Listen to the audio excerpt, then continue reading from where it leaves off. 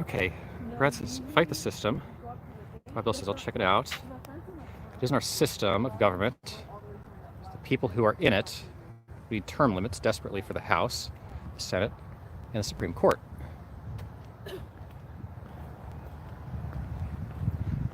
Lots of people want to go back to unjust peace and not really think about any of this, says Love. Their primary grievance is that they have to see Trump being an idiot on TV. Beefy says, epic view, Lan. Thank you. Thank you, Beefy. MSM says, the system is built on slavery. Corporations started America and continue this to this day. They abuse the worker, enrich the owners. People think the Constitution was written for us, but it was written for the masters, not the slaves. Can we set up tours of the White House, Jennifer asks. You can get tours of the White House. Usually you have to arrange that pretty far in advance, and usually you have to go through a congressperson's office or something like that. I don't know if they're doing them right now during COVID, though. Trump will never use those sport installations. Oh, Tammy says, Abdul says, the vast majority of workers are not abused. These workers don't produce well, usually. Pat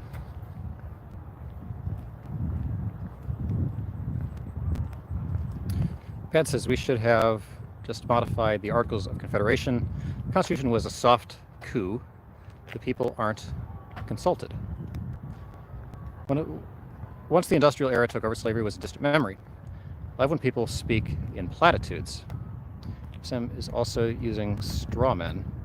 The people were not too bright at the time the Constitution was developed.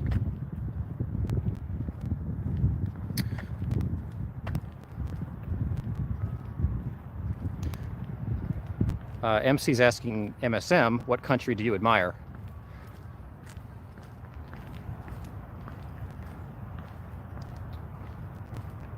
It's an interesting study to look at sort of by ancestral culture, country of origin, how much different Americans make based on their ancestral country of origin versus what the people in those actual countries make.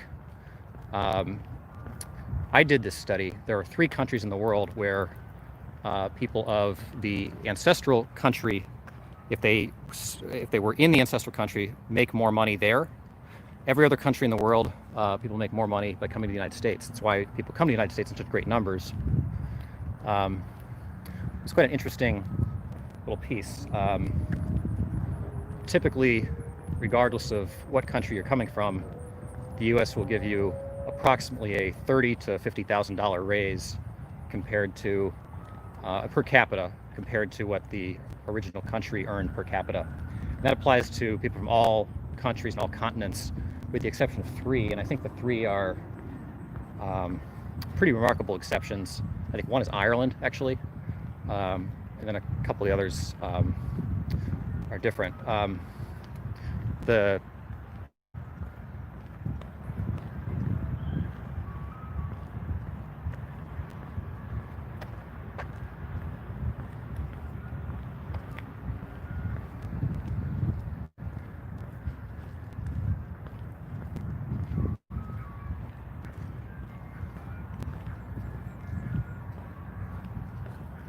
MSM, no countries serve the people yet. Bob says, not sure it is a lot better today. MSM says, they've only been using us to build a global domination war machines and control grids that are now in place. Jennifer says, MSM, I'm now a woman, I'm fine with the Constitution. Bob says, Alexander Hamilton explicitly said the rich and well-born should be given a permanent share in the government.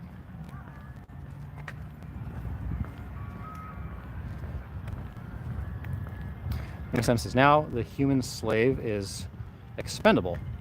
We make mistakes and don't work 24/7 like robots and apps. That's why every corporation dumped 1/3 of their workforce first week of Corona. What are the two? Ireland and I can't remember offhand. Wild Bill. Pretty small countries, I would say. I just can't remember what they were offhand.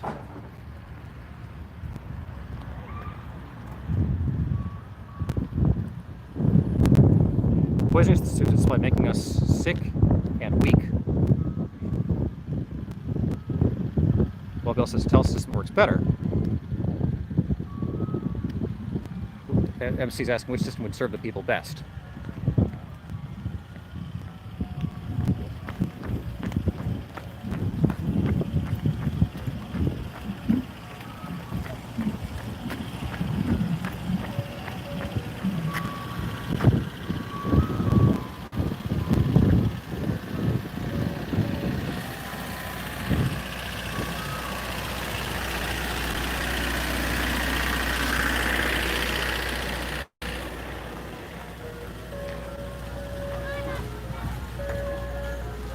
The whole Washington Monument area has now been fenced off, looks like, at least from here, in preparation for the 4th of July.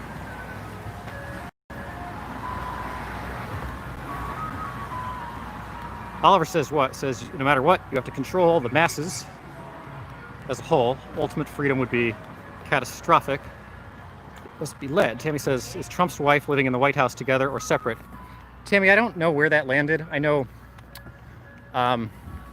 so when Trump took office, Melania was not living in the White House and obviously didn't move down to DC for about, I can't remember how many months it was.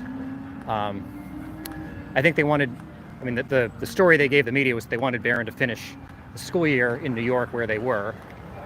I think the behind the scenes story there's been gossip about was that perhaps Trump and Melania was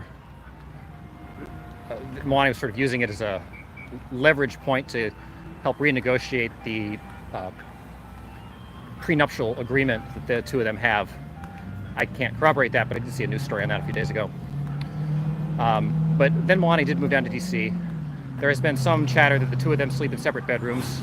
I think that's what they do, but I don't know that for sure.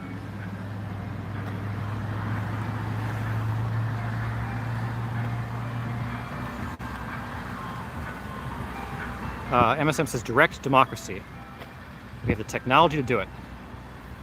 Wild Bill says my company did not dump any workers.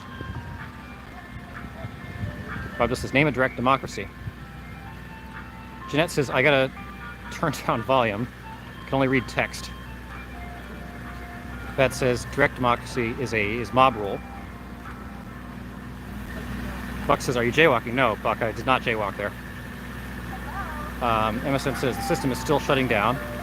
Bravo says you only find them in Africa. No direct democracy is where all voices are heard and represented instead of giving power to corrupt people. Okay. Ice cream. Yeah, ice cream trucks. We love our ice cream trucks.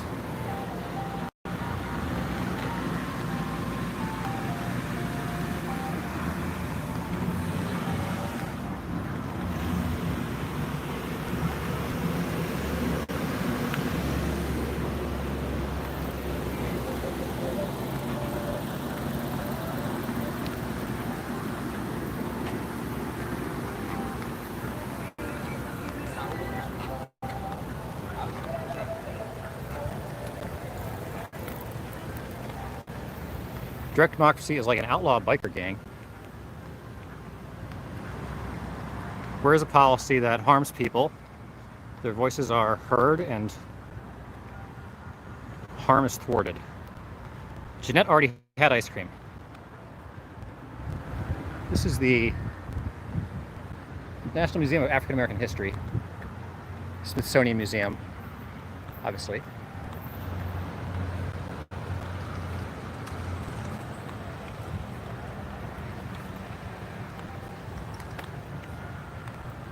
We're going to be able to walk around it.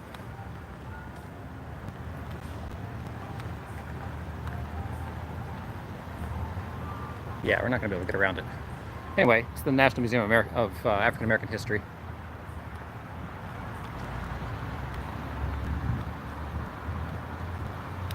Jeanette says, or Beefy says, Jeanette, lucky you for the ice cream, yeah. MC says, too much negativity. You catch more flies with honey than with vinegar. MSM thinks you're totally brainwashed into giving control.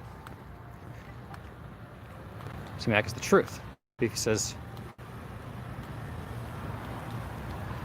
Land is a nice guy. I try to be a nice guy.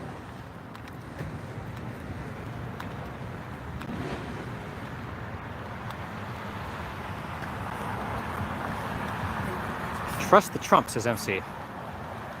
Brad says it's not about what I like or prefer, it's about what is practical.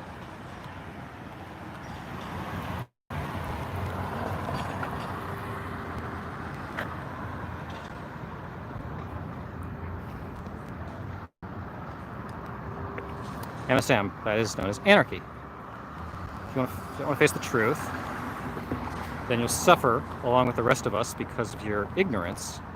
We need all of you to stand up to this corrupt power.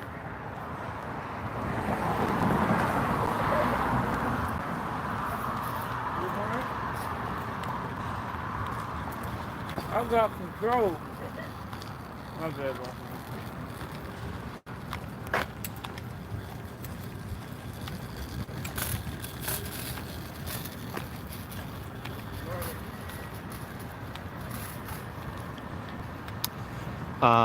Buck, we're not using anything in particular noteworthy to stream. We're just doing this analog. So we're now walking across downtown. We're just at the White House. Of course, it's a little dark to do any more duck action today. We'll do a heavy duck day tomorrow. Probably, unless something breaks. It's definitely quiet up at the protest today. It sounded like it was also quiet at the protest of Jeff Bezos' house up in Colorama, which was another event from this afternoon. I think there were some people at the Lincoln Park statue again. Sounds like that one is still standing for the moment anyway. And we had some duck action up in Georgetown. So we looked at Georgetown University a little bit. Got some nice views there. And then went through Georgetown waterfront where we had some very feisty ducks and some geese infiltrators. And we saw a circus duck that was exceptionally skilled at catching bread.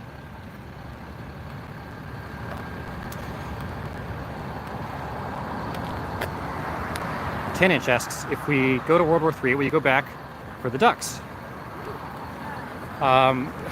If we have World War III tomorrow, I guess we'll try to cover that, as long as I don't have to, like, save my own ass. Beefy says, hey man, I don't want anyone to suffer. Got lots of love for land and the duck crew here.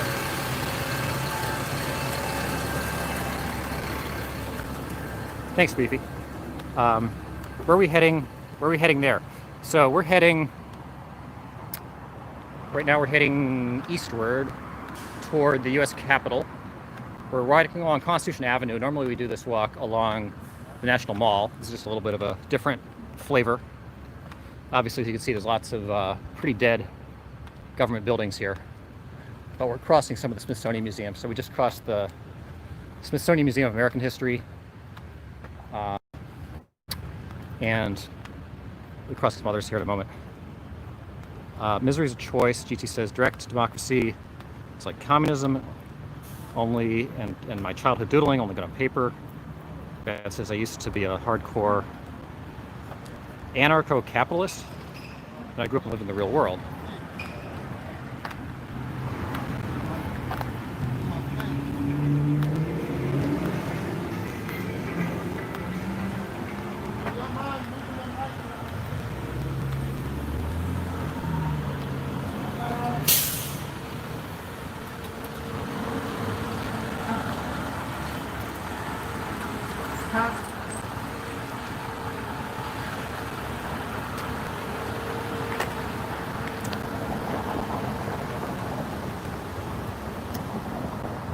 Slavery never ended in the U.S.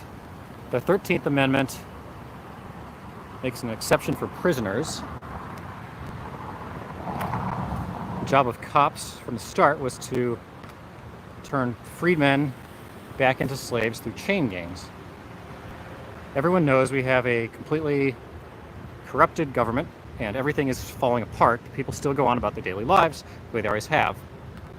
Beefy's commenting about the Museum of American History, which was a pretty good museum.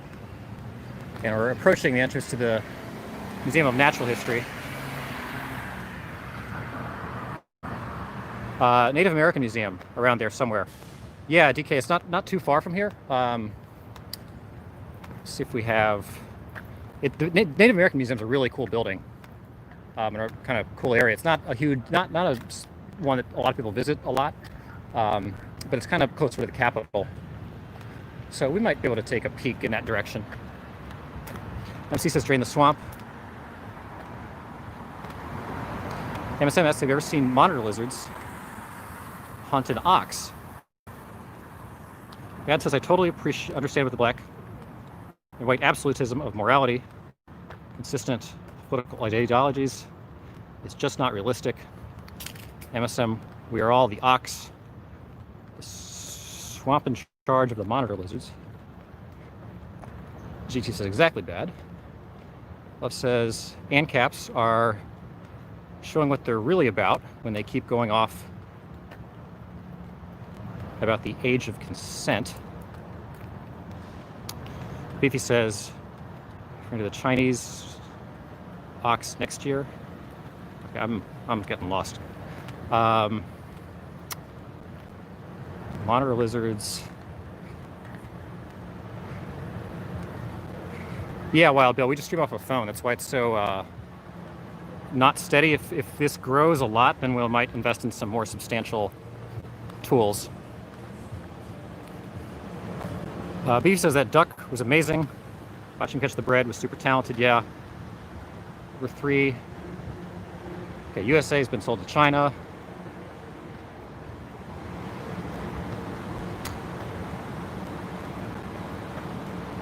China provides 80% of our goods. All the systems with systems of domination and control.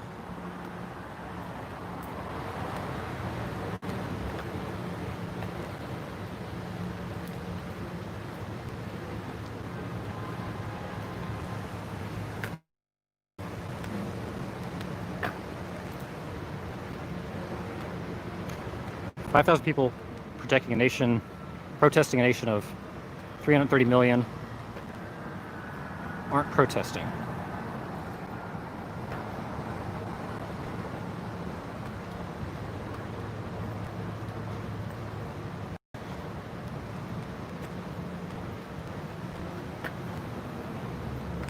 There's nothing except to debate.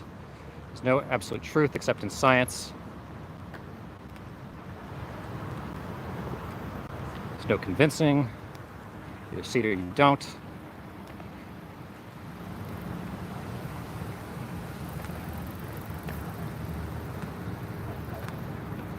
Buddy, you're gonna kill her.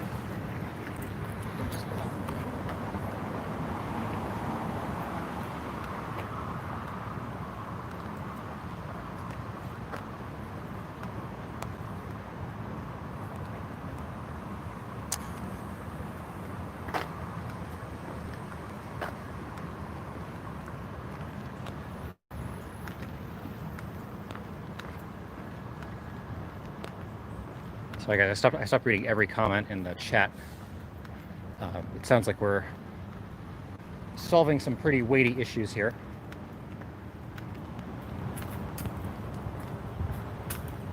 Drain the swamp will cease to be corrupt. That's the whole idea.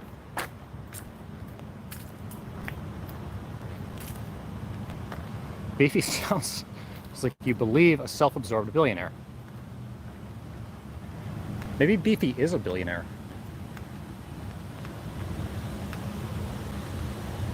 Beefy's just here for the ducks.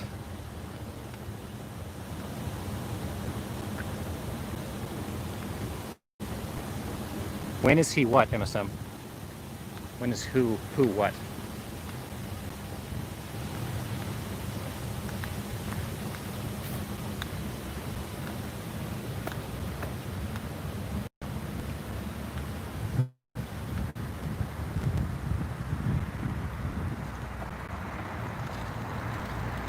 If he is, he should sponsor you a duck pond. When's Trump going to drain the swamp? MSM asks.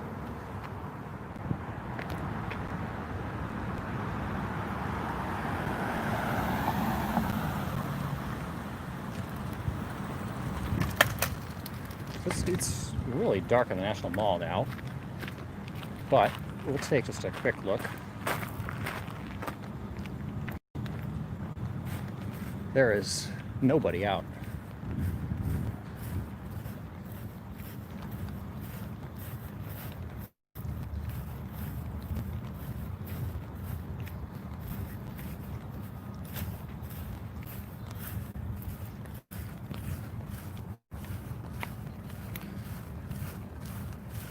So we'll take a quick, very dark look at the National Mall. Washington Monument's down this direction. Smithsonian Castle is there. The Hirshhorn Museum, Air and Space Museum, and then you can barely see it down there where those orange lights are, is the National Museum to the American Indian. And then there's the Capitol building. Here as we slowly meander our way back. Loyal, no, I'm not lost. Love says somebody's gonna crack.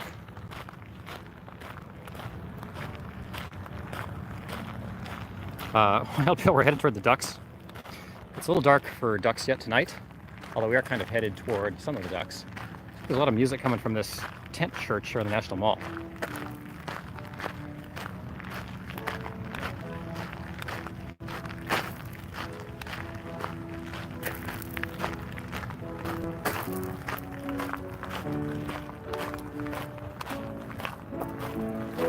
So it's pretty empty.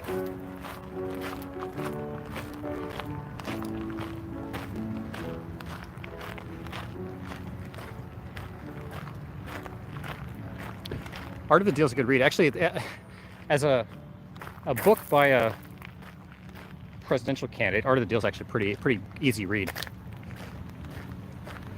How long have I lived in D.C., Buck asks? My third time living in D.C. In the aggregate, I've probably lived in D.C. between the 3 stints, 6 years maybe. Quack quack, says Loyal. Okay, Jeanette says yay ducks. Both parties are corrupt and work against us. Start another party, MSM.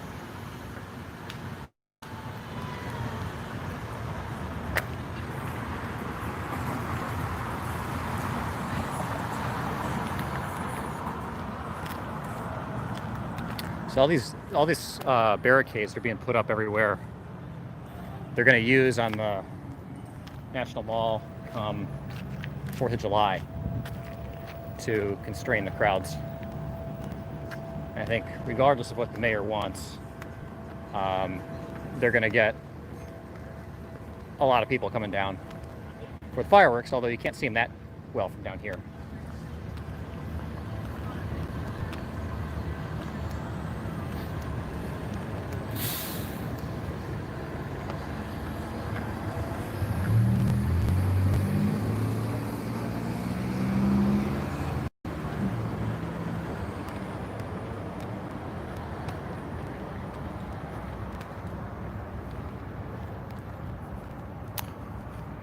Okay, sounds like we're debating the different stimulus packages.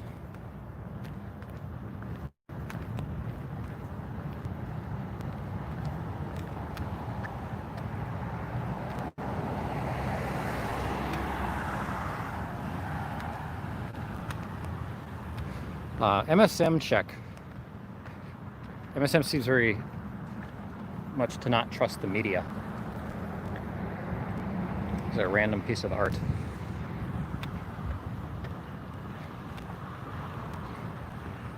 All right. So what do we have here? So we're gonna pass the National Archives here.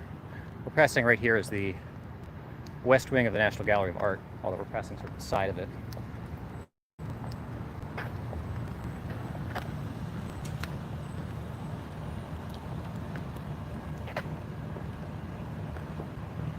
Yeah, thanks, Beefy.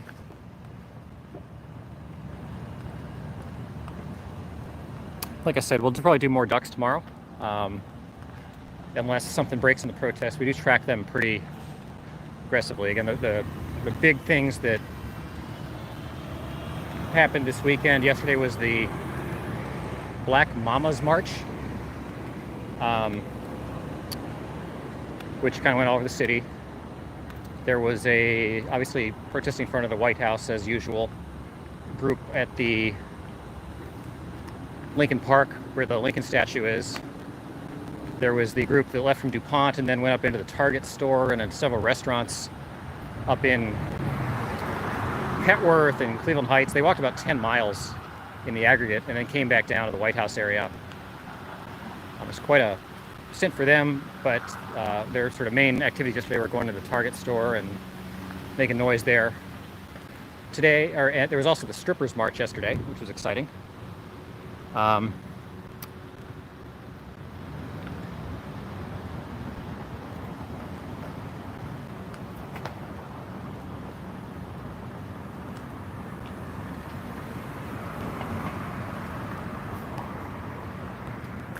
Today there was, yeah, everybody, if you guys have enjoyed any of this, if you want to do other duck or protest or just sort of general DC videos or anything else, please like and subscribe and turn on the notifications if you can, because we're out most days in the sort of early to mid evenings.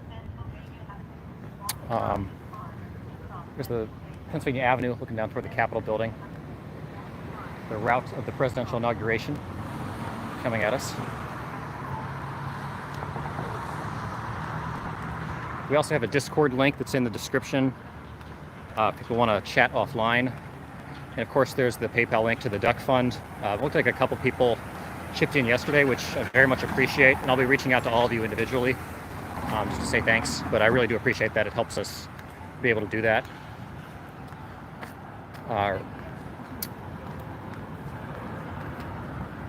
So many thanks everybody for just tuning in and being a part of this. It's been an interesting several weeks, obviously with the protests and of course getting to the ducks. But the Duck Fund link is in the description. Discord link's in the description. You guys don't know what to do with liking and subscribing. Okay, sorry I've stopped reading all the comments here in this discussion about how to fix the country. Should probably all read it, learn something. Jeanette, we're not quite over, but I'm almost over.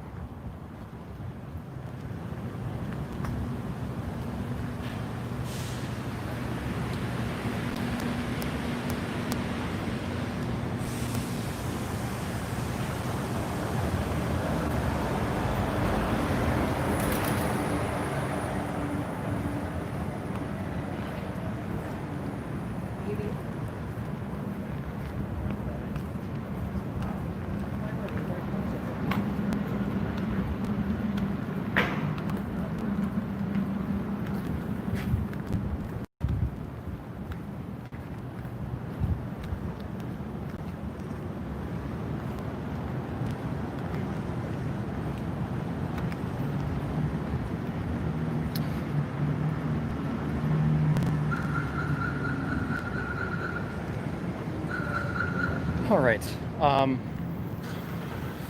so guys, I'm gonna wrap up the stream here momentarily.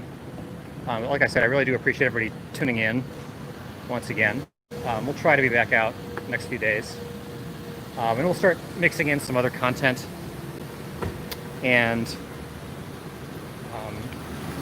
on days when we can't be on, we'll try to fill in with some stock content, especially for the duck folks. But yeah, thanks, Wild Bill. You guys are having such a good conversation. I feel bad about ending it, but hopefully it'll stay on for a few minutes. You guys should join the Discord and pick it up there if you guys want to keep talking. Again, we've got the Discord linked in the description. So appreciate everybody coming out on a Sunday night, and we'll be out tomorrow tomorrow night, probably doing mostly ducks, but we'll see. All right, thanks for tuning in, everybody, and we'll see you soon.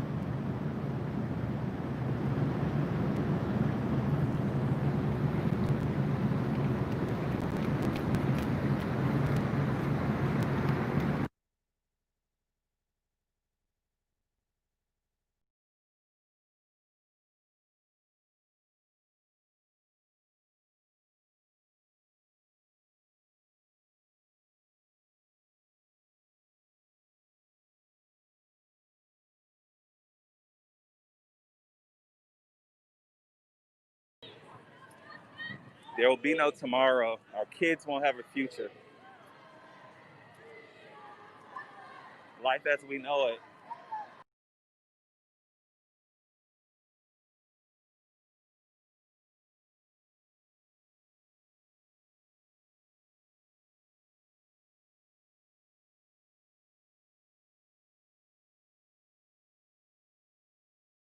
But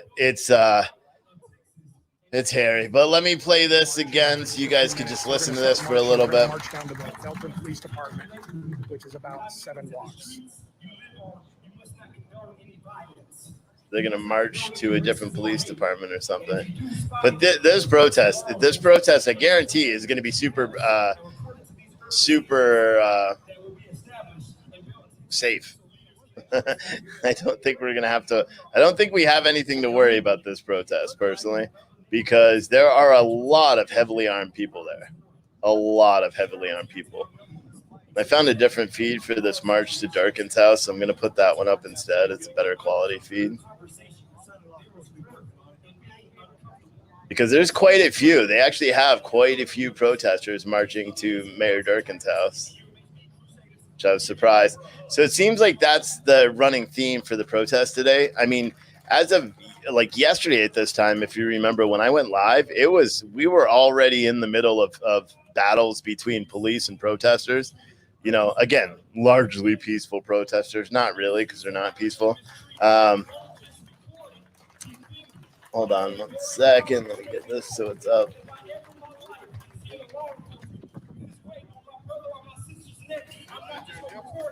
All right, so this protest that's marching towards Mayor Durkin's house right now.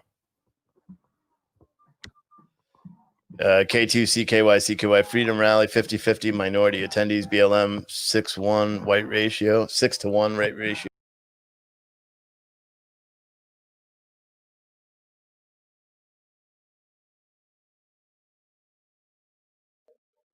All right. Let's see. I gotta fix the microphone here. Sorry about that. So the stream that I was just in there in DC is a more anti-protester stream. The guy isn't pro-protest and he isn't completely anti-protest.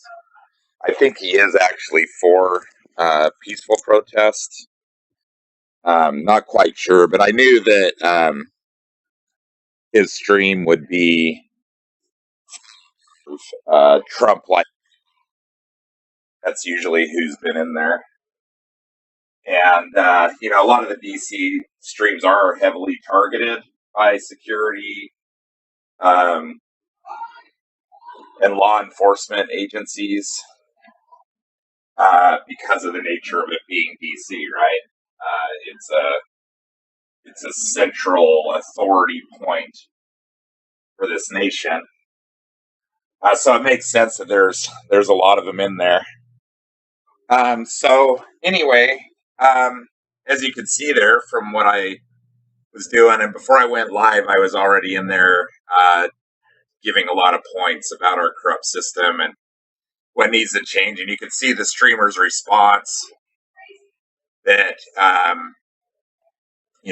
what kind of system change? He doesn't even realize fully what the protests are about, right? That's direct evidence that these people do not have a clue what the protest is trying to say about the inequality that's going on and the major system problems built on racism they just don't believe it. They're calling me conspiracy theorist and all this crap, all this this stuff that's typically thrown out there, and that's a tactic, that's a tactic that's deployed by the security agencies and law enforcement, and a lot of these Trump MAGA mind people really buy into it and believe it. It's they latch onto it because that's what they're told. They don't think about all the facts that I was pointing out to them, about the corruption, about both parties are corrupt, how, the rich billionaires only care about themselves, how Trump isn't draining the swamp, he's part of it, those kinds of things. So I planted some seeds. Hopefully I woke some people up there. It's kind of what I do, kind of what I've been doing. That's why I'm comfortable doing it. It does come at great risk. Some of these people target me. The Portland mass shooter guy was getting all in people's faces about his stream. So, he may start trying to search protesters out that are uncovering him. It's a madness. It's dangerous. So here we are, new live stream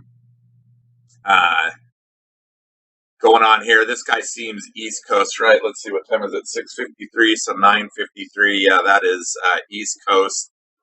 And it looks like he's doing the Kentucky protest here. It's an armed protest. We have the chat on the screen. We have the stream on the screen. I'm going to change some stuff after I need to change the wording here. Sorry about that. This is not in support of these people, but we're going to see what they're saying and talk about it.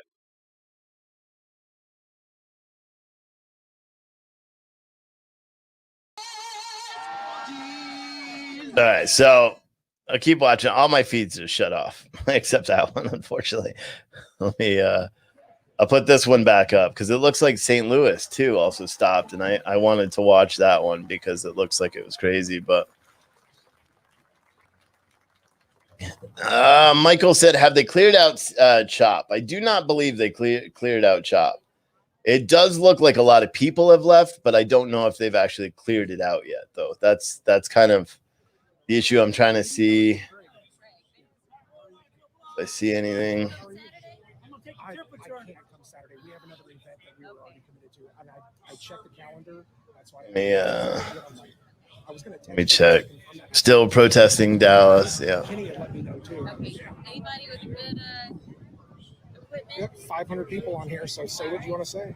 Oh, I was asking if you know anybody else with good equipment to record stuff. Oh, tell them about your event. Tell them. All right. So July 4th in Austin, there is a constitutional rights protest at Silver Park. There's going to be a drive-in route that starts at 10 a.m. I'm going to be releasing that soon as I get paid. And then at 11 o'clock in Silver, we're going to start our rally. So, 10 a.m. Silver Park in Austin. 11 a.m. is when the rally is. 10 a.m. is the route to get to it. So. Okay, good deal. Excellent. Good to see you, Kate. I think I've got audio going from somebody else. Just bear with that for a second. On the flag rally and Shed the mask. I'm Katie Bug on Facebook, so if you want to find me. Katie Bug, guys, go find her. Look her up. Thanks, Katie. All right, so let me close all these windows. I got too many darn windows open. So they're marching back to St. Louis now. No, this is Dallas.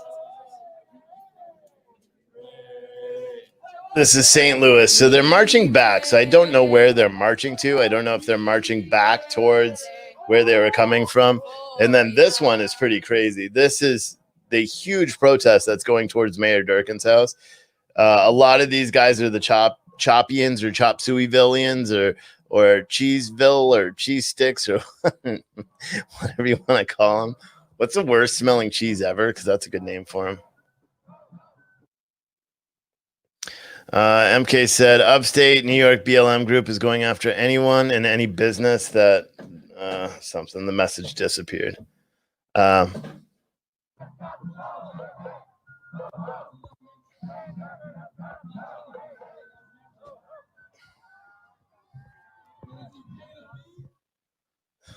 Dallas feed already died. So we'll watch this because I'm curious to see where they're going. Oh, yeah. For y'all.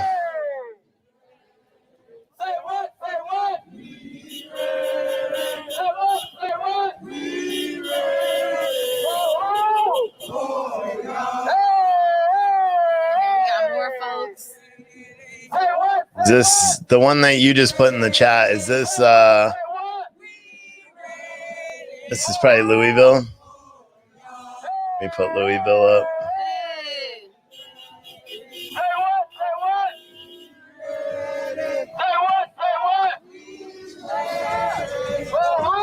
Oh, yeah.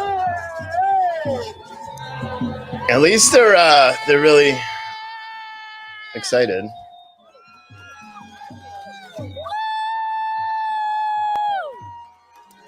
All right.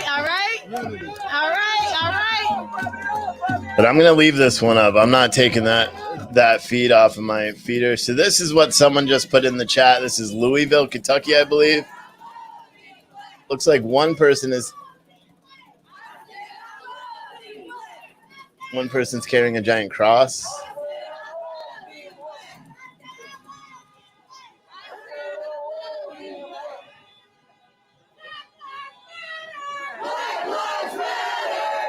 There is still a good number of people in the square. It should be good. And I would almost guarantee that we're going to be getting back there before 11 o'clock because that's whenever law enforcement might be calling our emergencies. So like I was saying, they were kicked out of Jefferson Park. I believe that's what it's called, or now they're calling it Injustice Park, but they were kicked out yesterday after the double shooting and the murder. So everyone was booted. And so I don't know. DK said, me, St. Louis, Missouri equals South Coast Realty TV YouTube channel.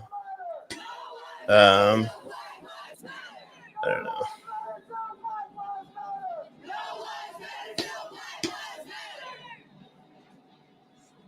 Okay, bye. Bye, Liz. Have a nice life. Yeah, I mean, I don't know. Billy said, here's how you solve these protests. You hand out free food.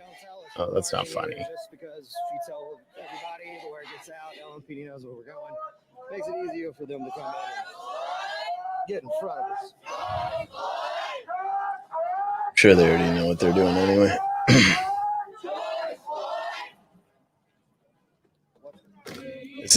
They're still doing the same chant. This has been going on for like 10 minutes, the same chant. Notice most of these cities' mayors are controlled by, they are Democratic mayors. Rosemary James said, it should be against the law, and I'm so tired of seeing it. These are innocent and don't deserve to be pepper sprayed and hit with rubber bullets like these rioters do. I don't know. I missed a comment there, I think.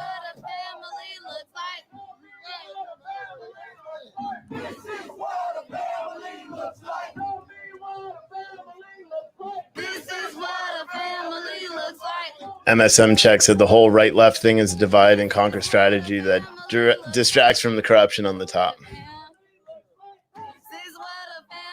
I wouldn't disagree with you either. Here's the group that's marching over to Mayor Durkin's house. I'm going to try to find something that's whatever's going on with Chop, too, so we could see. They blocked the car. Put crap underneath the car. Is that what they just did? This feed sucks. Yeah, I switched on the 4G. I uninstalled it. It was so bizarre. I don't know if that was a protester or something. It looked like they put something under. Oh, so they're. Oh, that's a stage they were standing on. So they must be in front of Mayor Durkin's house now. They must already be there. Because that was the stage that they all gave the the conversation about earlier. Let them make their stupid comments and Oops. This is Louisville.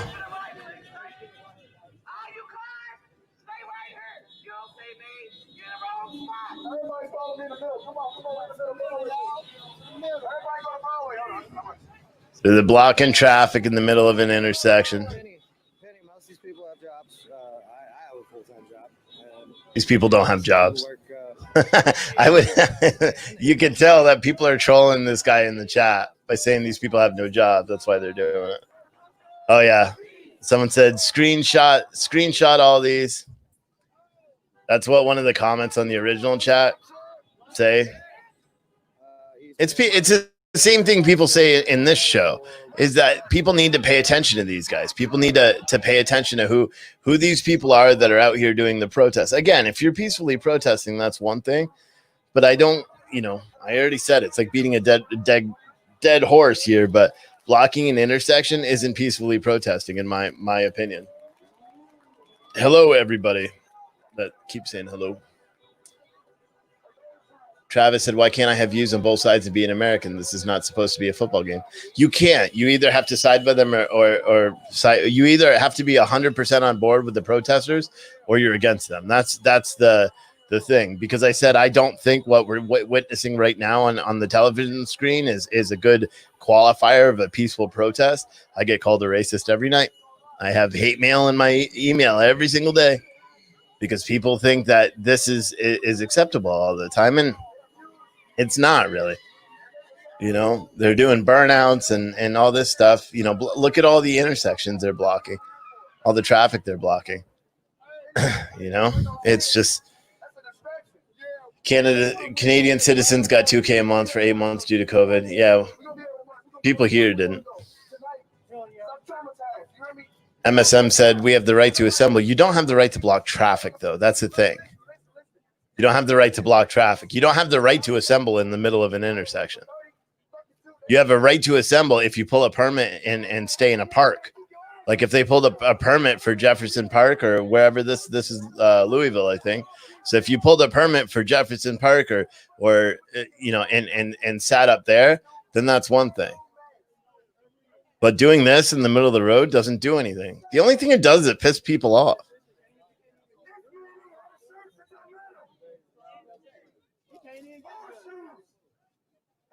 MSM said traffic laws do not trump First Amendment. They do. It's not a peaceful protest. This isn't a peaceful protest, in my opinion. They're blocking traffic. I understand that we have issues going on in the country right now. They protest all day long. They're protesting all day long. MSN check. Black lives are disrupted every day. Do you want me to were you watching yesterday? Because I can give you some real facts. I know you probably won't like it. But they're not as upended as the media thinks that the media thinks it is, which is kind of sad. But I could spit out some facts if you'd like.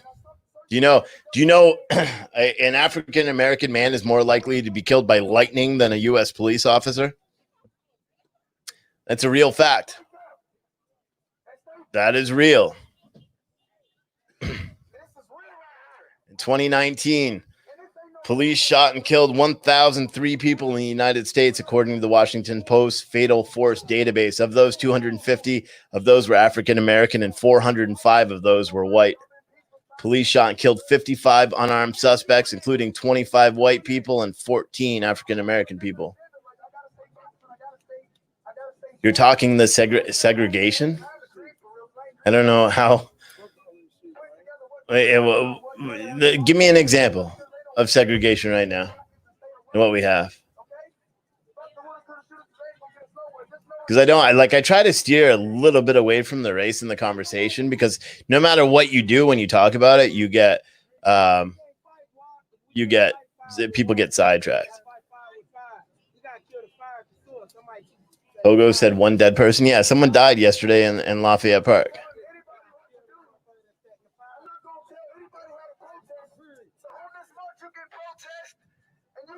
Thank you for I think it's a super sticker or something. I don't even know what this is. I didn't have the questions up, so I have to press a button. I forgot to do it. So I will press the button. But your question said protesters enjoy making people feel uncomfortable for their causes, as was explained the other day. It still doesn't make it right. I mean, it's like burning It's like burning down buildings. It doesn't do any good. No Name said, when you look at police interactions, you only find that most are likely. When you look at police interactions, only you will find you are more likely to be killed by a cop if white.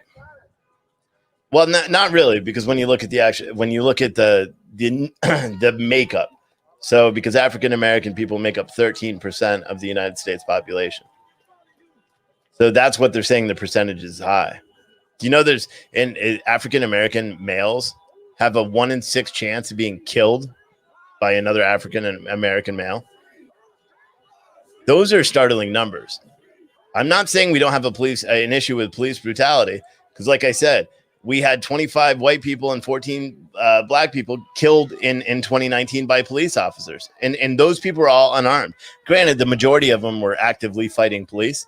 Of the 14 incidents, there was 9 actual where they're shot. Others were killed in car accidents and things like that. So they're still classified as unarmed, even if they open like fire on a car, if someone's trying to hit them or something like that.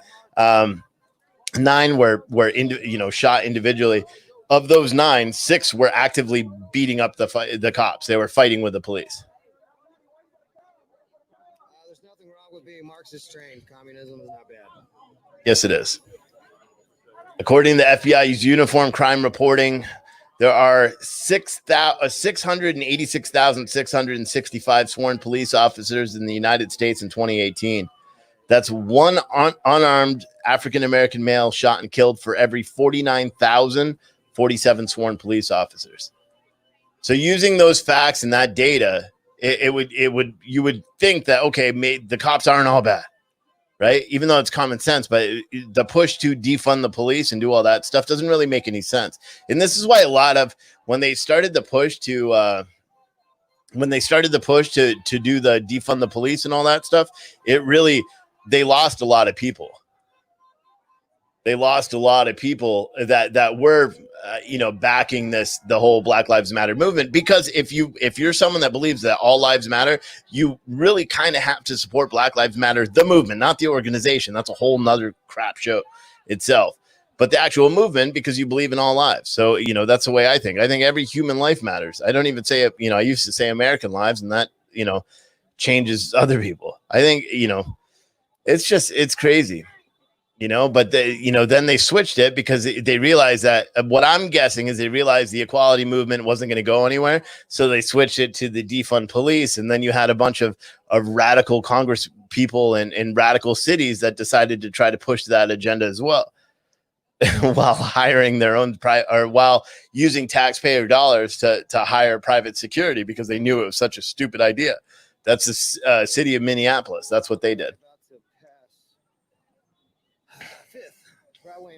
MP on Periscope said he can't wait for cold weather. MSM check. All right, so let me give you a little bit of facts about Camden, New Jersey, because I know about this as well. They disbanded the Camden Police Department, and what they did is they made a police department with the county police, with 100 of the same very Camden officers that they fired. They rehired, and then they didn't defund them. They just renamed the police force. So they have the Camden County Police, which is separate from the sheriffs, because some towns up there, for some reason, they have county police as well, and then sheriffs. So they essentially took all the same officers that they already have and brought them back over. If you still look, Camden's still a shithole. You know what I mean? It's still a crap hole anyway. So that argument that they defunded police and all that, they do barbecues and things like that, and their crime rate is a little bit down, but it's still high.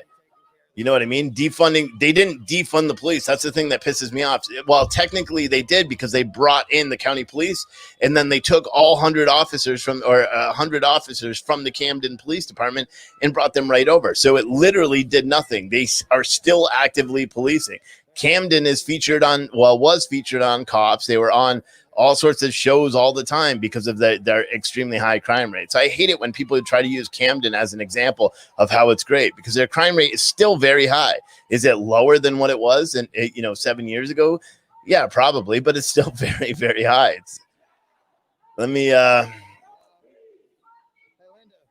Jason said that's why the back to badge moves, back to badge movement makes sense. I agree. I think everyone's being respectful. I may be missing it, but I think everyone, as of right now, is still being respectful. If you got a problem with it, leave. Yes, there is. Something is wrong with being Marxist. Cooley White said everyone needs to research who the BLM leaders are and their agenda. Hint, they are Marxists and no longer hiding their agenda. No, I think the guy gave another interview today, didn't he? I think he did as well. The system injustices are what create crime. Actually, poverty. I have some information on what creates crime as well. If you'd like, let me find it here because I have like 18 pages of this crap. According to the FBI UCR, of 7 million arrests reported in 2018, African Americans comprised of 27.4%. Approximately 28.6% of people arrested for rape were African American. 54% of robbery arrests were African American. 37.7% of aggravated assault arrests, and then it just keeps going. African American arrest rates for violent crimes are also higher correlated with victim descriptions of the offender race. Higher crime rates within the African American population increases contact with police, and therefore, because it's poverty. So really, the way to actually stem that crime, because they have a like I said, there's a 1 in 6 chance of being killed by someone, which is a horrible thing. It's a horrible thing. The only way to there was a comment. I wanted to find it, but I missed it. So let me try to, not a comment, but a post. Oh, poverty is also correlated with crime in 2018. 11.8% of U.S. household poverty, according to 11.8% of the U.S. was in poverty, according to the U.S. Census. The real median household income in 2018 was $63,000, but $70,000 for whites and $41,000 for African Americans. Another variable to consider when assessing racial disparities is the single-parent homes. In 2017, 65% of African-American households had a single parent compared to 24% of white households. The more interaction a child has with his father, the less likely they are to commit a crime, according to the Minnesota Psychological Association. Children from single-parent homes are 4 times more likely to be in poverty and 3 times more likely to end up in jail by the age of 30. One must also consider the urban versus rural populations. Cities have significantly more crime than rural areas, with urban crime rates as much as 74% higher. According to the group Black Demographics, relying on 2013 to 2017 U.S. Census data, most cities have African American populations higher than 13.4%. Considering that police concentrate in high crime areas, the higher percentage of African Americans living there may affect the rate of African Americans shot by police. It says, while African Americans commit the majority of homicides, they are also the group with the highest percentage of homicide victims. According to the 2018 FBI UCR, there were 6,460 known race homicide victims, of which 3,315 were white and 2,925 were African American. Whites were 51% of the known race homicide victims and 76.5% of the total U.S. population, while African Americans were 45% of the known race homicide victims, but only 13.4% of the United States population.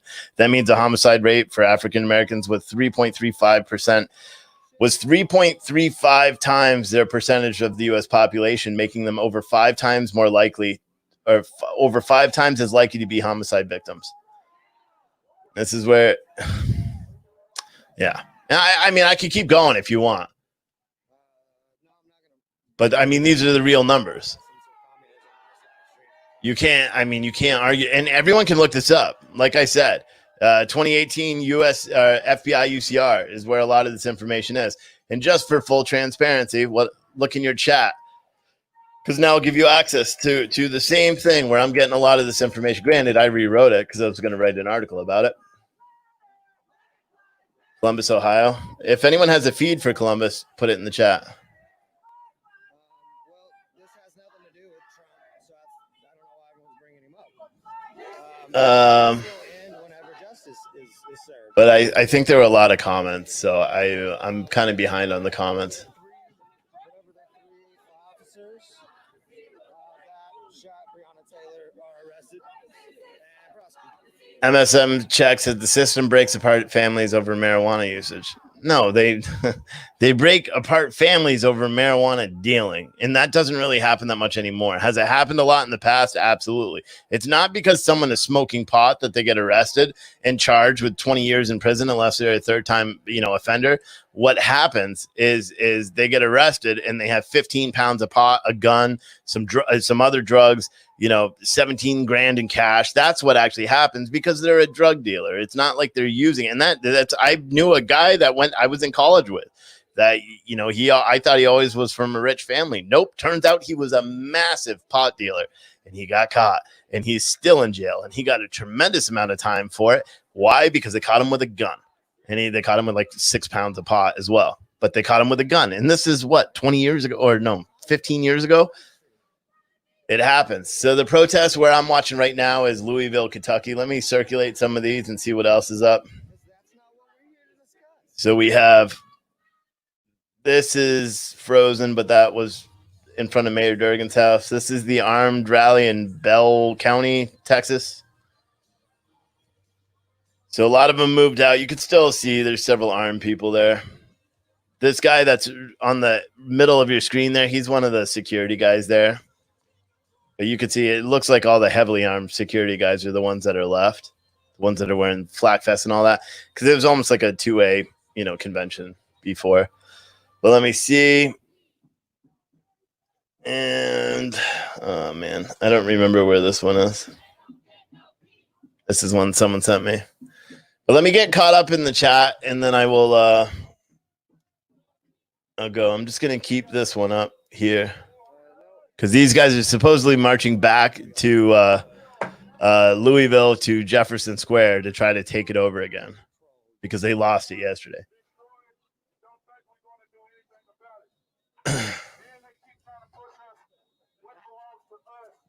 The BLM leaders were only there for, this is a comment, BLM leaders were only there for 2 weeks and then they received over 100 million in donations and then they left living large. Yeah, I don't know. Pogo Dreamers said, I see that why don't you protest for something you want? I don't know what that means. Morphed said, why are so many Black Americans in poverty? Let's get to the root of it. That's what I say. A lot of them are. It's because of family composition. It's because they're 67% are coming from single households. That all has a lot to do with it. So maybe try to figure out how we can better these communities so that people have a better opportunity, because in all reality, people, and there's white people in ghettos and shitty areas of cities too.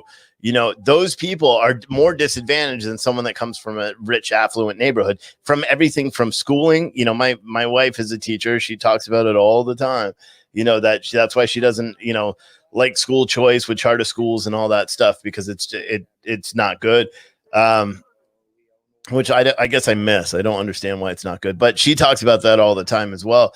But the schools that are located for example, she worked at a school last year. They weren't allowed to fail anybody. Everybody passed no matter what. She was had to be very lenient on the grades. They kind of just let people just slide by to do it. And now she's in a different district and they actually care about their kids and they really focus on trying to make sure the kids are all doing well. Even with COVID, each kid's issued a laptop, and this is high school. So each kid has a laptop. It's just a better area and a better solution for them. But it seems like we don't have that. Oh, you know what? This one's St. Louis. Oops. This one, where is it? This one here. I think this is St. Louis, where they're marching back to St. Louis, or they're marching back from the mayor's house. Maybe, I don't know, but. Everyone with the strap, move. Please come to me real quick. Everybody packing to the front. Weapon come to the front, but please keep the weapon in the middle. Everybody without a weapon come to the front. I didn't know. MSN Because the majority of mistreatment are to black and brown. Mistreatment of what? By police? Because I just literally just said that that's not true. It's actually not true. White people are arrested 2 times as many or twice as much as white people or as black people, according to the statistics there.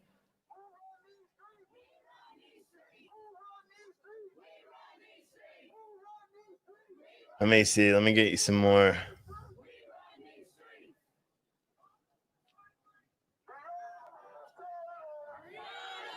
Again, in the collaborative reform initiative studied deadly force used by the Philadelphia Police Department from 2007 to 2013. The study determined 59% of officers involved in shootings were white and 34% were black. In these shootings, 80% of suspects were African American, and the majority were young males. Unarmed suspects were 15.4% of all people shot by police, but 25%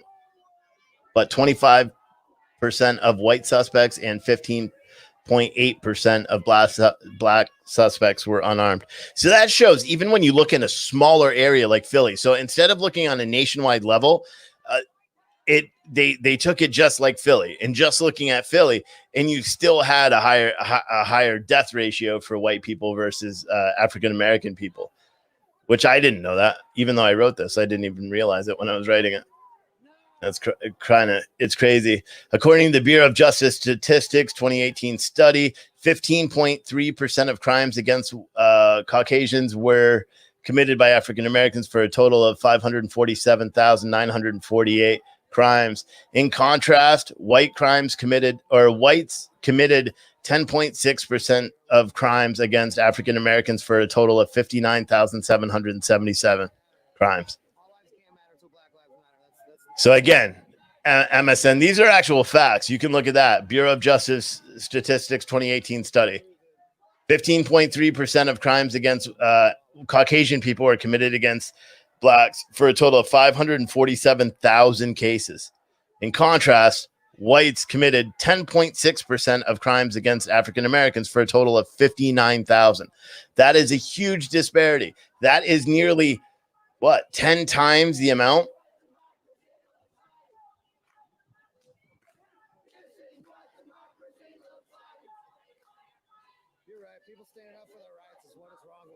Trying to go up to get caught up on the chat. More companies folding. I don't know. The majority, yeah. I mean, we're living in a really trying time right now, where I think, in all reality, I think scenes like this, what we saw earlier today, or I saw earlier today, scenes like this, where people are out guarding the. What the hell happened? My thing just froze. Hold on. Where scenes like this. Is my screen up? It doesn't look like it is for some reason. What the hell is happening?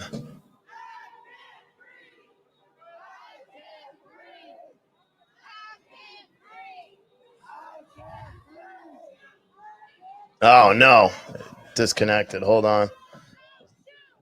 Something happened here. I don't know what it is. I mean, you might have gone to a Back the Blue rally where people showed up, but the armed nationalists didn't bother.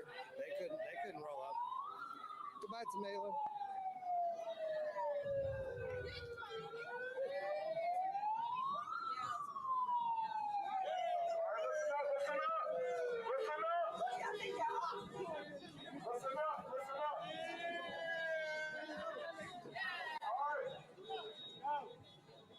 Jeff Neal said they remove every video on James Best. Did they? Did they really?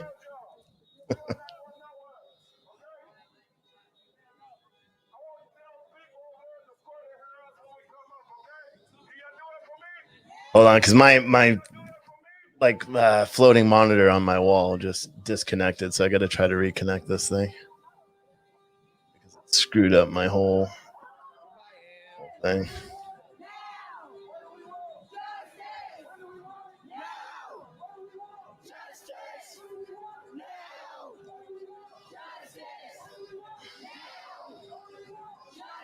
I don't know what is going on with my computer. It's like being weird, dude. It's a brand new computer too. Trying to figure out what's going on because my screen is on a different thing. No, so this one that we're watching right now is Louisville. They're marching back to this isn't working. They're marching back towards, I gotta put this on a different screen so I can see the controller for my software. I don't know what the hell is going on. All right.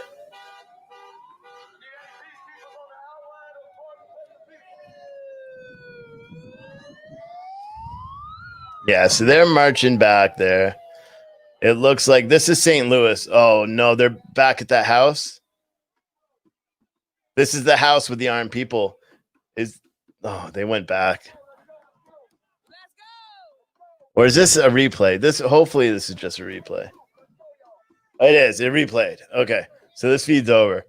Let me find a new feed for this. I'm like, no way. Did they actually go back? And here's the armed pro. This is Chop that's frozen. I got to get new feeds. These are the armed guys that were protecting the Bell County protest there. They were brought in to protect the protesters there. And this is the replay from that. So let me watch this feed while I got to figure out why this isn't connecting to the display. I don't remember what the F key is. Oh man, is everything freezing on me? Or did that feed just end too? What the hell? I think that feed just ended as well. So let me put this one on. We'll listen to this for a second. I got to get new feeds in here because it looks like everything just stopped on me. Hey, man, when that dude got up in your grill and you took your glasses off, I was like, oh fuck, he's already having a flashback. He's been fucking retired one day. What the fuck? It was the old. Excuse the language, by the way. Yeah, the first armor division. I was trying to connect with him because all he was doing was throwing anger. So Columbus is up. So I'll put Columbus up because people said that was getting a little weird. Actually, no, they're just walking away. I said, well, they got the right under the Constitution to do. Say whatever the fuck they want. Why do I have to? Everybody kept asking when the old man was like, "I do that." What side are you on? What side are you on? What the hell is going on? I'm on the side of the Constitution. All the feeds are over right now. Every single one of them, which is kind of peculiar to me. I'm saying I'm sorry for the language. I'm trying to get other feeds. MSN, because I'm also trying to stay with the comments too, and I don't know what the hell you guys are talking about. So let me just deal with the feeds first, and then we'll go from there. I want to find the St. Louis feed and get one of those up because I think that's going to get a little interesting. And I found one because they're still in the middle of the intersection. That's where the last feed cut out, was when they were in the middle of that intersection. So I'm going to put this one up because it looks like this feed that's currently on just ended as well. And hold on, let me get this one situated.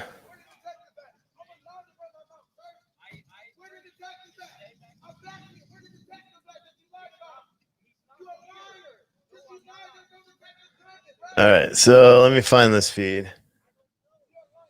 All right, this is downtown St. Louis.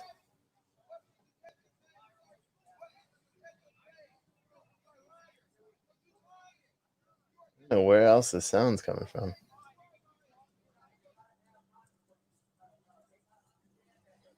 This feed's pretty crappy too, huh?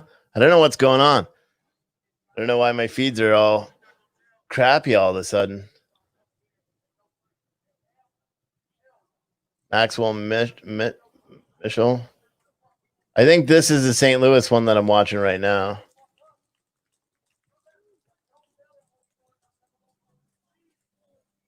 Someone called me fake news.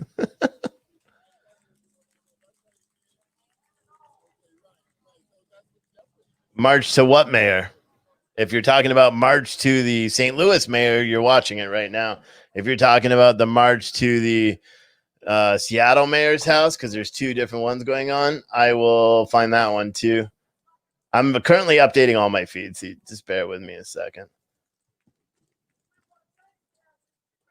It takes a minute to try to update all these and find the new ones. And I swear they shut them off. I swear they do. Because all of a sudden, all the feeds will be active and then they all shut off all at once. And they all have horrible streaming quality all at once.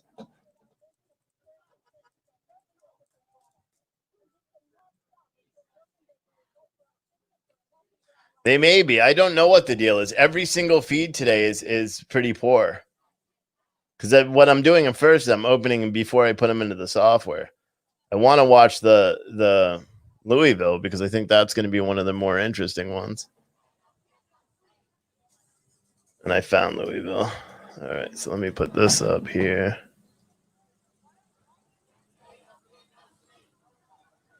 It's really weird, though, when you have 4 feeds that are all separate cities that all go dead at once.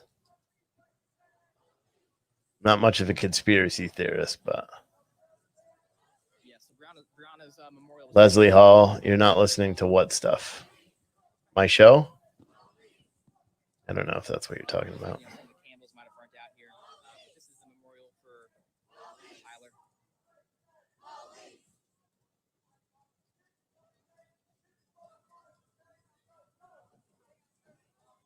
All right, so we have this one, which is... So this is, they're in Lafayette Park now. Or, no, what is it? Jacob guy. Black Ball Bouncer said, I know that's what happened so many times now. It feels like the conspiracy is real. I'm not doubting it, man, because it always happens. Someone pulled a bandwidth plug. Yeah, but I mean, to do it to 5 different people all at once.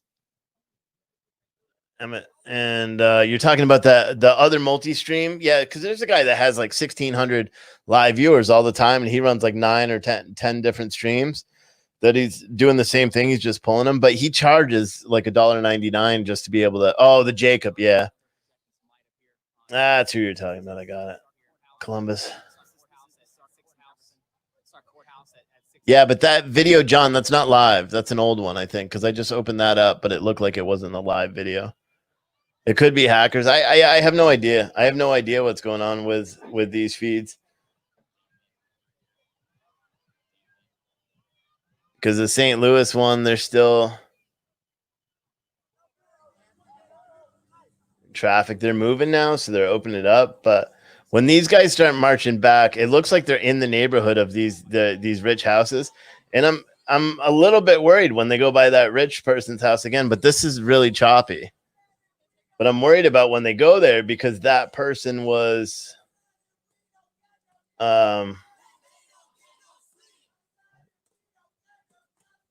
Louisville is the same feed, I think. Yeah, this feed sucks too.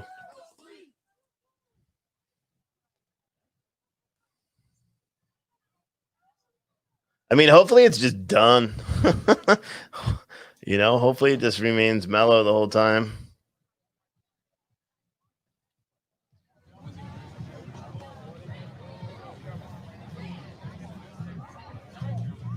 All right, let me see, because you guys are sending them to me on Facebook. Yeah. I don't know. I don't know who actually has done who's doing the projections. But these are photos that were taken by Tyler Girth, who's the man who was killed last night. I think this is a live feed I'm watching right now, isn't it?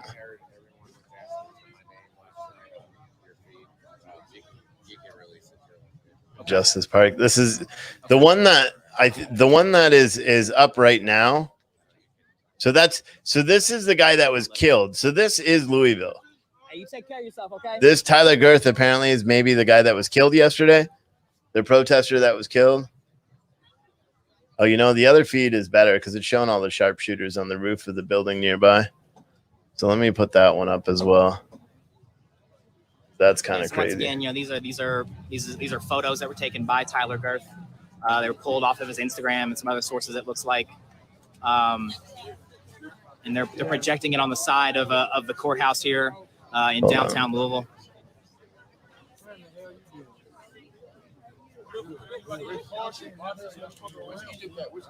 So this feed here, Well, this is Louisville as well. He was just zoomed in on the roof, on all the rooftops, and there's cops on the rooftops. So they're not messing around. You know, they pulled down all the tents. You know, yesterday this place was packed. When that shooting went off, the videos are out there for the when the shooting went off, it was packed.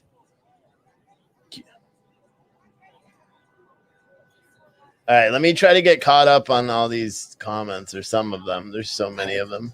Ryan Case is 100% accurate. I do look like an extra from a Wes Anderson movie.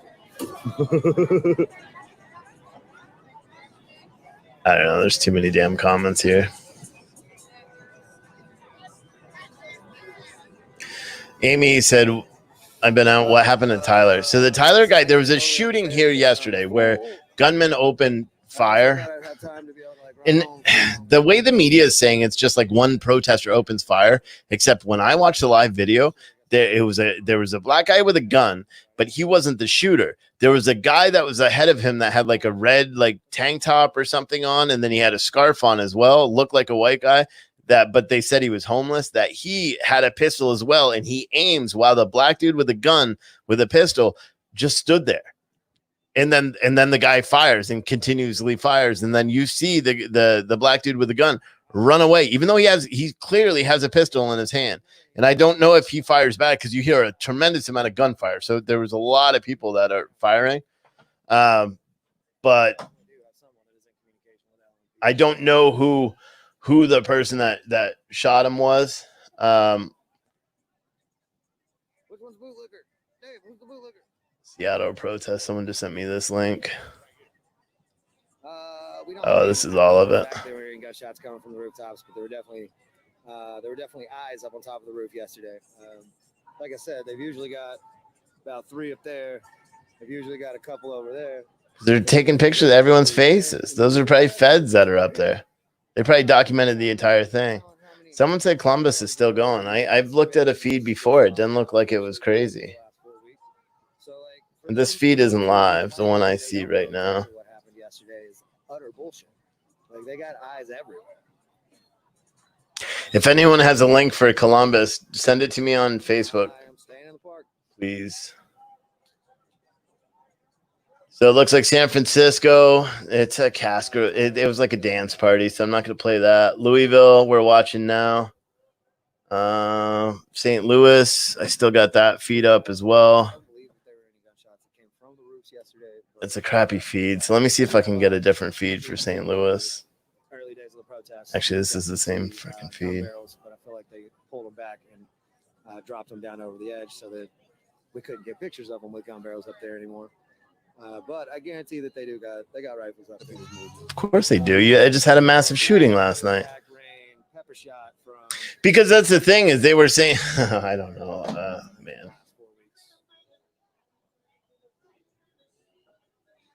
The police were not defunded, at least not in Louisville. Louisville Metro basically took money from police, moved it to a couple other departments. It was something like maybe 5% of Louisville Metro Police Department's budget. They reappropriated, they moved it to a different place.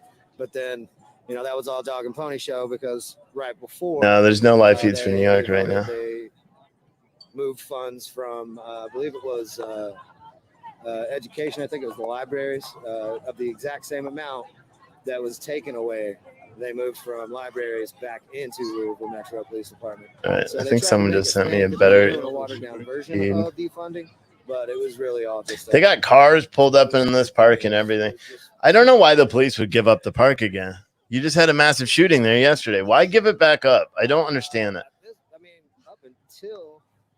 I don't understand it. You would think that they would just not allow them to continue there, especially the day after someone literally lost their life. Probably at least 50 people sleeping in the park every night for the last 3 weeks. And apparently they've been, like you just heard, for 3 weeks. With a bobcat, threw it in the back of a truck, or in the back of a garbage truck, crushed it, and then dropped it at a dump and said protesters can come and collect their possessions at this dump. What do you expect? It's my pleasure, Lane. I actually have that feed already. So this is St. Louis.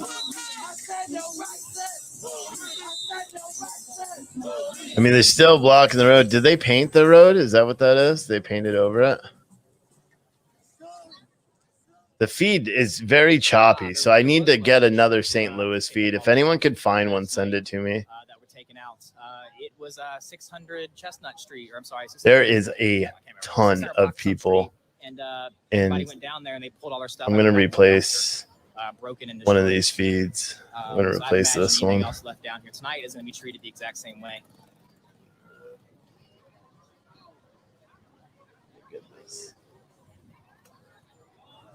No, it yeah. So the not waste management, but the waste management division of the Louisville government is down to 600. So I can't remember now. But yeah, they loaded everything into the back of a dumpster. I watched that too because people were live streaming it from like an office building or something nearby, and I didn't feel bad at all. Waste Management is a private company that's actually based in Outer Loop. It was not Waste Management, the company. It is the Waste Management division of Louisville Metro Public Works. They threw away all the shit from people that were illegally occupying a city. You would think people wouldn't get mad at it, but apparently this is still Louisville. So this is like someone that's walking around the outside right now. It's very busy. Legs today, my legs are throbbing from sitting and after I did workout.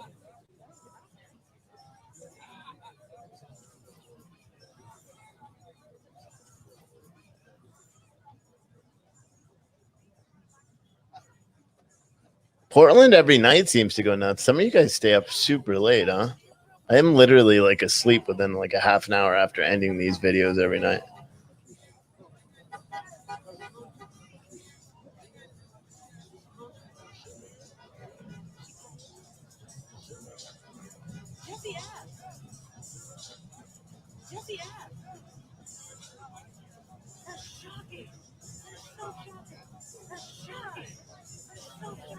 So shocking. Crazy shocking. This is Louisville on your screen right now. This is where they just reconquered Louisville again, trying to occupy. And they're doing this in New York, which is kind of surprising why I can't find a New York feed. Because there's a lot of Louisville feeds right now.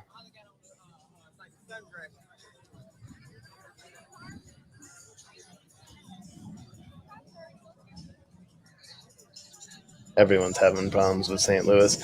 I wonder if they shut St. Louis down. Like, oh, so they have a curfew. Oh, okay. So they have a curfew in Louisville. So this could get interesting because they just said 16 minutes till the park is closed. That makes more sense because I'm like, how are they allowing to continue this? We going to, man. They don't arrest them. They don't bring them out in cuffs. Trust me, somebody's bringing them out in cuffs. Hold on, I'm going to switch this screen over. Something else going on somewhere.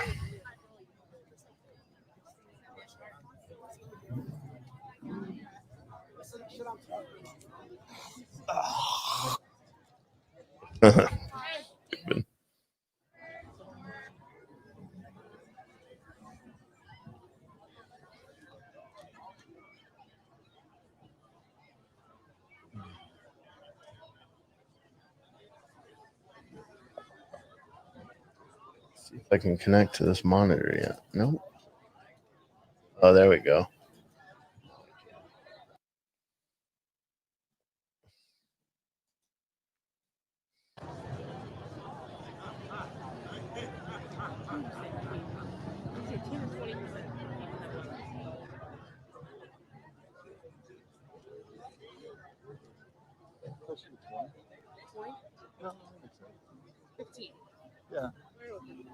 Richard asks, why am I using someone's feed like this? Because I'm broadcasting it.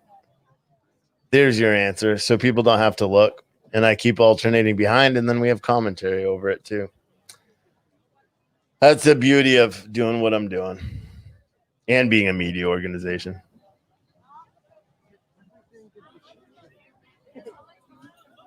We have a voice discussion, but what?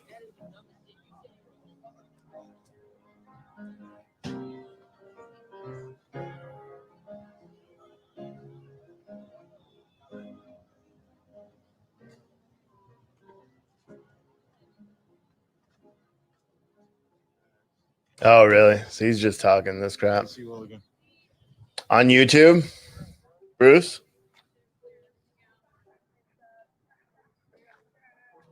You can see police have the road blocked off at 5th and Jefferson.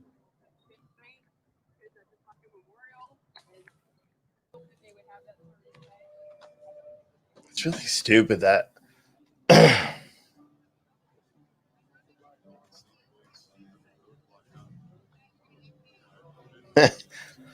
Yeah. MSN, take down that feed, bud, or your channel's going to be deleted. So, well, I don't know if you're playing my audio. That's the only thing I care about. Actually, I don't hear my audio, so I don't care. I don't care if you have that feed up. Just don't play my audio, please.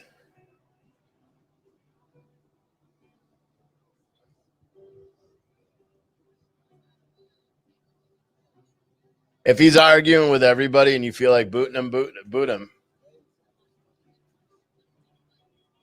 And then I'll do a copyright strike on his video for replaying my stream. It's literally my whole stream on there. The bozo.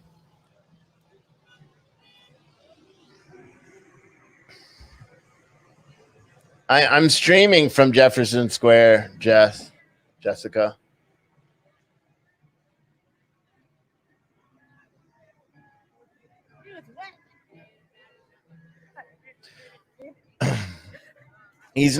We're not booting everybody just for disagreeing. Okay. There's when you're just literally arguing over and over and over and over and over, and you just keep doing it over and over, then that's where it becomes an issue.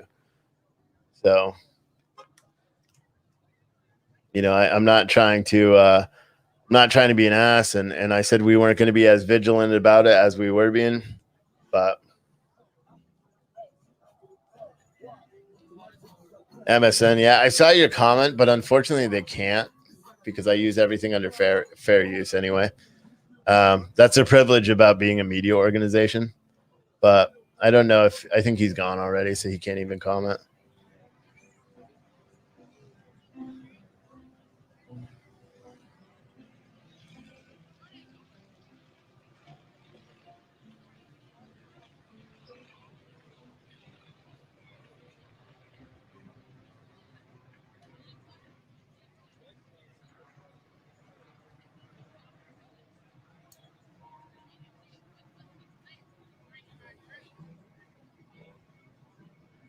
Trying to get caught up on all these comments. Yeah, so this is Louisville. Let me go through the feeds that I got. So I've got right now. This is also Louisville. And, what's your Instagram so that people can watch? This is downtown. This is St. Louis, but this feed's very choppy, so it's not really working. This is also Louisville, and then my march to the Seattle mayor's house. That feed has cut out, so I need to find a new one for that one.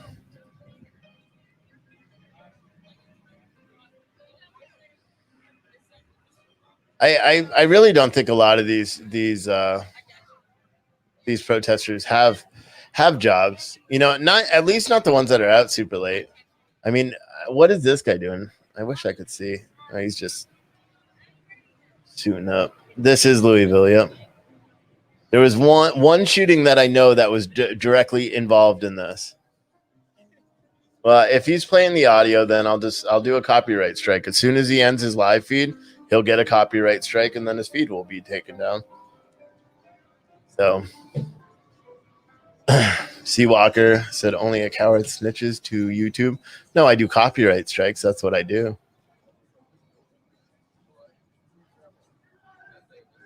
So if you're replaying the content in my audio. I don't care about the live feed like this, but you know, if I'm talking about stuff, but it is what it is. I don't know what, David, I don't know what you're asking. Ironically, living in the Northeast has opened my eyes to a reality that a lot of these rich yuppie liberals have never experienced. So it's a really bad thing. Back to blue because Black Lives Matter, Sugar Blue Drift said. I've always been told to give people enough rope.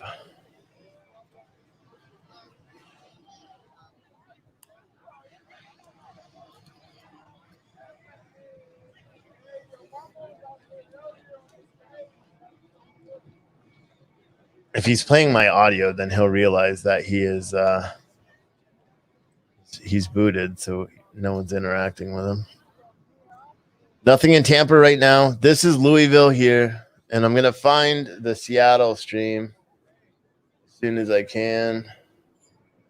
Actually, Washington, D.C. may be out now. There may be a feed for D.C. Because who really cares about Seattle? I don't even really want to follow Seattle anymore, to be completely honest, because Seattle is kind of a waste of time. They already gave up their city, so I don't really care about Seattle that much. They gave it up. They gave in to the domestic terrorists, as I firmly believe.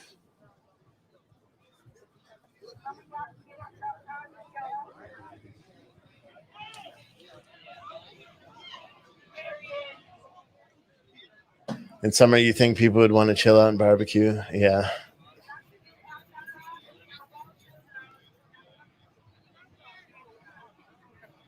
There's so many different comments here. It's so hard to follow. There's too many people chatting, which is all right. Michael Varshan asked a really good question. He said, how much of this do you think has to do with the elections in November? Every bit of it, sir. I believe every bit of it. Mark said, Zuckerberg is censoring me. I don't know what you mean. I've got 115 people on Facebook watching, 250 on YouTube.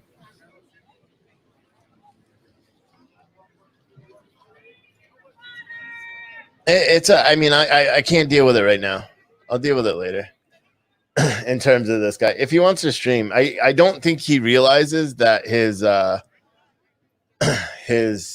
that he's been blocked, so we don't see his chat. So he's just, it's ironic though. It's weird because I have his feed up, so I didn't hear audio with it right now. Oh yeah, no. So I'll copyright strike it for the audio.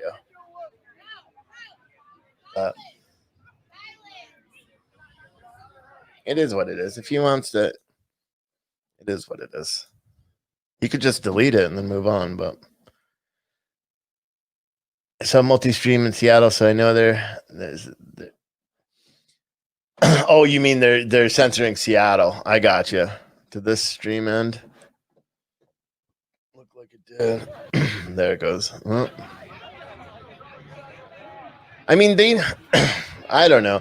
I really think that I'm all for, private business and all that stuff. I hate how Facebook and Twitter and all that are going nuts to censor everything. I really do. I hate it. And to try to get people to stop. It's annoying to me.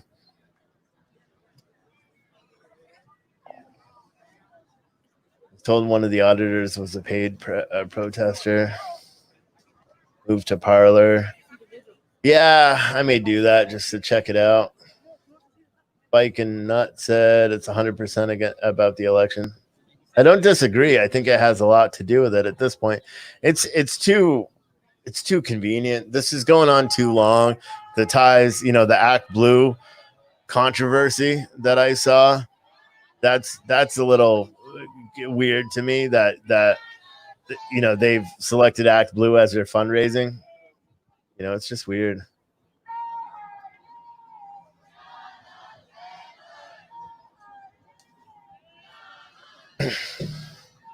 Caucasian said on Facebook last night, you went off air. They were saying they would call people's employers if you disagreed with them. They believe Americans are behind them. Who's that? The Antifa guys? They would be hard pressed to call my employer because I am my employer. So good luck with that. Condolences. Minimize our YouTube is just Freight Broker Live. If you search Freight Broker Live on YouTube, you'll find it. The left own the media, and from all the comments I see in these communities, I believe they're losing the information war. The left is, well, I think now, because social media has kind of come ablaze, because I think the majority of people realize that there's people aren't really people aren't being honest, you know? So I think that's what the major thing is. People aren't being honest. And you know, the media isn't being honest and reporting anything properly. That's one of the reasons why I try to show these, and I try to show what's really going on. You know, that's the main goal for me, is to try to show them and to try to show what's going on in the actual news, because you only see the peaceful protests on the news. You don't see what's actually going on. Brenda said they're getting ready here. Where's that? Left media is lying. Someone sent me a message on Facebook.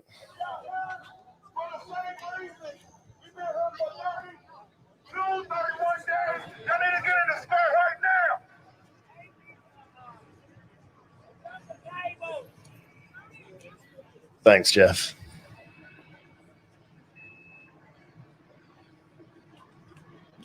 I mean, it's his prerogative. I don't really care. Oh, this feed's better for St. Louis. Good looks, whoever just sent the St. Louis one, because this is one I want to watch, because they made threats. They said they were going to burn down everything. They said they were going to burn down the mayor's house when they walked back. They said they were going to burn down the other house where the people pulled the weapon on them, or the weapons. And you know, likely it was just talk, but who knows? Who knows if it was truly just talk? So this is still Washington Square Park, just a different camera. A stop to tear gas. The mayor has to give his signature before tear gas can be used. And this is St. Louis, so I'm going to watch this one. It looks like they painted the street. Or maybe the street was already painted, but...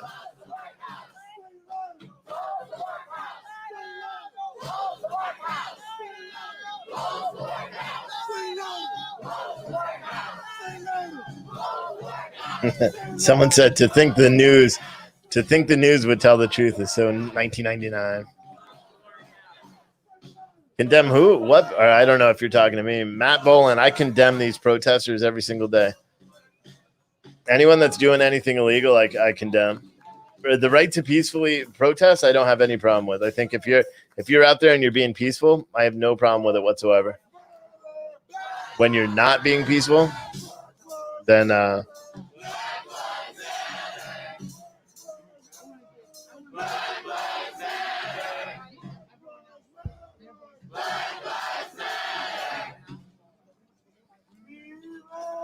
Rhonda said, I saw one of the live feeds a week ago, and I saw a bunch of protesters that said they were on unemployment and now getting the extra money. That's how they were affording to protest. Others said they were getting paid to protest by Soros and Democrats if they cut the $600 extra for unemployment. I mean, if you think about it, a lot of these people are actually making more on unemployment than they are on they're making more on unemployment than they are doing anything else.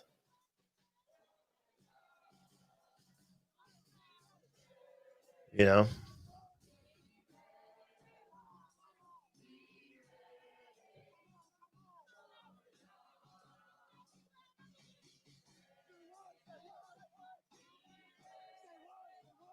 Curfew is in effect. Yeah, that's why we were watching that feed too. But I mean, the cops are going to take a minute to move in. This is Louisville. I'm going to say it again. It's 11:01 right now. I'm going to say it again. It's 11:01.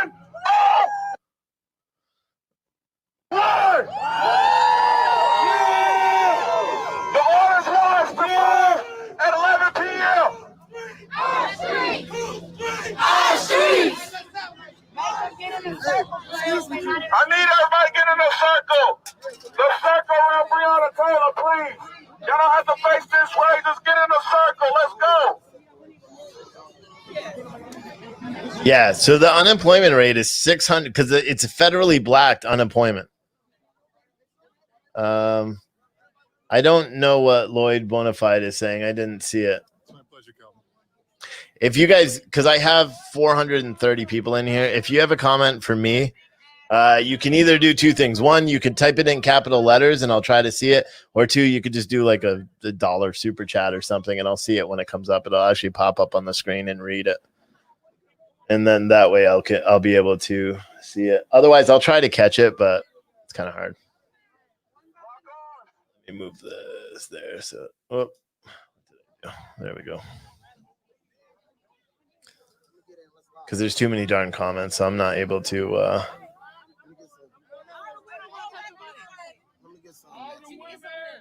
going to be moving around today. Minnesota made their own bed and let it burn on their own. Yeah, they have $50 million worth of damage. And that was, only in the beginning. No, I don't have a live call in tonight. I didn't feel like it. It takes too much time.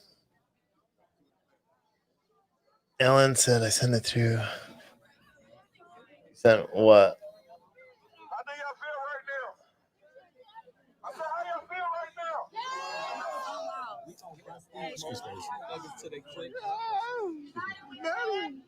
No, I'll watch the videos after. If you send it, like just the live videos, you could put in the send to me. Otherwise, the other ones I'll do it later. Bloodseed said that he's black and he's tired of all the protests. Trump talk big but won't do nothing to deal with it because he can't. What's he going to do? That's the problem with Donald Trump. Because think about it. If he releases, National Guard to quell this unrest, then he'll be vilified by the media. He'll be vilified by everybody. It won't do any well. It won't do any good.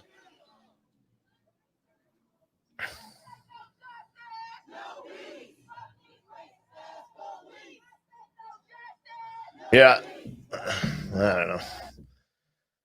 It's 11 o'clock, man. If you guys want me to do a call in, I'll turn it on. I just don't really want to, but it seems like a lot of you want it. So I'll set it up real quick and then put it.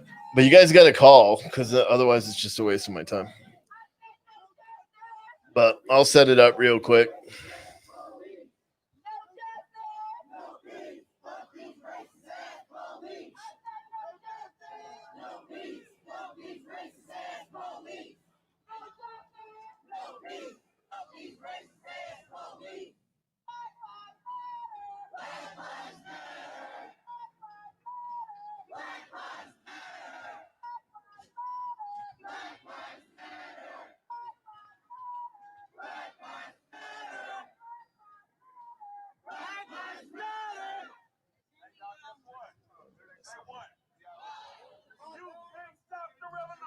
You can't stop the revolution. You can't stop the revolution. You can't stop the revolution. All right, well, oh God. We'll listen to this just for a second and then I'll switch it. He's not going to do martial law. He's not going to call it. That's why he didn't call before. I don't have a DC feed. If anyone has a DC feed, send it to me. But I don't have a DC feed. David McAtee. 319. George Floyd.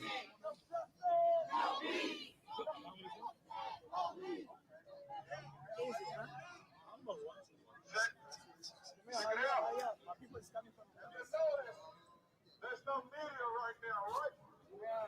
They know about the little curfew or restrictions. They know about it. And I don't think that's All right, the call-in line is active now. So if anyone wants to call in, 914-803-4008. I'll put that on the ticker on the bottom too in a second.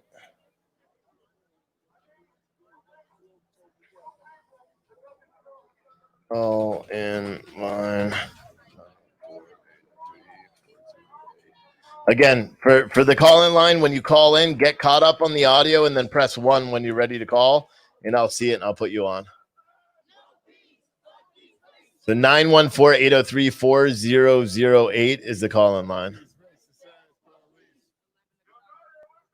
Divided we fall. Divided we fall. Divided we fall. Divided we fall. Breonna Taylor. Breonna Taylor. David McAtee. David McAtee. Yeah.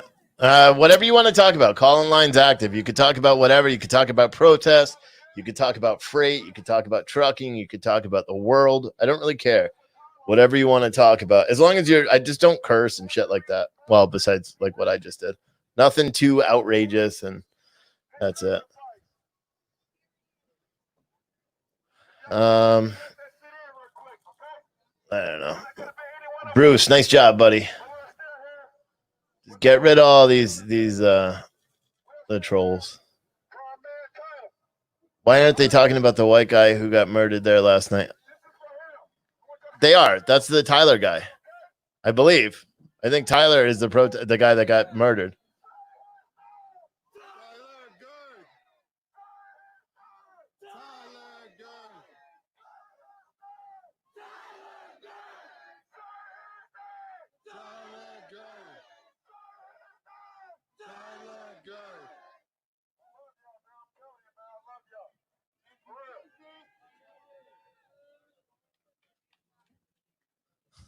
What are they doing in St. Louis? What is this? Hold on.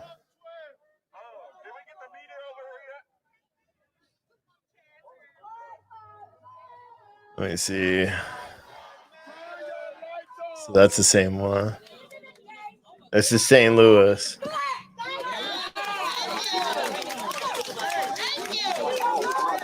All right, so we have a caller, so let's pick up this caller. What's up, man? You're on the air. Yeah, I'm calling from Boise, Idaho. What's up, man? Yeah, you gotta mute the sound. Yeah, mute the sound on the video, please. How's that? All right, that's good. What's up? Yeah, so out here we have not been having a whole lot of protests. Well, that's good. I would say one of the reasons for that is that the mayor's been handing out bacon, lettuce, tomato sandwiches, and I think that really helps.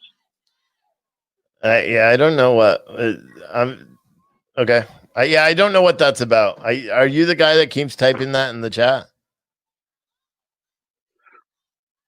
Typing what? The bacon, lettuce, tomato. I don't know what that is supposed to mean.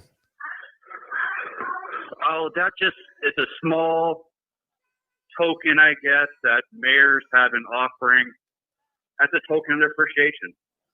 BLT sandwiches. I think for some towns like this, if they haven't tried it yet, it's easy and it's tasty. Okay. I don't know if you're messing with me right now because I don't know what the heck that has to do with anything. It's just an idea. You know, bacon, lettuce, tomato sandwiches, BLTs, they bring people together. That's all right. what people need right now. Well, yeah, we do need to get together. Comments on YouTube were what that's going to make fat right. I know. Go ahead.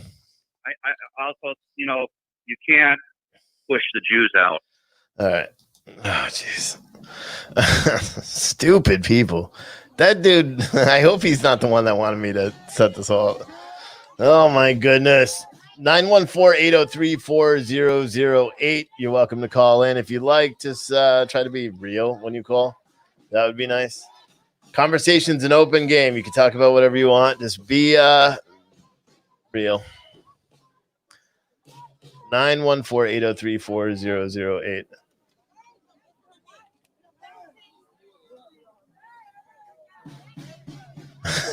Jamie said, and that's it for callers tonight. One caller, and that's it.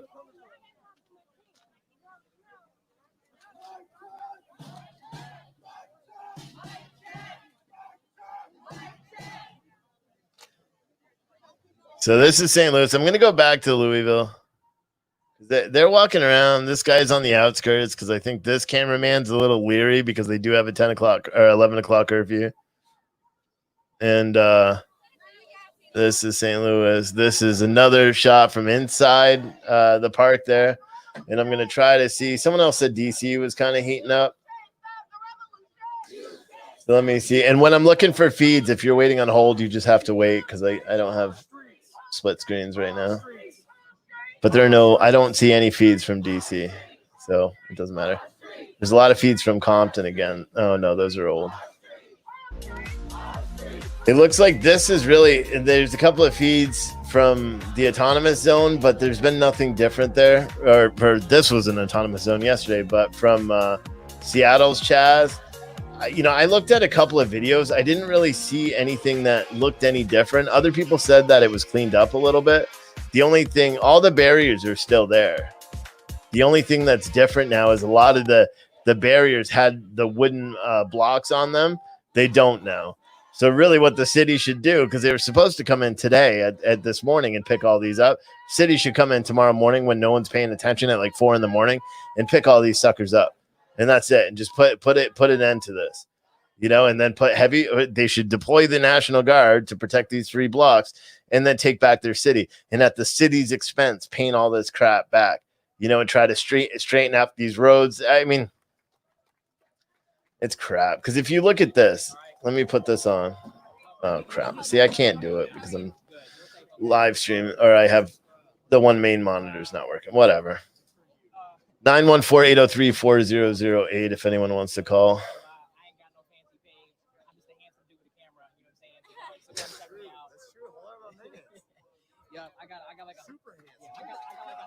Jeff Mack on YouTube for DC. All right, let me try to find him.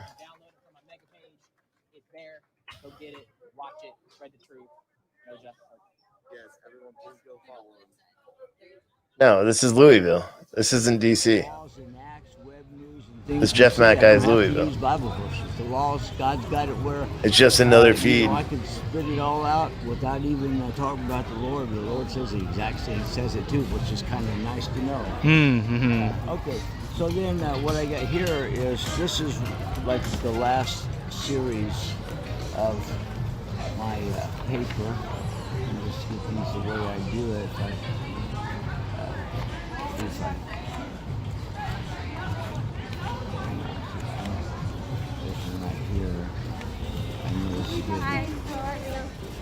This is very good. Okay. All right, this will go like this. Open that. There we go. Now this was the last paper that I was dealing with, and I ran out. Okay. Do you mind getting it maybe down? Yeah. Okay. Okay. And so you see, okay, and then you see right here is a survey. Okay. Okay. And here is something that we didn't realize. And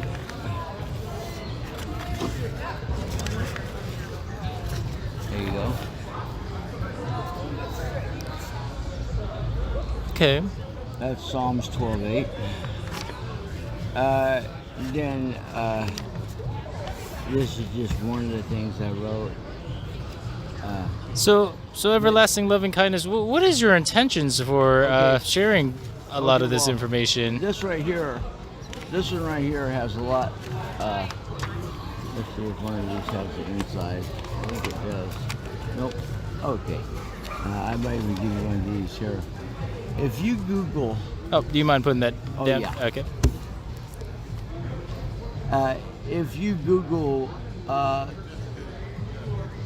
largest deployment of U.S. armament since the Cold War, the United States Air Force 405 Air Expeditionary Group Multimodal Operations, Germany.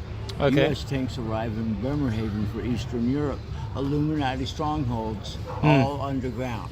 And when you, there's a lot of, so these will all pop up, a beautiful big, jeeps and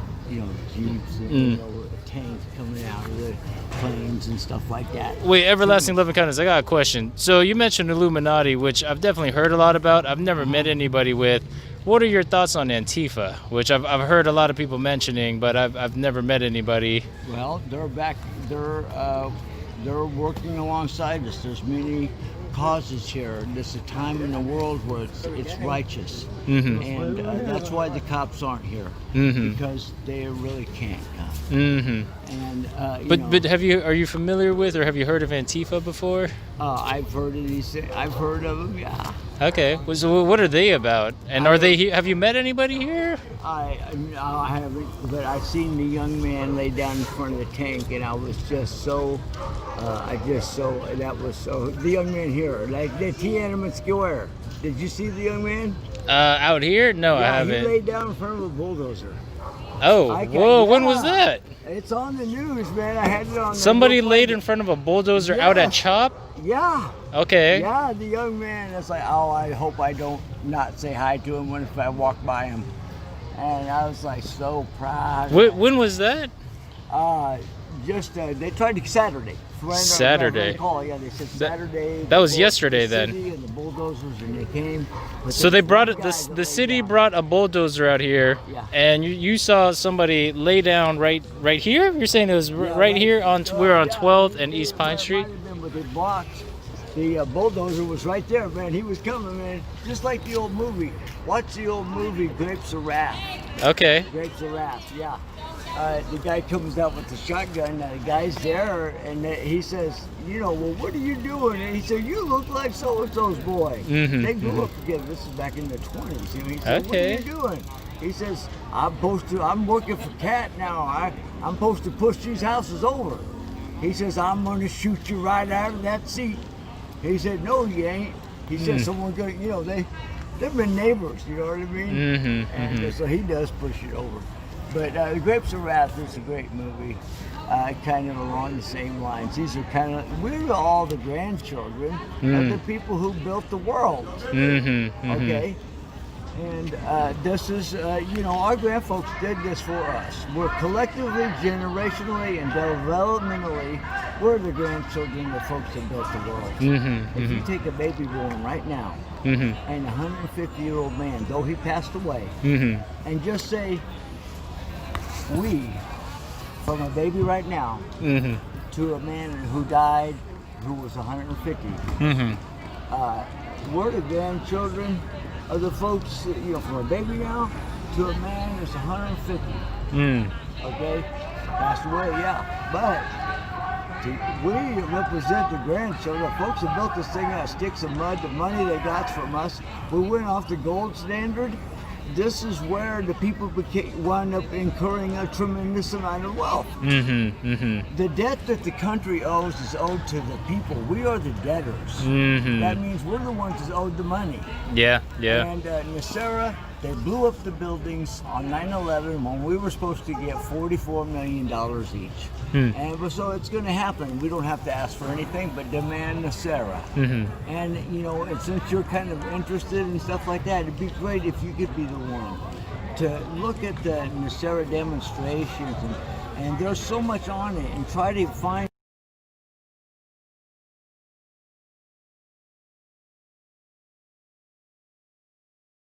the other police after the other police officer went on national television and said that was my taser, and I got tased twice with that taser. I got tased with the taser, and he also had a concussion. So the one police officer who fired the shots didn't know. And then the DA also, the DA lied so many times. I made so many different videos about it, so I'm not going to talk about it much more. But it's crazy. Nobody said the reality. Well, let's see. I'm just going to start doing this with the comments that I'm answering because it's easier. Doug Noble, the voice reminds me of Pharrell, the sports guy, the guy that used to be on Howard Stern channel or whatever on Sirius. No, his voice is all scratchy and shit. What the hell? Plus, he sounds like a little guy. I'm 305 pounds. Anyway, the reality is that the time to sort out who was right and who was wrong is past. Everyone's mind are closed at this point, and now it's about picking a side. Picking the side of America. That's the side I'm on. I'm not on anybody else's side. Because unfortunately, you can't side with anybody. You can really right now you can't think about it, because you're either if you don't agree on every principle with what's going on now, you're a racist. That's the general terminology that I've been hearing everywhere. We've had that from callers the other night, or from, if you disagree on things, even though you may agree on some things, but if you disagree on others, then you're a racist. Or as our caller, when was it, 2 nights ago and the night before, said that you have racial tendencies. Why? Because I disagree with something, or that I present facts that don't meet a narrative, so it's not right. And that's, unfortunately, that's the mainstream media is pushing that agenda. They're pushing that divide because they know it's going to divide enough people. But what do you think? This is the thing that I fear the most, is what is the end game? You know what I mean? Because right now, I still firmly believe that President Trump will win the election, just because of America and Americans. 202. If this is, I'm going to give you a chance because you're on hold. You're ready to call. If this is a real comment, I'll put you on. If it's not, you're going to make a BLT comment, let me know right now, because then I'm going to publish your name in the chat. 400, or I'll publish your phone number in the chat. 400 people see your phone number. So you're welcome to hang up if you're just going to make another BLT joke. Otherwise, I'm going to publish your name or your number, and you're probably going to get a lot of calls. All right. You stayed on, so I'll put you on. Well, what's up? Okay. I was just trying to bring a little different perspective in. No, I don't know if you heard, if you weren't caught up on the audio, but I said if you make a BLT joke, I'm gonna post your phone number.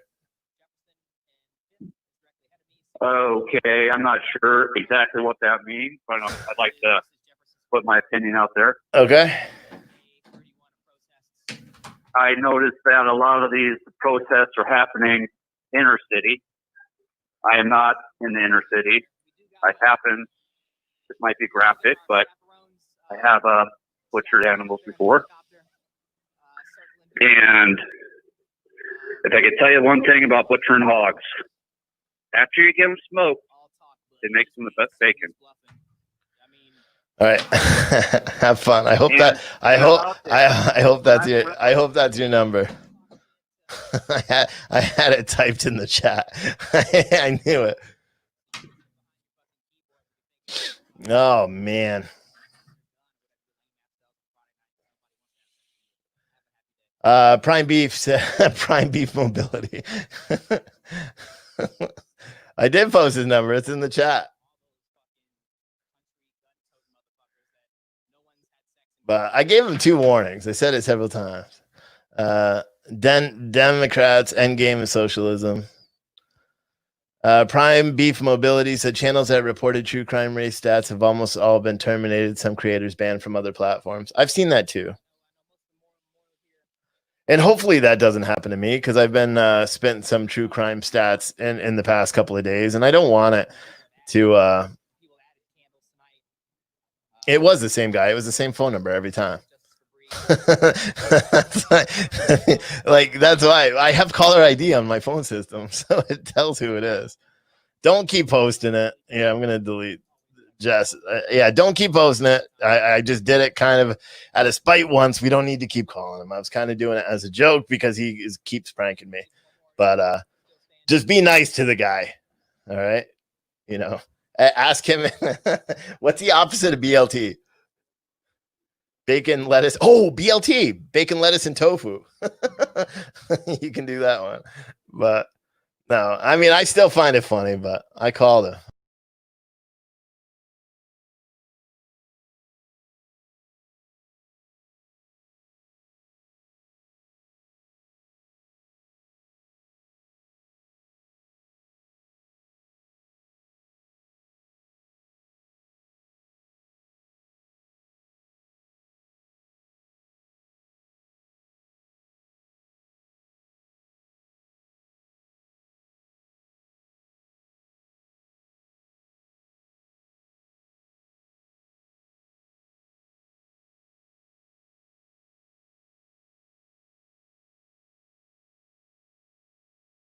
Oh, yeah, it's because everyone's calling him now, probably.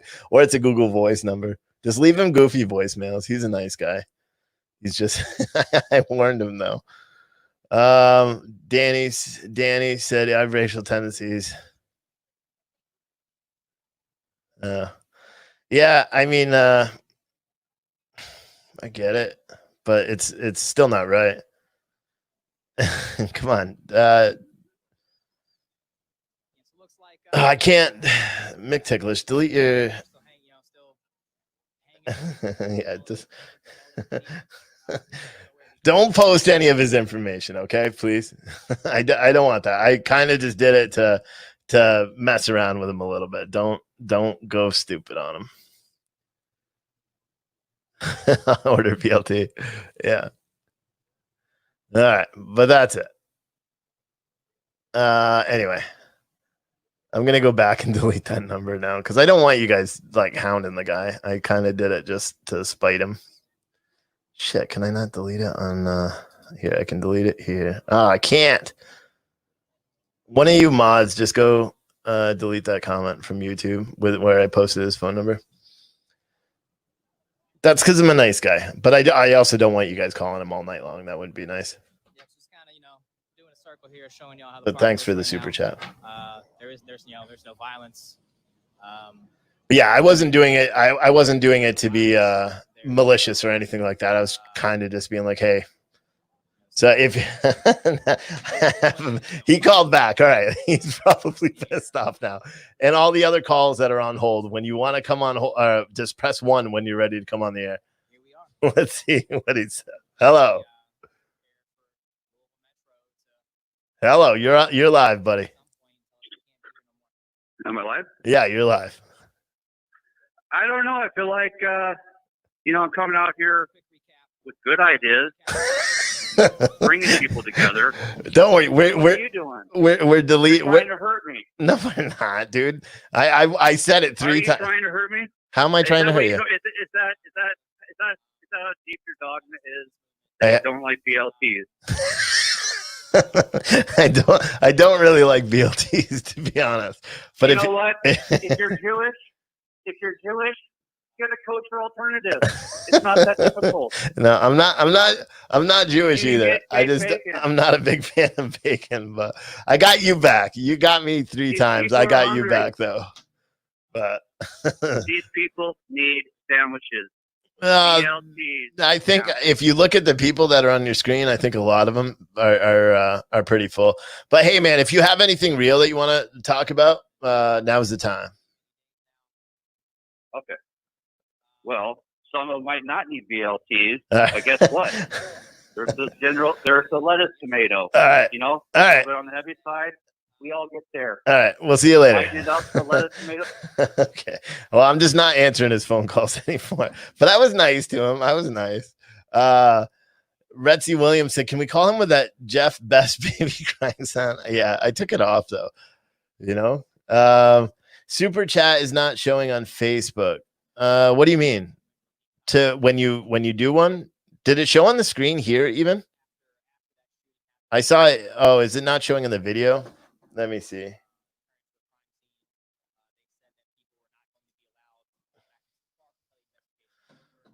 Hold on, let me test it.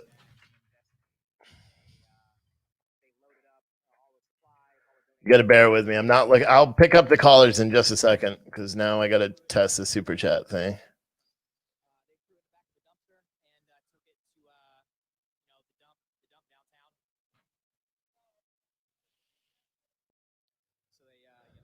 Computer is being slow. Test it in a second. BLT memorandum, Steve, please. Right. There isn't enough ingredients in it, but I don't know. I grew up with BLTs too. I was never a big fan of them. Never. And then they always put mayonnaise on it, and I don't like mayonnaise either. So that could be why I have an aversion to BLTs. Come on, why isn't this working here?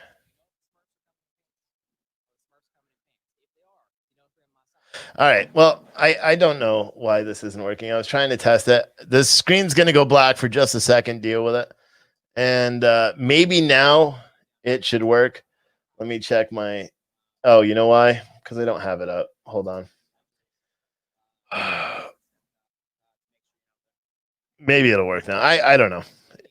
I do see it. I do see it when it pops in the chat. So I apologize if it's not shown on the screen. I'll try to fix it in a second if I can ever get this thing to work. But we have a bunch of we have a bunch of callers on hold. So once I do this one thing I'm trying to do right here, then I will see if it works. It's not even letting me log into Streamlabs. All right. Holy cow, we got a lot of callers on hold. All right, so 203, you're going to be first. What's up, man? Hey, just calling up. You were talking about the end game. You wanted to know what the end game is. To me, the end game is it's pretty simple. Just the total takedown of American society and the placement of it with socialism, and it doesn't even stop with Biden. Yeah. Yeah, I don't know. And I don't know. I wouldn't be too surprised though, based on where we currently are and everything we're seeing. You know, it's it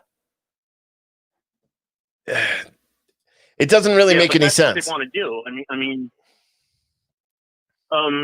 if you've ever read the George Orwell 1984, it says one doesn't make a revolution to see a power on or something. Maybe I'm saying it the wrong way, but one doesn't get power to start a revolution. One starts a revolution to get power. Right.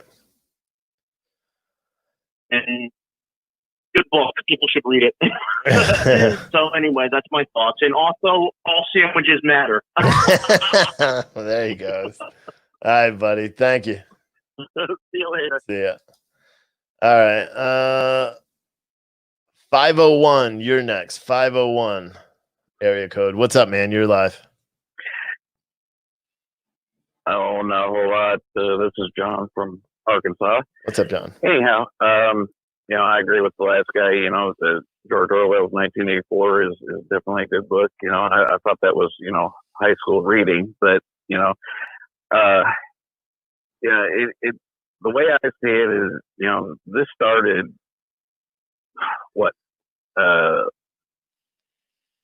good 8 to 10 years ago with the divide. I'm not going to name any names or anything like that, but, we had a great divider in chief and, he split this country apart. Right. And set us back a good, 60, 70 years in race relations. Now, my personal belief, that there is only but one race, and that is the human race. Right. We may be of different colors and different ethnic backgrounds, but that shouldn't divide us, as a people. And, we're, what am I trying to say? I don't know. This is going towards, socialism, the way I see it. If things keep progressing the way they are, unless we as, patriots can quit being the silent majority and start standing up and speaking. Right. And I'm not talking to just, my, former military brothers and sisters. I'm talking about every American, that bleeds red, white, and blue across this country. You need to stand up and take a stand and let them know, look, this isn't right. And parents need to start holding their dang kids accountable too. That's what it is. A lot of it, if you look at a lot of these crowds, it's a lot of these, millennials or a little bit younger out there in the crowds causing the mischief, the mayhem, and they're crying, woe is me, when they're held accountable and taken into jail. Right. This is my 2 cents. No, I mean, you're right. We see that in all the crowds and all the different protests. Unfortunately, right now, a lot of the feeds seem to be down, which is convenient, because yesterday we saw what was going on almost every night, where there's just a huge amount of violence and interaction. Maybe people are tired, but it's, you're right. It is a lot of young, college age, white kids that are the ones that are out here and doing this stuff. And there was someone that's running, a Republican that's running for House, or I don't know if it's a state rep or if they're running for in Congress, if they're trying to run for Congress. But there was a rep whose 18-year-old college student daughter ended up posting, "Do not vote for my father." He is a Republican. Do not vote for my father. And posted that on Twitter. And he went on the news and he's like, listen, I love my daughter, but and he really just said it's the college. He fully blames the colleges for almost radicalizing. And he used, examples that are very clear. You can't be a conservative and speak at a school. We see it all the time. They literally riot to make it so people like Candace Owens and the Ben guy and some of the other other people, they're not able to go into colleges and speak what many of us feel are facts, and even some people think they're a little out there. But it's crazy, really. When you think about everything that's going on, it's crazy because I don't see an end in sight to these protests. And for a while I did, but I don't think that these are about equality anymore. I don't think the police brutality thing, I think, is a valid argument because there were 1,000 people killed last year by police that were, there were 1,000 people killed in 2018 that were killed by police. So maybe there's just something we can do to de-escalate that. If we work on, poverty in cities and things like that, and in rural areas too, because there's more white people that live in poverty than there are African-American people that live in poverty. So maybe there's just a way that we can actually focus on some of that. I don't know though, because I'm not a politician. I don't pay attention to how to even do that. But these protests that we see every day, where it's like every single day there's a different reason they're protesting. One, it's defund the police. Two, it's for this. Three, it's for in memory of this person. But then they're chanting F12, which kind of takes away from the whole thing in the first place. So it's a lot of people in chat, one person just said it was never about equality. And I almost would agree, because if you look at how the protests were coordinated in the first place, they were heavily coordinated. When these protests started, they were heavily coordinated. But I'm going to listen to... now they just dropped off. Yeah, there's here, hold on, let's listen. They're talking to I'm sure this has already been covered, but what is the plan tonight? Like I told you earlier, I love y'all. What is the plan? Oh, so the Louisville police, they're there now. They're wearing shields and stuff like that on the outskirts.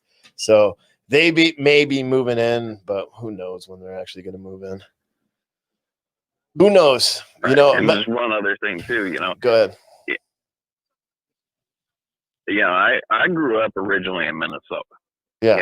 Around the Twin City metropolitan area.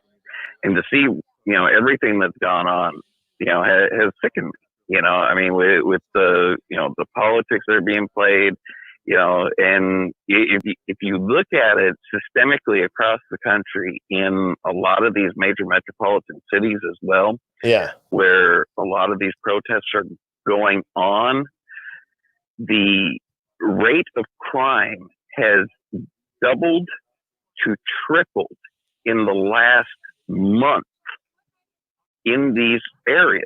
Why? Because the mayors, the city council members have gone and tied the police department's hands and said, look, you can't do anything. They've gotten to the point, where in certain areas, they're not allowing them to use the rubber bullets. They're not allowing them to really use the tear gas. Now, granted, they can use, the pepper spray, the pepper balls, and stuff like that. But, the major deterrent, what happened to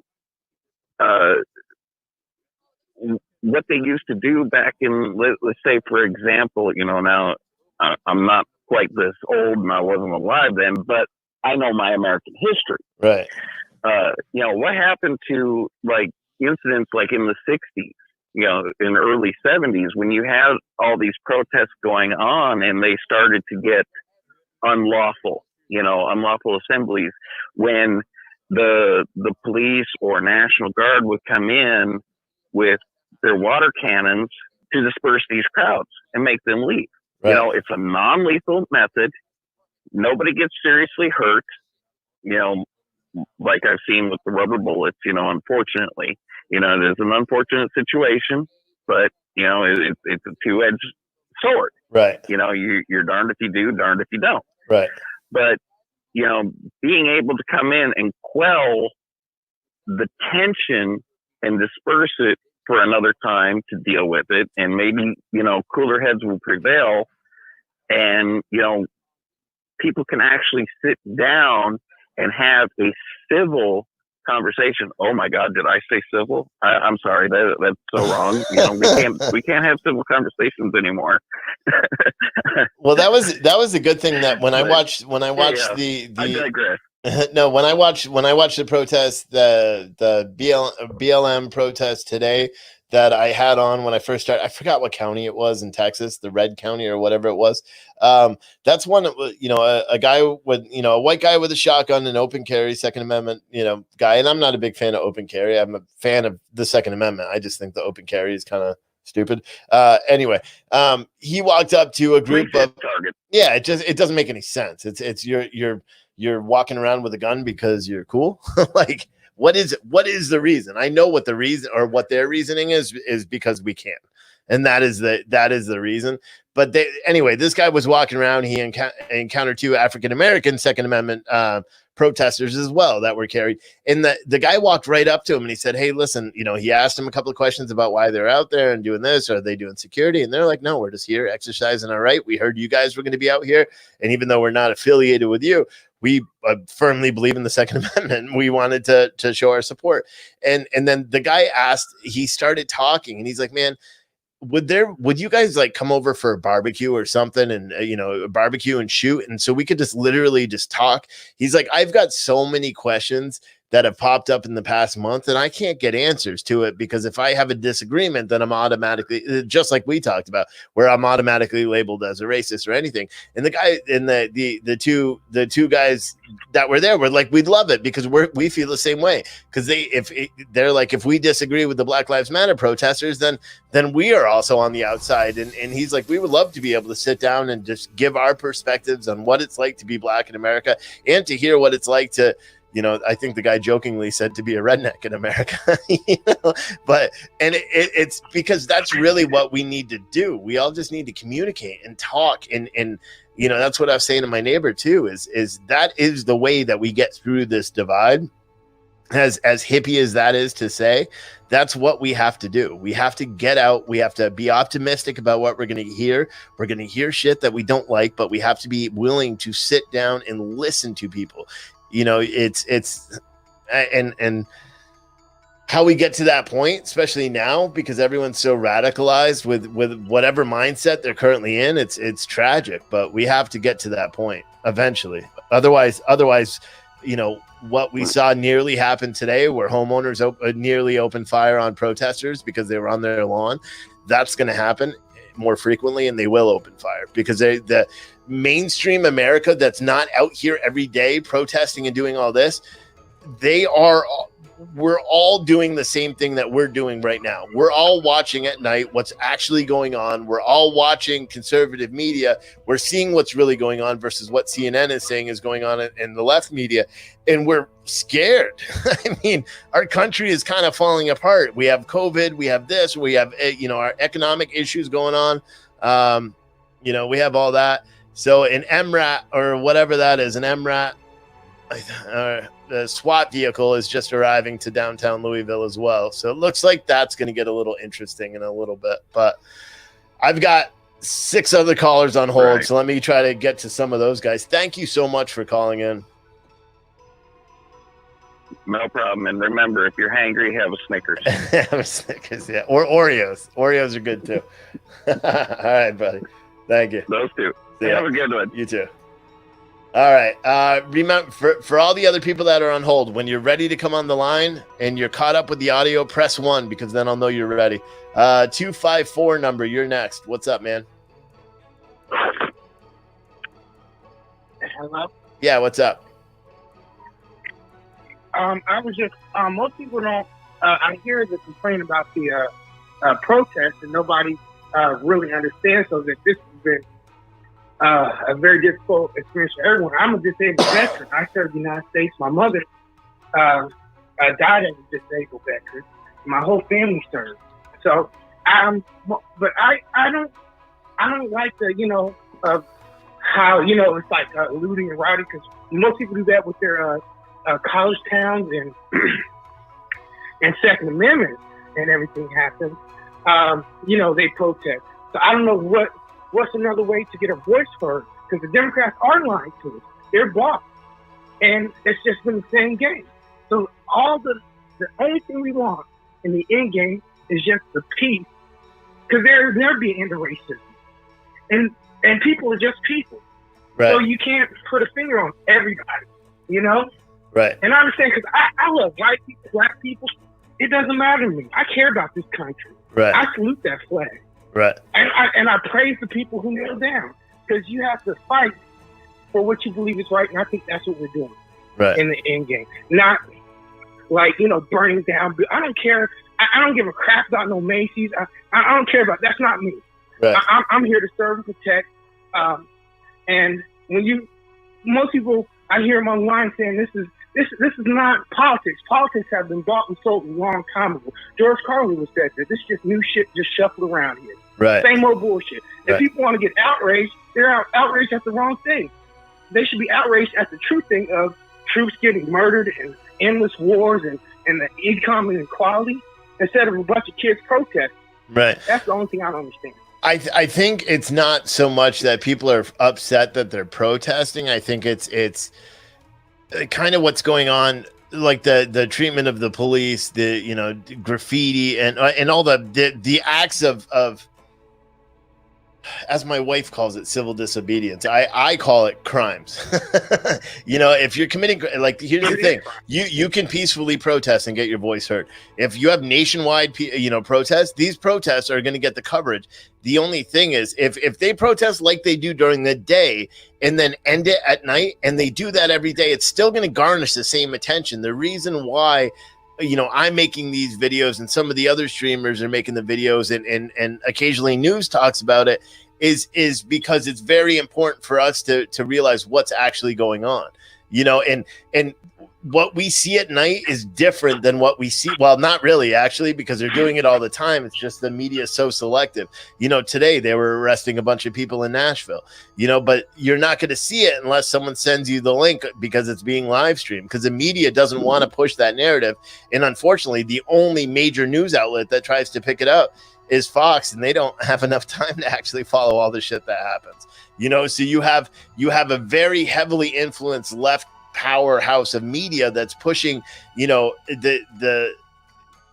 narrative that there's a huge issue with equality in the United States. And granted, I do think we have an issue in the United States with police brutality and poverty. I don't necessarily think that we have a problem with racism like is being portrayed here. I think that a lot of that is fixed if we could figure out the poverty system, because it gets them out of that position where they feel like they're up against the wall.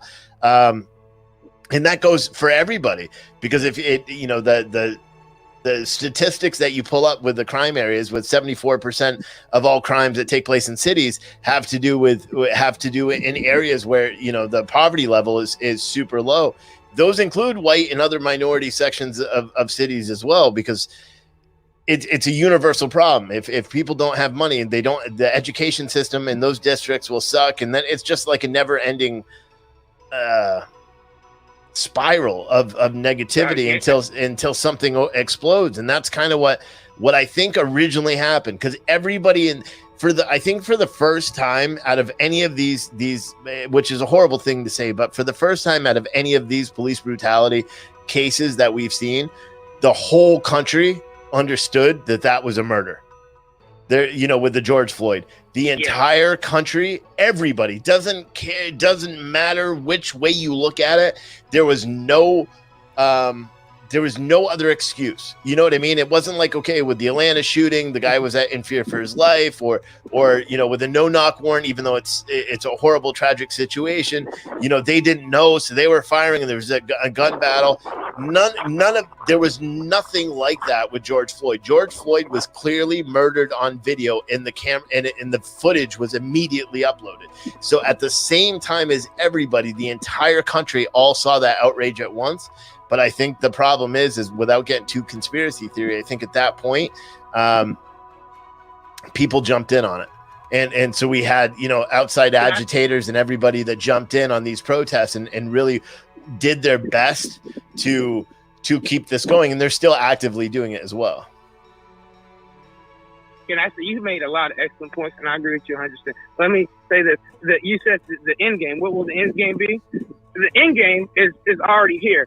It's that we already came together as a country. When 9/11 happened, you see we love each other so much. It's just like in your house, you've been married so long that the missus get on your nerves or something like that. Right. The injustice though is what they say is a few bad apples does not spoil the barrel, which is not true. You get 2 bad apples in there, it will tear up the whole barrel and all the apples.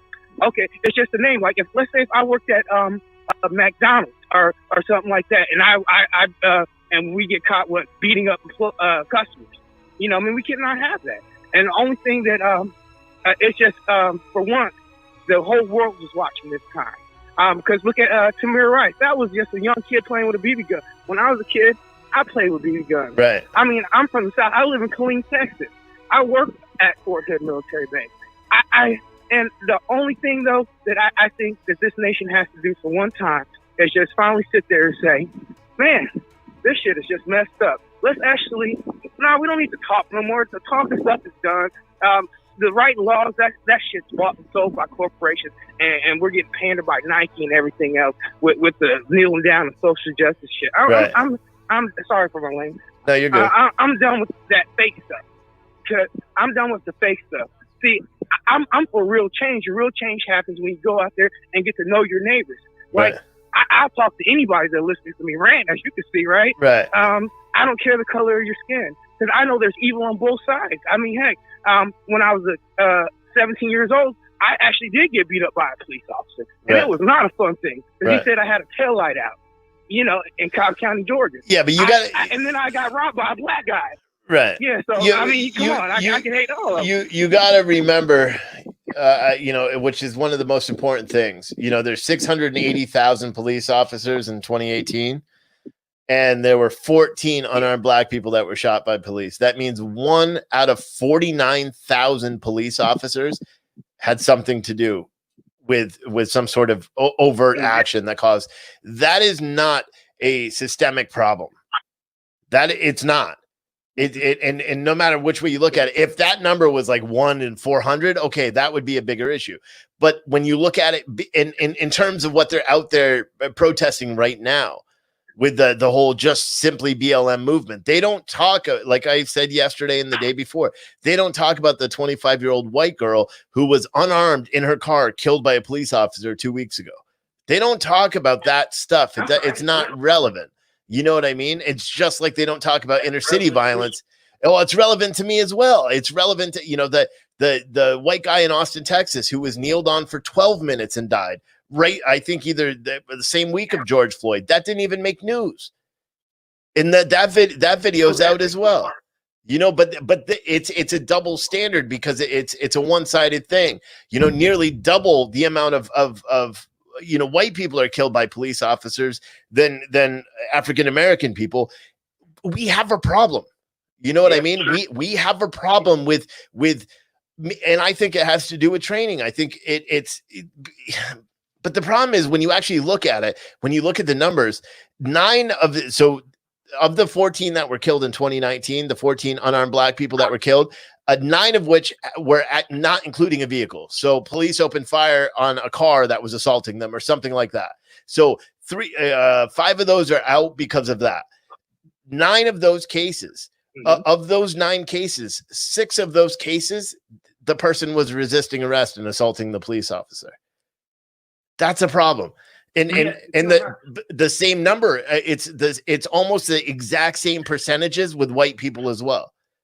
So you know what I mean? Where it's almost the same exact amount of white people who assault police officers, resulting in their death, or with cars. It's almost the same exact number. So it's very.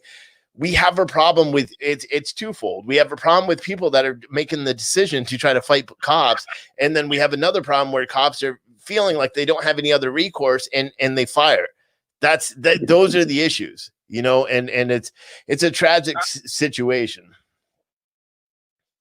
I just want to say that is excellent, and I'm very sorry about any lives lost to white, black, Spanish, Chinese, or dogs. Heck, even if they kill my goldfish, I have beef. Yeah. So I understand you completely. I'm the guy that tell you all lives matter, because I say you come try to take mine, I show you why my life matter. I don't need to tell you that Black lives matter, and they say for the point of because Forrest been held down. As I tell most people, because they always say numbers and Black people in poverty. No, as Black people, there's a lot of us. We're doing pretty damn good, right? Especially for what we came from. And that to me doesn't all this the extra stuff that people do, like burning down the buildings and all that stuff. I say this one thing though: how many lives will that bring back? What will it cost? Right. How will it? And if you're going to make a movement, my mom always told me this one thing: you could protest all day and whine and cry. It only counts when you get on paper, and it starts at voting. So you want to. Right. So most people want to go and protest all day, but they don't show up at the voting booth to get their voices heard. Right. So you're 100% right. And it's not the training; it's the police mentality, because these used to be slave catchers. Right. Okay, the police was come from. They was originally slave catchers. So when they see a person of color, it's not a reflection. Because I even see it too, though. Because you get nervous around people. I'm nervous around people, but in the back of your mind, it's that that brown skin of what's been sold on television of right. how violent Black people are, and most people know. We're just like everyone else. We eat shit, piss, and like to watch cartoons and Family Guy like everyone else, right. and like to drink beer and try to chase chicks all day, right? So right. That's all we want to do. We want to do the same thing. The only difference is because I don't care. I'm the one person though that I walk into a 500 company and tell them I am the best because I believe that. Because that's how I was raised. Not because of the color of my skin. I don't want no equal opportunity. But I have an 8-year-old daughter. Right. And when I'm watching these police be beating up 12-year-old girls and stuff like that, I'm like, no, you don't need to protest because I got that. I'll right. go to prison for the rest of my life. Right. It doesn't matter to me. Right. But you said the fairest point. So the only way we're gonna make it is when we sit back now.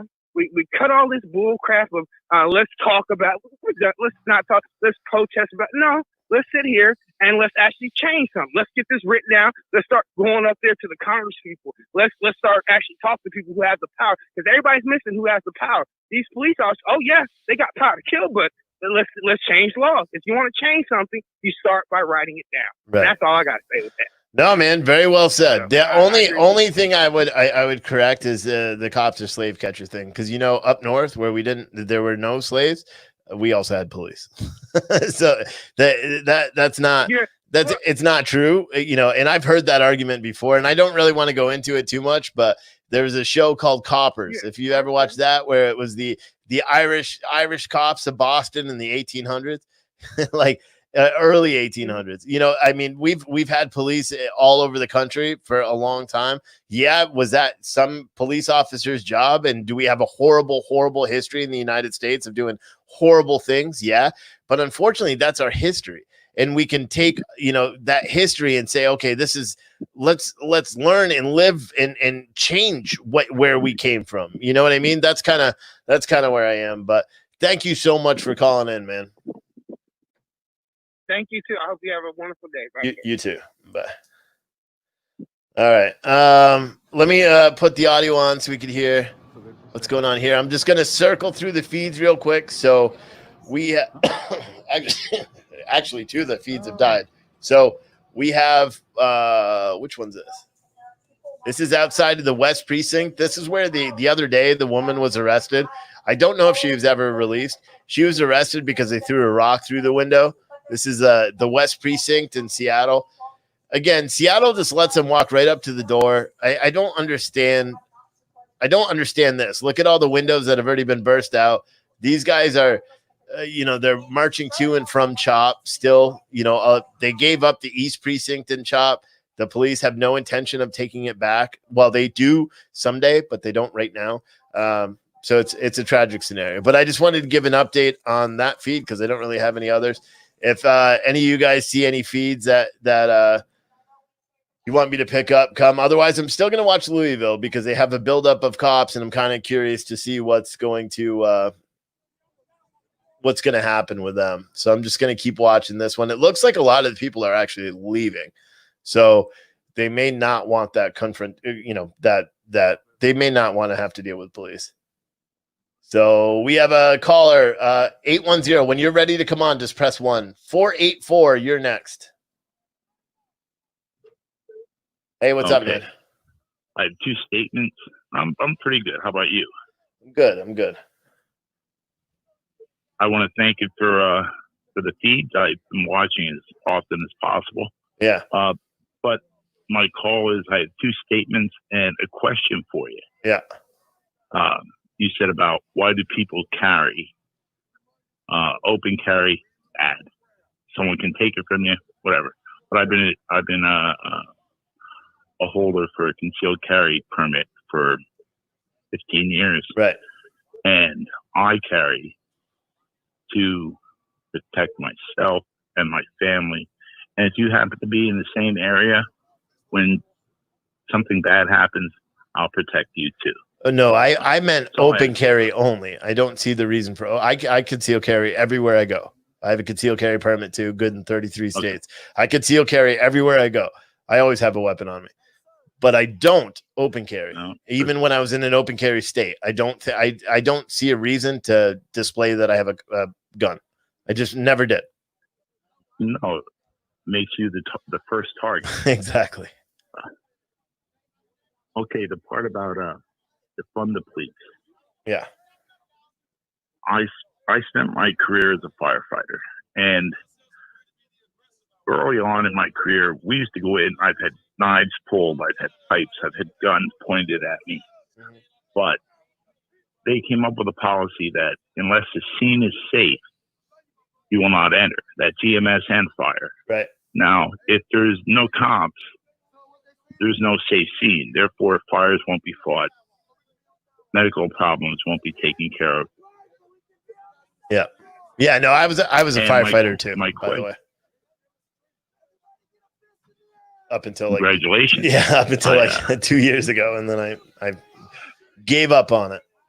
No retirement, no anything. Just it got to me. But oh no, I retired. I had to. I had 7 vertebrae done. Oh. So you realize that firefighters are dumber than cockroaches because even cockroaches know to run out of a burning building. Yeah. But on a serious note, here's my question, and no one seems.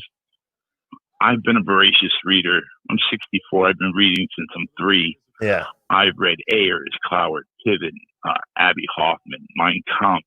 I've read all the authors of today, Victor Davis Hanson. Anyways, the question is, when did President Trump become worth destroying the United States? When did he become worth it? That's where we're at now. Yeah, I have no idea. Yeah, it's the media. The media is pushing that narrative that he's to. I mean, look, literally everything he does is being criticized. Everything. Literally everything. If because to be honest, like I said, if Donald Trump ever watches this feed, if he deleted his damn Twitter, they would have nothing to say to him. They wouldn't have, because then they would actually have to look at what he's accomplished in the White House, and then they'd be like, "Oh shit," because you can't criticize it. Well, right, there'd be nothing to report on. Right, because that's I just don't understand. I don't know. I don't know how we got to this point where it just became, where it just became as bad as it is. Well, I do when he got elected. That's where it's been a downhill cycle ever since he got elected. Was he your first choice? He wasn't mine. No, he wasn't. He wasn't my. I don't even remember who my first choice. And I'll be honest, I didn't vote for him because I wasn't a big fan of it either. I didn't vote. I just purely did not vote. We actually moved, and I didn't even, register to vote. I didn't even care. And then after, but I'm, like you, I'm not a reader as much, but I like to think of myself as an analytical thinker. So I like to look at facts. I'm a big fact guy. And I look at what we've accomplished as a country and our economy and things like that. And, job numbers, and granted, everything's thrown for a loop from the coronavirus now. And they're trying to lay blame on him for all that, which is kind of silly.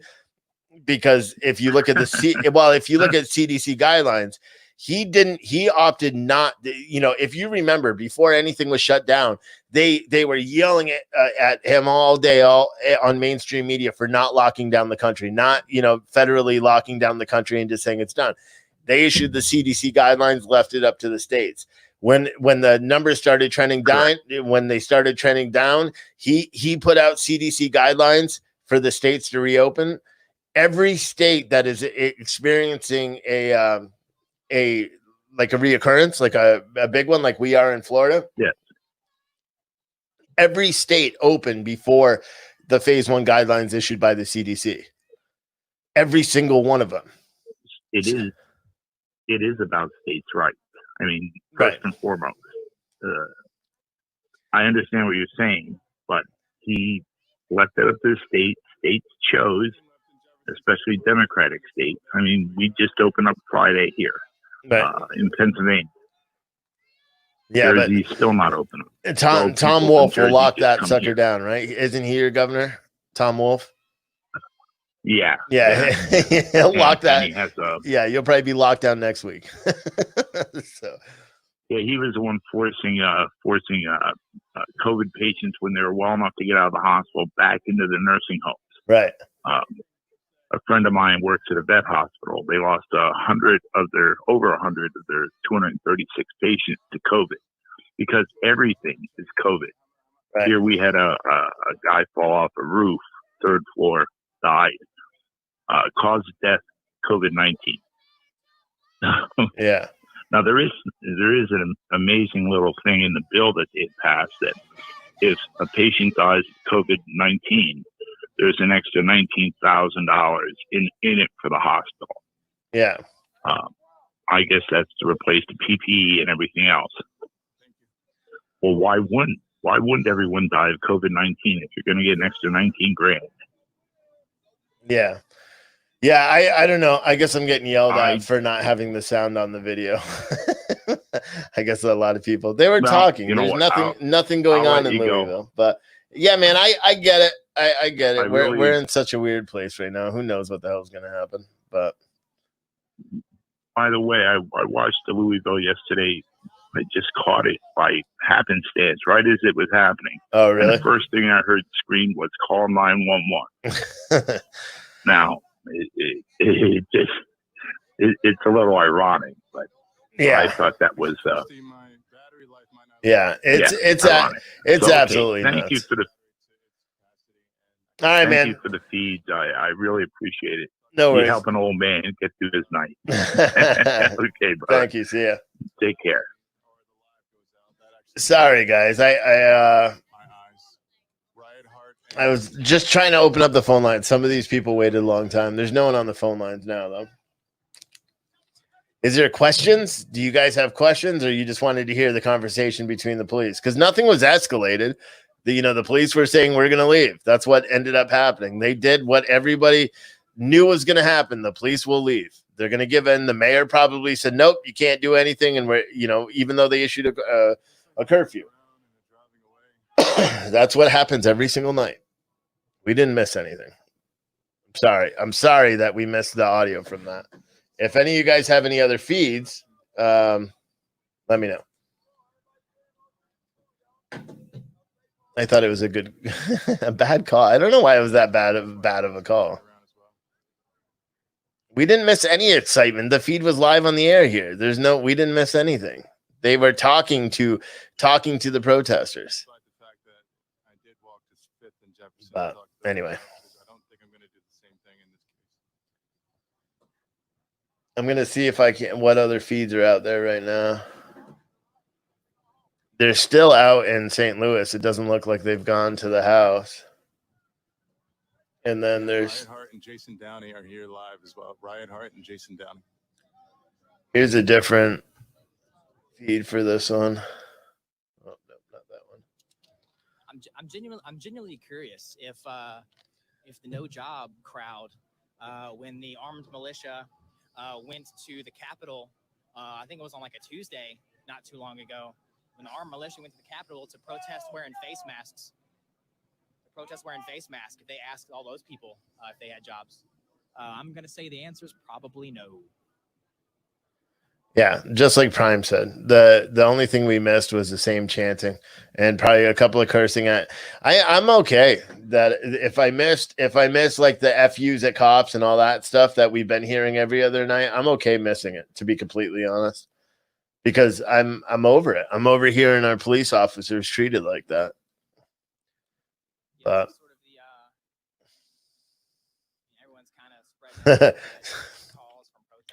Matt Boland, I like that. He said, I'm at the point where unless a Democratic candidate happens to be a personal friend of mine, I will never, ever vote for a Democrat again. They don't represent me. Simply their own interests. I would agree. They are downtown near St. Louis. Let me see if I can find one. I don't have a St. Louis feed. Someone said is this live? Hold on.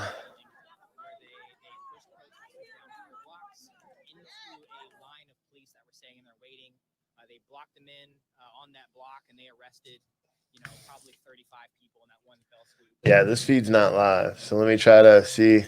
Someone sent me or said they sent me a message. So let me see if they sent me a message. And if any of you guys see any other feeds, you let me know. Bobby Grant said I'm an awesome horse. 810 said horseshit interview. I don't know what you're talking about, K2CY. You're normally pretty good. I don't know what you're doing tonight. Maybe you're in a bad mood. All right, thank you for tuning in, Matt Boland. Thank you. Have they attacked the house? I'm going to look for a St. Louis feed. I don't see one right now. Once again, looking down this road here, right? Maxwell has the same plan I do. That street's clear. Let's go check out the next block. Oh. No, they drive the other way. No, I don't see a St. Louis feed. Yeah. They're still in front of Seattle. Even this Jacob Snake Up guy doesn't even have a he's only got these Louisville feeds. Maybe it's just dead today, which is good. All right, here, someone just sent me one. Let me open it up.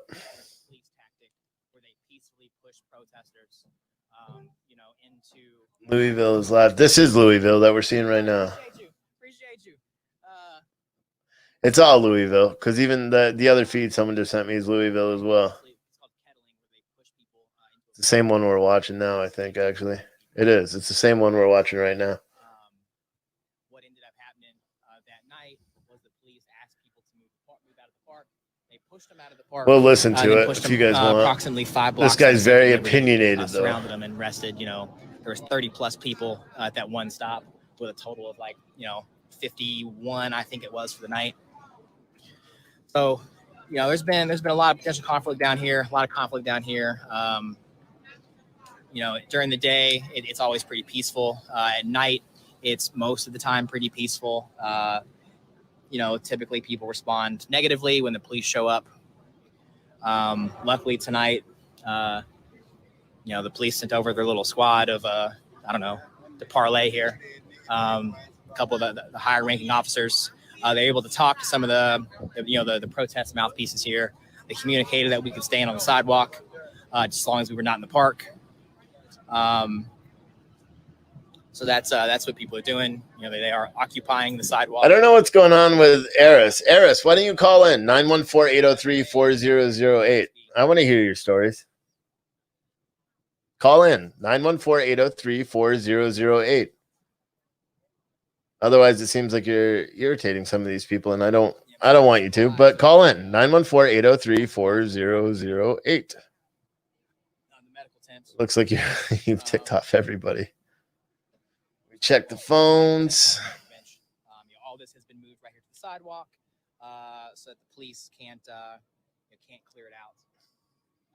The thing is, in terms of politics and who you're going to vote for and all that, I could give two shits. You know what I mean? I don't care. The only thing I know is that our country, we need some help right now. With what's going on in this country right now is not cool. So we need some help. You know? Yeah, so this, we need to figure it out. Those of you that aren't from Louisville, But don't come downtown very often. black supremacy won't be tolerated. I must have missed comments. It's too far back. Let's see if she'll call in. She probably won't, but or he, I don't know. Whoever Eris is. 914-803-4008. This is our jail. 1 block down the road is the Still no call it's in. like the headquarters for Louisville Metro Police Department. Over here at this block, this is another judicial building, and then on the other side of this judicial building is where the sheriff's office is. So this is not some like out of the way park where they don't know that we're here. I'm going back through all the comments here to see a little bit of what she was saying. Like I said, I do think that, I have a buddy that was also, he's a firefighter here in Florida. I wasn't a firefighter here. I was a firefighter up north, but he's a gym guy. And I asked him when all this started, because I didn't think that it was, I didn't think it was this crazy, with police pulling people over based on skin color and all that stuff. And I asked him point blank, and I asked him if what he thinks, and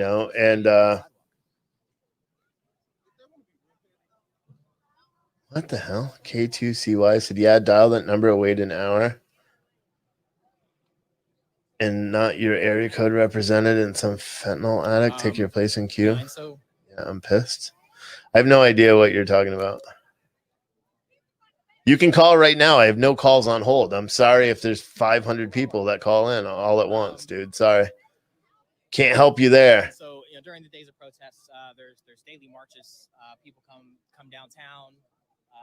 Yeah, but I've got a buddy from the gym that said he's There's been car caravans where they've driven out through protests. well, no. I mean, here's one comment here. Michael Varshan, you said very simple. Cops don't bother people unless he or she is doing something not right. That's not true. I mean, I got a buddy from the gym. Like I said, he's a public servant. He's a firefighter. Really, really, really good dude. He's a black dude. And he said he's been pulled over 8 or 9 times simply because he has a nice car and he's a black dude. And it happens. And I was very surprised at it because it doesn't happen to me. I'm a big, scary looking white guy, but it doesn't happen to me. You know what I mean? So I'm not saying it doesn't happen, but they're using that for an excuse to do what's going on now isn't enough, because it's not happening enough. The statistics don't prove it. And really, if you want to look into the statistics, it's even worse, because then you look at the crime rate, the inner city crime rates and things like that. It's pretty bad. Like I said before, a African-American man has a 1 in 6 chance of being shot and killed by another African-American man. That's a problem. That's a problem. And those are real facts. Departments put up a pretty big social media post talking about how his neighborhood was destroyed. But yeah, they're not, that person's not calling in. Yeah, it is. It's a YouTube person. So anyone that's watching on Facebook, you can also read the comments on YouTube, or you can go to freightbrokerlive.tv and you can interact there as well. But yeah, whoever it is didn't call, so I'm guessing that they're just trolling. Jeff Neal said, if I drove through a bad part of town, is what we need to call it, as a white man, will I or look not suspicious? Yeah. They are got the megaphone. They got the megaphone. Eris, if you want to call in, because I'm giving you a platform to talk about your point and your experiences. If you don't want to call in, just end the conversation, because it's just ticking everybody off. Okay. Please. They stay on the. Jeff Neal on YouTube. Whatever. Many days they seem to be missing. Nobody said they should have never implemented a curfew if they weren't going to enforce it. Just enables these people to be more brazen and disruptive. I completely 100% agree. I think issuing the curfew it's null and void because they don't. I don't know if they've ever really followed through with a curfew anywhere. You know, I don't think they've ever followed through with a curfew, which is kind of sad because they probably should once in a while. But I think today is mellow. Thank God. Maybe it's just Sunday, so people are mellow. 15 dead, 44 shot in Chicago this weekend. Like be picked up by Metro Service. What's that, man? Metro Services in the morning. Like how dare us? Prime Beef said I was a cop magnet growing up, driving the muscle cars a bit too fast and other stuff. Yeah. I mean, check out Tim Scott's a good dude. Someone else said Tim Scott's a senator from South Carolina. Look at all those. Oh yeah, there's nothing there. If anyone else wants to call in, 914-803-4008. We have a lot of comments going, but nobody is saying anything. 562, press 1 when you're ready to come on the air.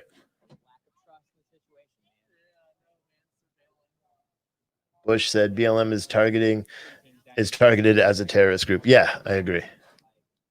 But I don't think it ever will materialize. That'll be a PC nightmare. 562, you're live. What's up? Hi, this is Cindy. Hey, what's up?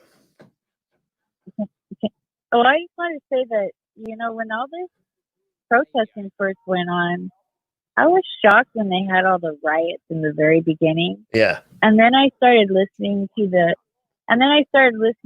message that they were trying to send. Yeah. And I started to really understand it. And then after a while, it's like, I don't give a shit anymore because this stuff is ridiculous now. Right. You know what I mean? Yeah, I mean, I think they lose. I think if it was just a daytime protest where they're being peaceful and just marching, I don't think it would be that big of a deal. But I think they would garnish more attention. You know, the people that are actively out there protesting. I think at nighttime, everyone is emboldened by the night, I guess, and so they start being stupider and throwing shit at cops and it's just really just being aggressive and abrasive. And I think that's part of the issue that is the issue that I see, because I think that it ruins the movement for people that do support it. And then, you know, when I show the live feed of all those people berating the DC cops, or the feed last night where they're berating all those cops, that takes away, because there's a lot of people that feel that there's like me, I feel that there's definitely something wrong. And the fact is that we have Americans right now on your screen that are sitting out at night upset about something. That is enough for me to care and want to fix it. And a lot of Americans feel the same way. We may not fully say, okay, well, we back this, but we know that there are people upset, and we all know that we want to fix it. But when you go and, you know, curse at the cops and do all the stuff that they were doing previously, you know, in other days, it's enough to make me say, all right, well, whatever, just arrest them all.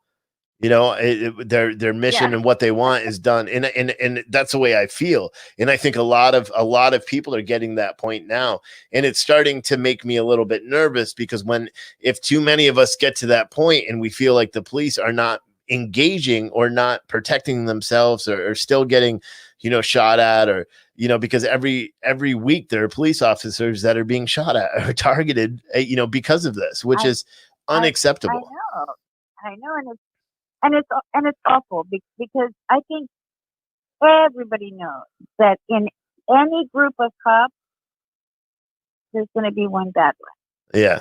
In any group of teachers, there's going to be one bad one. Right. In any group of radio announcers, there's going to be an asshole. Right. But you can't target everybody because of the one bad guy. And once I see him jumping all over the cops like that, you know, forming a cop car. Yeah. The next day I went out and I ordered a catered dinner to all the cops in my local sheriff's station. Well, Because that's fuck awesome. that. They don't need to see that all day long. Right. They don't deserve it, because, you know, like I said, you know, it's 1 in 50,000 people that are bad. You know what I mean? And that's still a bad number. I mean, but it's not like all cops are bad and defunding the police and all that stuff. That's right. Like we have, what is it? 300 million people in the United States. I don't know how many cops we have, but if you just listen to a cop, 687,000 in 2018. well, if you listen to the dispatcher, like they get calls all night, all day, all night, nonstop calls all day and all night. Right. Every single precinct. Right. 1,000 people is a lot, but in perspective, It's 60 really million not police a lot. interactions. 60 million police interactions. It's really.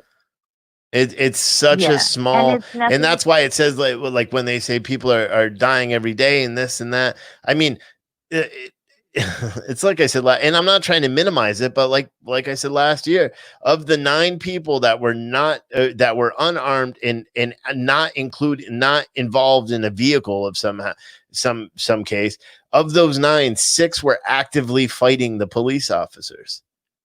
So I mean, they're combatants. Yes. They're not, and of the 25 white people that were unarmed white people that were killed by police officers, I think the number was like 17 white people were actively fighting the police officers when they were shot or killed in custody. So that's something that's very important. Some of the stuff that they show us, like that guy that got killed in I think it was Georgia, in Atlanta, Georgia. Yeah. They had he was going to a birthday party for his little daughter. His wife was on TV, like my husband, my I don't know if it was her husband or her baby daddy, but here's my kid, and I'm so sad because of my husband. Look what you did to my loving husband. He was a wonderful man, and it's all theater, because in the end, he's telling the cops, like, yeah, my girlfriend lives down there. Right. Oh yeah, the girl that burned down the Wendy's and got arrested. Right. I mean, his girlfriend, he wasn't a loving father. No, I mean, he had just gotten out of prison early for beating his kids. So well, I don't know if it's beating kids, for child abuse, a 5-year term. So it wasn't like he just did something bad. He got a 5-year term for child abuse. So he did something pretty bad, to get 5 years, and he got released because of COVID. And not taken away, he still didn't deserve to die. But the fact is he fought the police officers. Right. That's a decision that he made. That's right. And I never watched the whole thing of his arrest. Yeah. But it sounded to me like he had him for a good 45 minutes. And I'm pretty sure that, I don't know for a fact, but I'm pretty sure that when a cop pulls a suspect over or is talking to a suspect, one of the 2 cops is in the car on the radio talking, who is this guy, talking to whoever they talk to, call in the license number and all that to get a background on the guy. I'm pretty sure they knew that this wasn't, Mr. Nice Guy that they had there. Yeah, they knew about it already, and they knew he was drunk, and that's why they called the officer who fired. It was, he was the one that did the sobriety test, which they failed. The media, they rushed to everything. I remember watching the initial police report and going, "Oh crap, Atlanta's going to go nuts." And the media, when they had the lawyer on Saturday night, so less than 24 hours after he's killed, the lawyer said a whole bunch of shit that wasn't true. He's like, they never did a breathalyzer, they never gave him any tests, they placed him under arrest, without any warning. And we all saw the video though, because then the very next day all the videos were released, and I'm like, wait, this is not true. Like literally nothing. They did give him a breathalyzer, and he was drunk. They did give him the sobriety test, and he failed. And they did tell him he was being placed under arrest, and he was calm and cool and collected until the very moment that they put the hands on him. As soon as they did that, he beat the crap out of those 2 cops. I watched the video in its entirety. He beat the crap. He tased one of them and then slammed him on his head. He did. Yeah, he made his choice. He knew that with his background, he wasn't just going to go to jail and get bailed out. Right. Yeah, well, he was on probation, so he would have got a violation and he would have been in. But here's the bigger thing, because a lot of people say, well, how come they didn't just let him drive away? Or I'm sorry, how come they didn't let him walk away? They couldn't, because think about MAD, Mothers Against Drunk Drivers, who go after everything, and they go after everybody and everything. Can you imagine if the Atlanta Police Department said, "Yep, we found someone that was drunk driving. Clearly, he drove into the drive-through." That's what the attorney said, that he wasn't the driver, he was a passenger. That's what the attorney said right away, and then the video proved that wasn't true. But he clearly drove there. He drove there drunk. He fell asleep. Wendy's tried to wake him up. Then they called the police. He was there for a half an hour or 45 minutes before they even gave him the breathalyzer, and he still blew over. So, I mean, it's crazy. But again, it's still extremely tragic that he had to die. If there was any other thing that could have been done, but the problem is this case and the DA's decision to charge these officers really divided the country even more, because at that point you had, if you think about the movement and you think about the support, because George Floyd was fresh in everyone's mind, and everybody that watches that video knows that George Floyd was murdered. There's not a single person that doesn't. Everybody knows it. And then you have this other case, and you have a DA that once you dig into him and you're like, well, he's up for re-election and he's losing his re-election bid, and he's under investigation by the Georgia Bureau of Investigation for embezzlement, and he just settled a sexual misconduct claim, which was like his 8th. There's so many different things that come into play that just say, wow, this is dirty, and wow, this was a rush. And that's why when I watched the press release, I already knew about the DA. I already knew about the videos because I saw them all. And that's why when I live streamed the press conference, I was like, I could not believe that they charged the officer with felony murder. And the DA also said, that it wasn't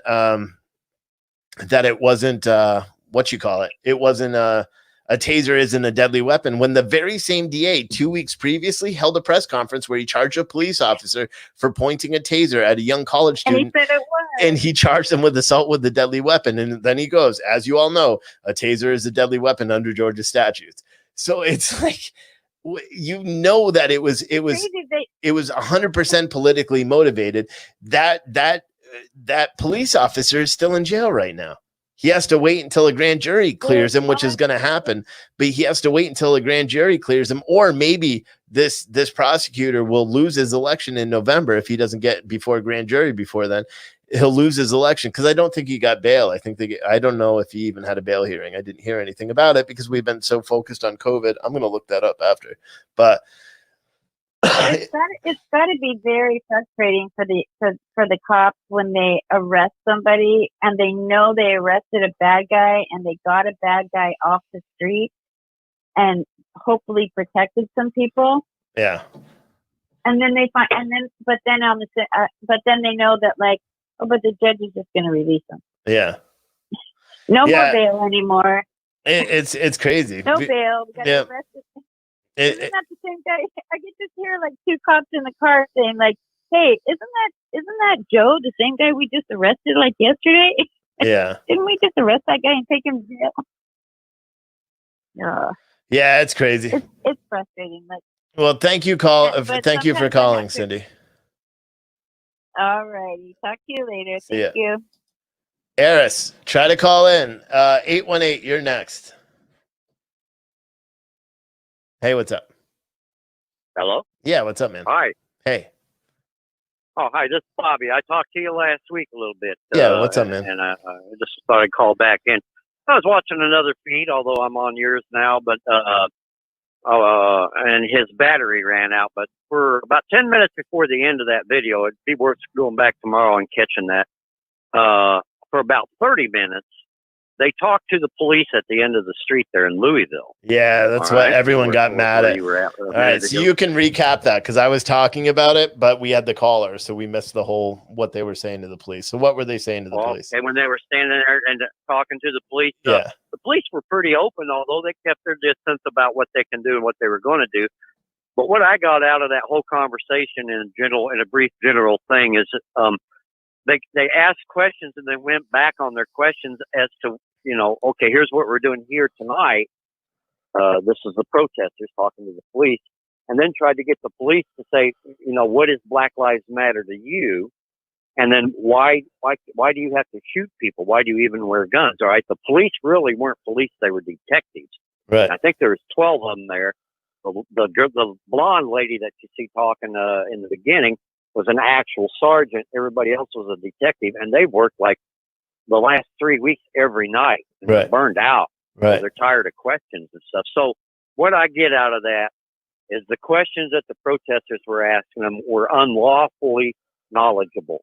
They do not know anything about laws. They're uneducated about laws. Right. If they know about the laws, they don't agree with them and are trying to change them. Right. They're going to continue having that problem. All right. I'm from Missouri originally. I have family in Ferguson and St. Charles and St. Louis and all over Missouri.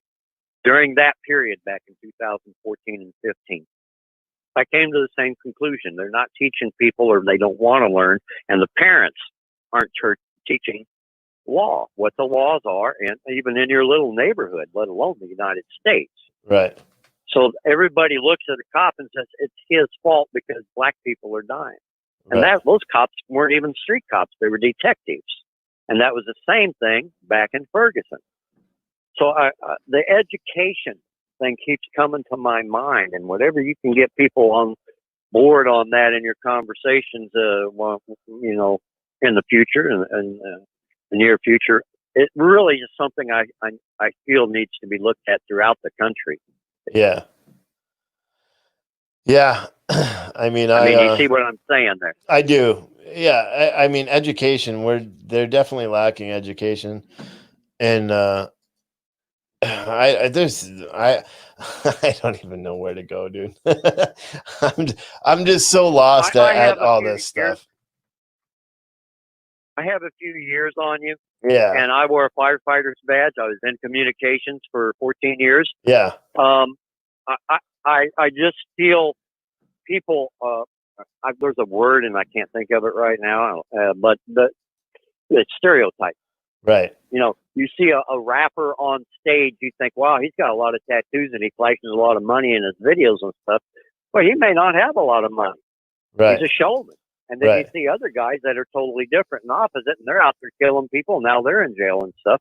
Well, you got cops are the same way, doctors are the same way, teachers are the same way, dump truck drivers are the same way.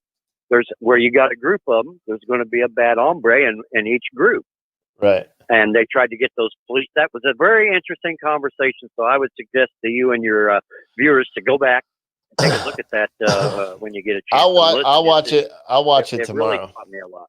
Yeah, I'll watch it tomorrow. Mm-hmm. Good idea. Hey, thank you, bud. I'll let you go on to another caller and enjoy your night. Thank you for what you're doing, bud. All right, buddy. Thank you. All right. And then 210, you're going to be next in just a second. Eris, if you want to call in, call in.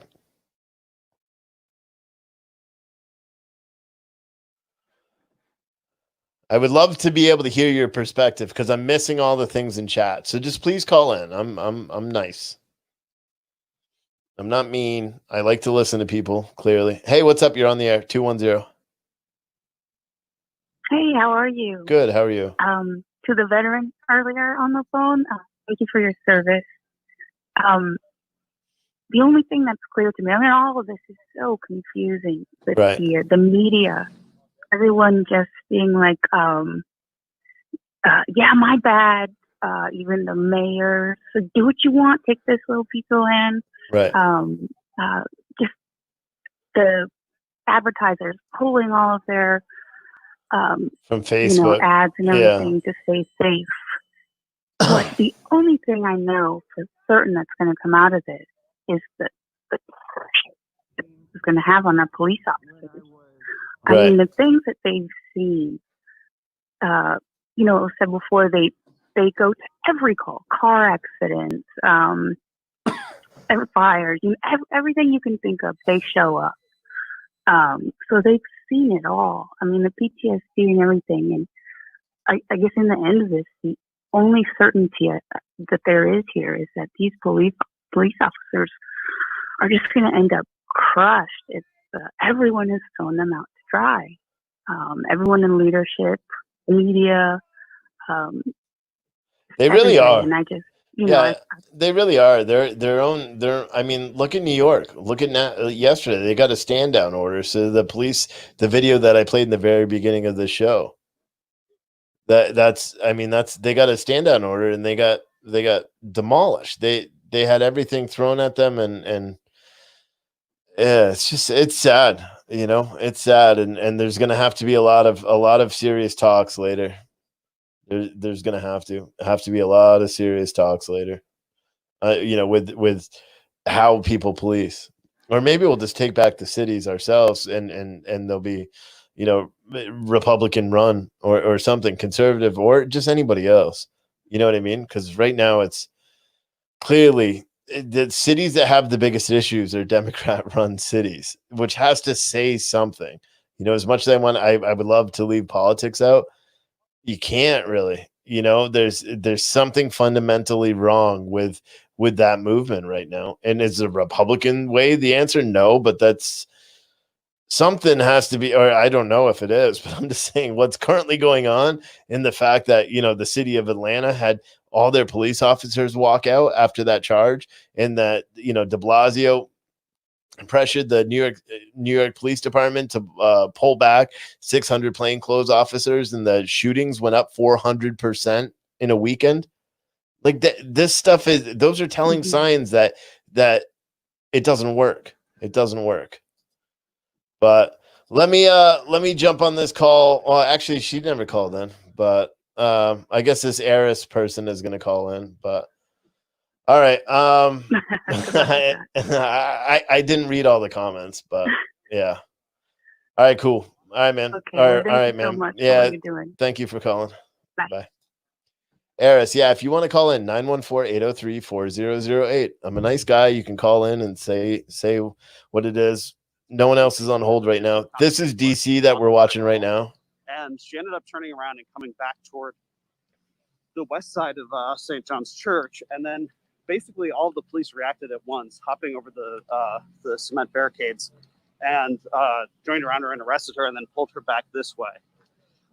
So it's extremely unclear to me what that was about. She clearly had done nothing right before it. I mean, maybe they had her on a list for something else, but yeah, that happened basically totally spontaneously. So anyway, well, now you have a live feed of what's going on out here.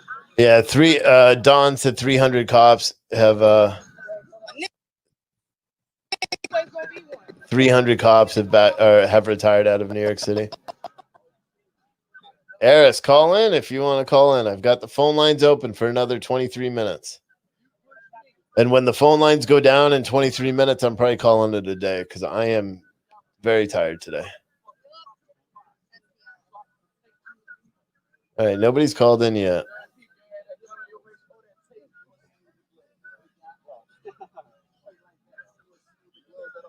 (914-803-4008). Forcing cops to lay down is not the answer. I don't know. I must have missed some serious conversation.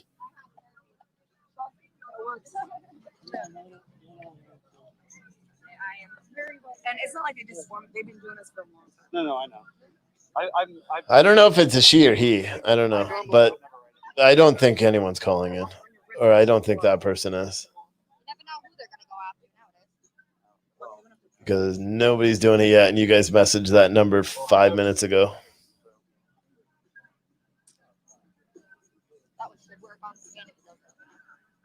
That one, but it varies with so much shit. It's white and go.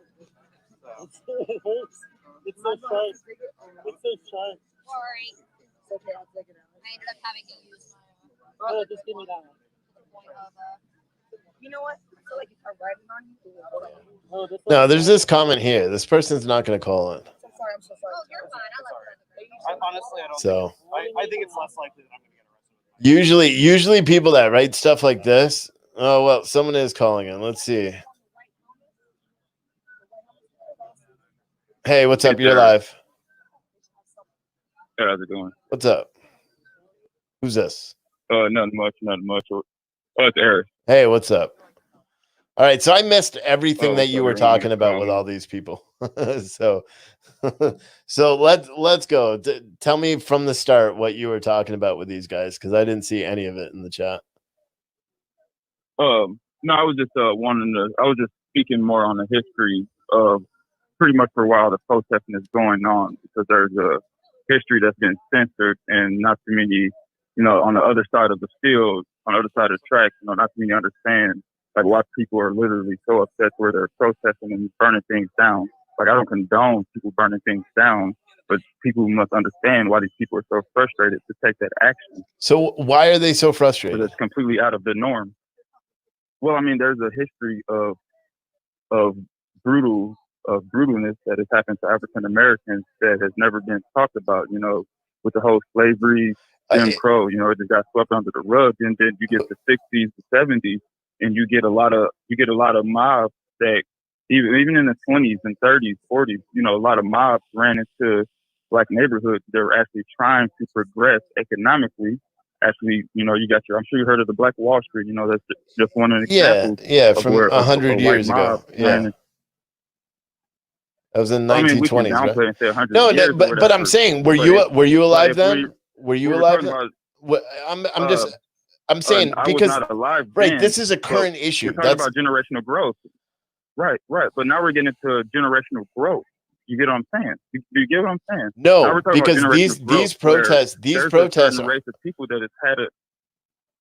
these Go protests ahead. these protests aren't about things that happened 80, 90, 100, 400 years ago. These protests are about police brutality. Right, exactly.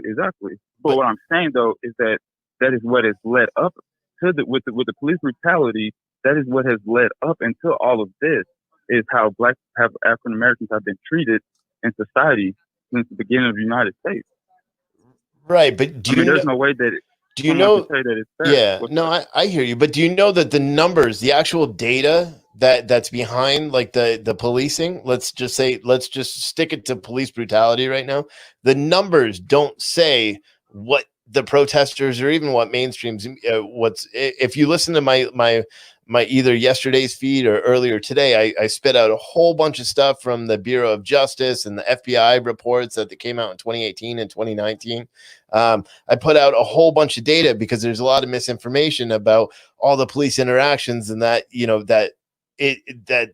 the amount of people that are being killed, and those numbers they don't correlate. You know what I mean? They don't correlate. Right. So, right. I mean, because they don't correlate. Out of 60 million different police interactions last year, 14 unarmed black people were killed. And I'm not minimizing that at all. And of those 14, 5 were involved in police chases where police felt like they had no recourse but to shoot. And then there were 9 others that were involved with outside of vehicles. Of those 9, 6 of which were actively fighting the police officer. And the other, there's one missing one that doesn't have any data, so I don't know what that one is about. But the other 2, the police officers were charged with murder. Do you know the number of white people that were killed by police officers last year?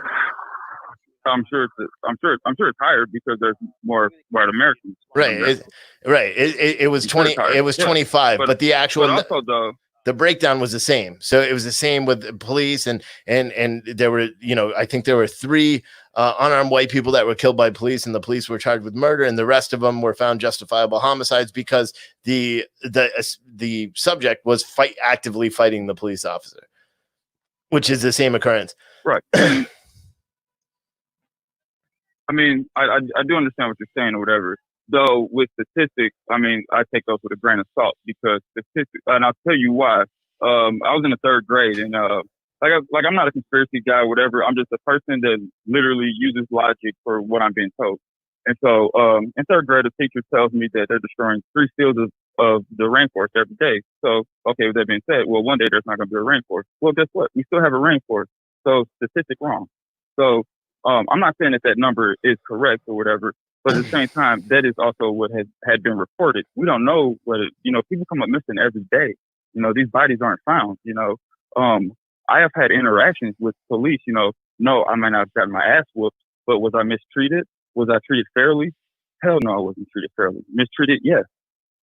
You know, it starts with that. You know, and I live Were in you St. Louis. were you City or doing whatever. anything? Were And you through doing my it? through, Here, let me ask you a question. Were you doing? There is a I'll give you. delay. I'll give Yeah, you. I'll yeah. tell you the first one. All right, yeah. There's a delay. I'm not trying to talk over you. There's a delay between when you and I talk. Very fine. So yeah, I don't want you to think I'm trying to talk over you. I just when I have a question.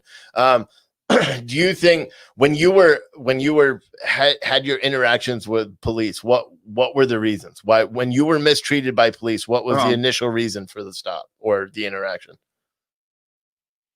The initial reason was I pulled on a car handle door. That is what the cop told me.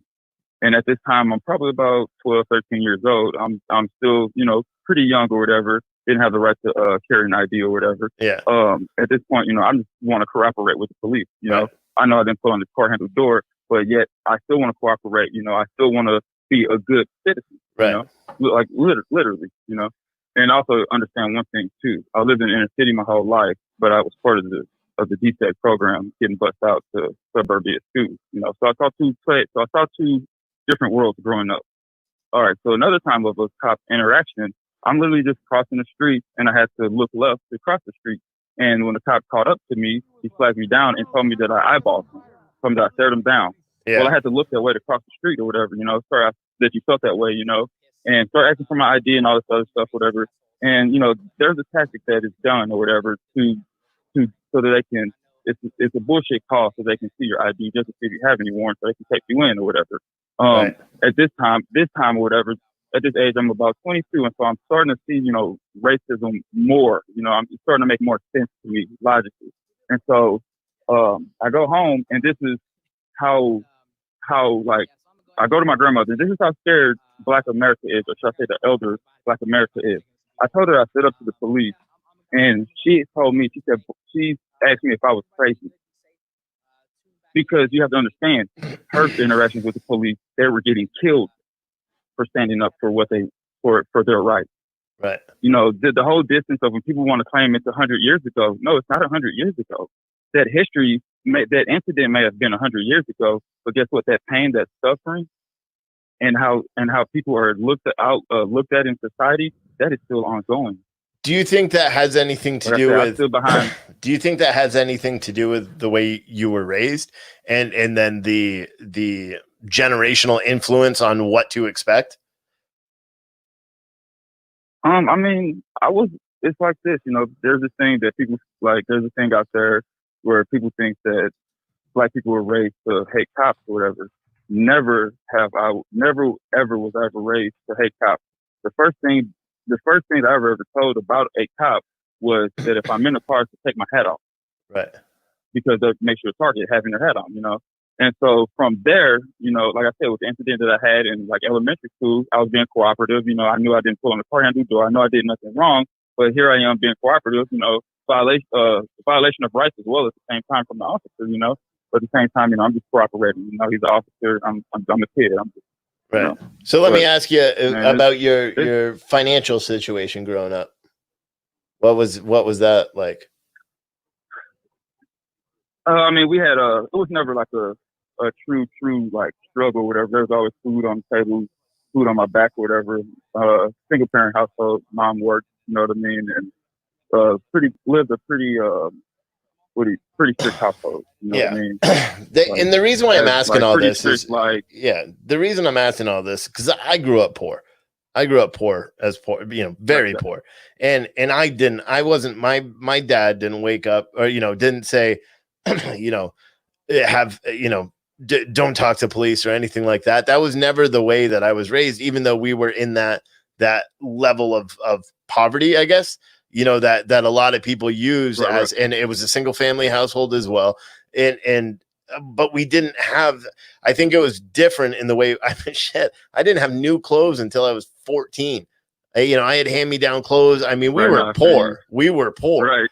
You know what I mean? Right. I'll tell you on that one. And that's just the way it is. But I think a lot of people are looking for an answer to something as a justifiable reason for what's going on. Like, so we have an issue with police brutality. I agree with that.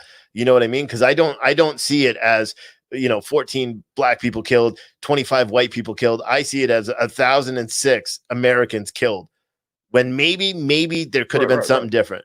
I also see that, if we break down by, there in according to FBI UCR, in I believe 2018, there were 1,186,742 incidents of violent crime in 2018. Of them, 14,123 were homicide victims. Do you know what the composition of homicide offenders were for those 14,000 versus African Americans and whites? Well, so I'll tell you, there were 14,123 homicides in 2018, and 54.9% of the homicide offenders, so the people who did the killing, were African American. The thing that's crazy about that is 13.4%. The African Americans make up 13.4% of the U.S. population, and yet they account for more than half of the entire homicides that this country has. So I think a lot of it, I think a lot of it has to do with poverty and, single family house. 67.5% of, African American households are single parent households. I think all that has a lot to do, and the poverty has a huge thing to do with it, because then that affects those neighborhoods, affect the schooling system. My wife's a teacher. She tells me all the time, she taught last year in a school district that service not a well area, and they had a whole different set of guidelines than our new school district now. You know what I mean? In terms of passing kids that don't do shit for schoolwork. And I think that does a lot to, like, they used to patrol once a month at her school with drug dogs to try to catch people with drugs. It was a middle school. Yeah. And the thing is, they caught it every single time, almost in every single classroom, because that is how people are raised. You know what I mean? And so I think it has a lot to do with that, because you're never able to break that stereotypical way of thinking. And you could tell me I'm spitting out my ass here, because I don't know. I've never lived your life, but no, I'm listening. Right. Yeah, I think that there's no way to break that stereotypical way of thinking unless you just say, okay, I'm going to it's like the callers I had the other day. I had one caller that when he was 13, he went to juvie for killing somebody. And he's a black, as he said, he was a black dude, fully tatted up when he got out when he was 22. He had literally every single, thing, every wall that could possibly be up in front of you, every obstacle that could be in front of you. And he now owns several companies. He's, good. He's never let those be a limiter, because he doesn't feel it. He doesn't feel the need. And he argued about these protests a little bit, because he doesn't agree with these protests either. He thinks that it's like I don't know if false flag is the right word, but I think that has a lot to do with it, where people, and then I had a caller after that too, who grew up in a pretty rough place. And, I think it all has to do with the way who you are and how you go. For example, I grew up poor as shit, and all my brothers did, and we're all very successful as grown-ups, and our kids are, we now know exactly what not to do. You know what I mean? We know, I'm the only one that owns a business, and that was kind of the failure of my family growing up. But, we all, we have way too many toys and motorcycles and cars and junk. And that's why my wife is still trying to break me of the habit after 15 years. Because if I want something, I go and get it right then, because I know I can, where normal people don't do that. And I know that's the thing from being a kid, but I could have just stayed in that, I could have mimicked what I grew up as.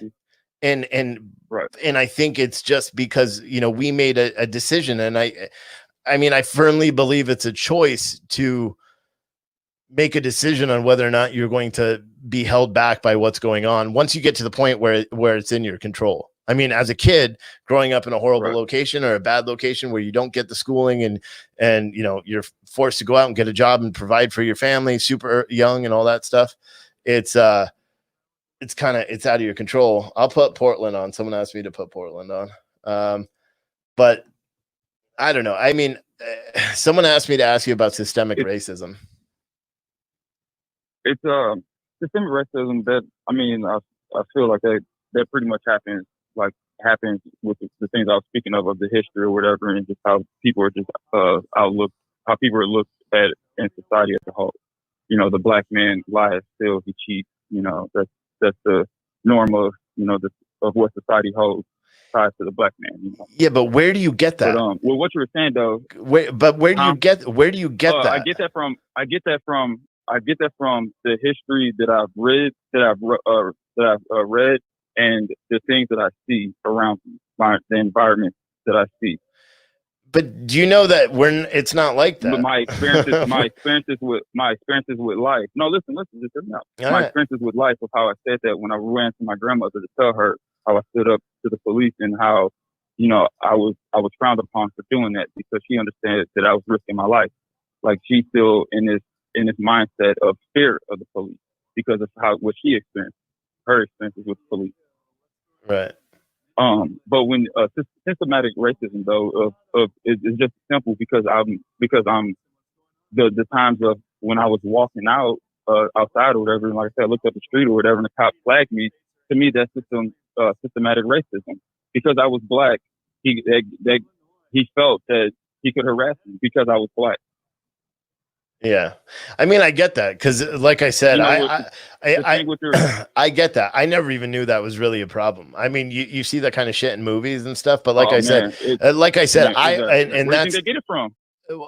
No, I mean, where do you think they get it from? No, I hear you, and maybe I thought it happened, but I didn't think it happened as much. Like I said earlier, I've got a buddy that's on the fire department, and he's a black dude, and I asked him when this first started happening. I asked him that question. I said, have you been pulled over, or do you feel like you've been pulled over just because you're black?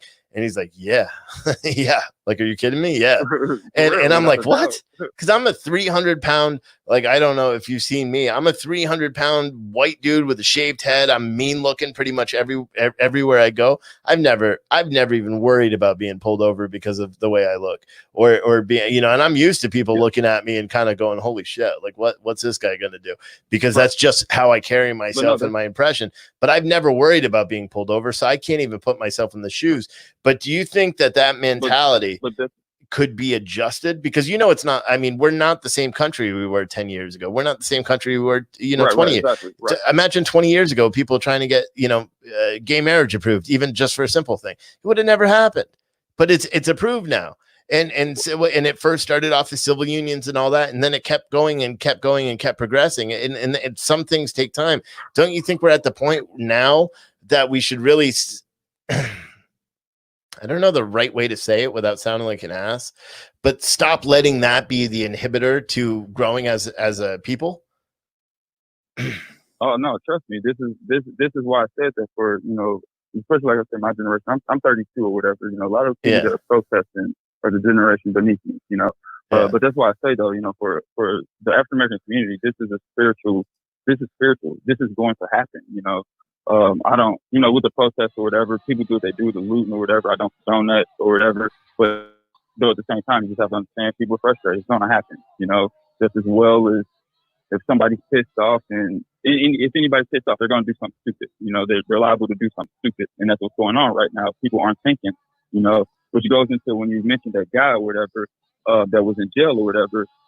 One thing that he had time to do was sit down and think. That man had nothing but time. He was a kid. He was a kid. Everyone has. Everybody has it. He went in when he was 13. Everybody has time to think. Everybody does. Everybody has. Yes. You have time to think, but listen to the difference though of being confined in a jail cell versus the liberty of being a free thinker out here. A free thinker out here, you're picking up your cell phone and you're about to have your eyes on that screen majority of the day while you're awake, and that's the reality of it. We have. They stress so much to us kids of critical thinking. 90 where seconds. That's been stripped. Yeah, we don't do critical thinking anymore. We go based off how we feel. We go based off emotions now. And so when you look at the here, hold on real quick. Reacting off emotions. Hold on real quick. Hey, everyone that's on hold, just press 1 and stay on the line. Even though the phone system will disconnect, you guys will stay on the line. Anyone that wants to call in, you got about 30 seconds to do it before the system shuts off. But anyone that's on the hold thing will stay on hold the entire time. So just don't hang up. You won't be able to get back on the line. All right, buddy, go ahead. Sorry about that. Oh, no, I'm good, man. You can let me go too, man. If other people's trying to get on, man. No, I mean,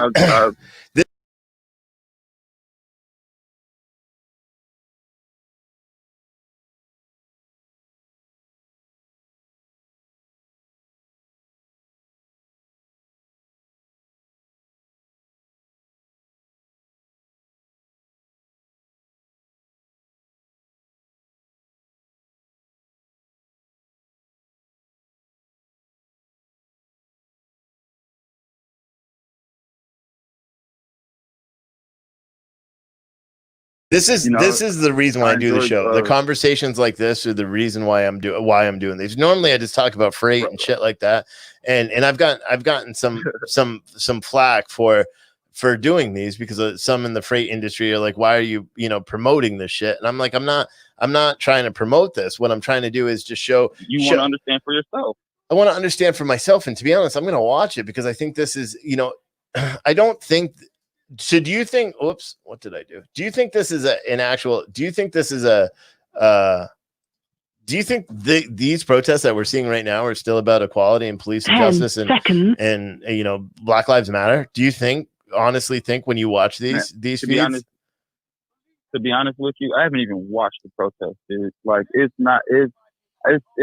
straight to something else, man. With the history of the protest, we know what that leads to, and it's never nothing good. And a lot of people that I see are protesting. It's not even interracial crowds. It's majority white people, whatever. Right. Which thank you for the support. Literally. I'm not saying stop doing what you're doing or whatever. But there's another thing. That a lot of the people that's protesting out here, they're not from where I'm from. Right. Yeah, no, they're not. Like literally. Yeah, and I think that's what the disconnect is, and I think that's what I said a little bit earlier. You said you didn't have the sound, but I think a lot of these people, I think the way the protests continue every day in the end battle, because listen, I think we have a problem. If you feel like we have a problem with racism in the country, guess what? So do I. You're an American. I'm an American. If you're unhappy, then that pisses me off. Right. And I want to do everything I can. That's who I am as a person and as a human and as an American. And everybody should feel the same way. I'm not, trying to say that the way you feel is wrong. I'm not. That's the way you feel. You know what I mean? What we need to do as a society is try to help you to get to the point where you're better. Not to say you're like not okay, but you know what I'm saying, where you don't have to worry about driving down the road and getting pulled over by a cop. Right. That's how we have to get to it. And that's the thing too. I think on a majority level, I don't think that African Americans still part of the American society. I think that's the issue as well. And I think a fraction. I think a fraction of them. I think a fraction, because I'll be honest, and maybe it's just because I'm a little bit conservative, and so I've had conservative leaning callers. But almost excluding two, I had a woman that I think she was on the cusp of it. She called me the first time she said I had racist tendencies, but then I think she kind of walked back.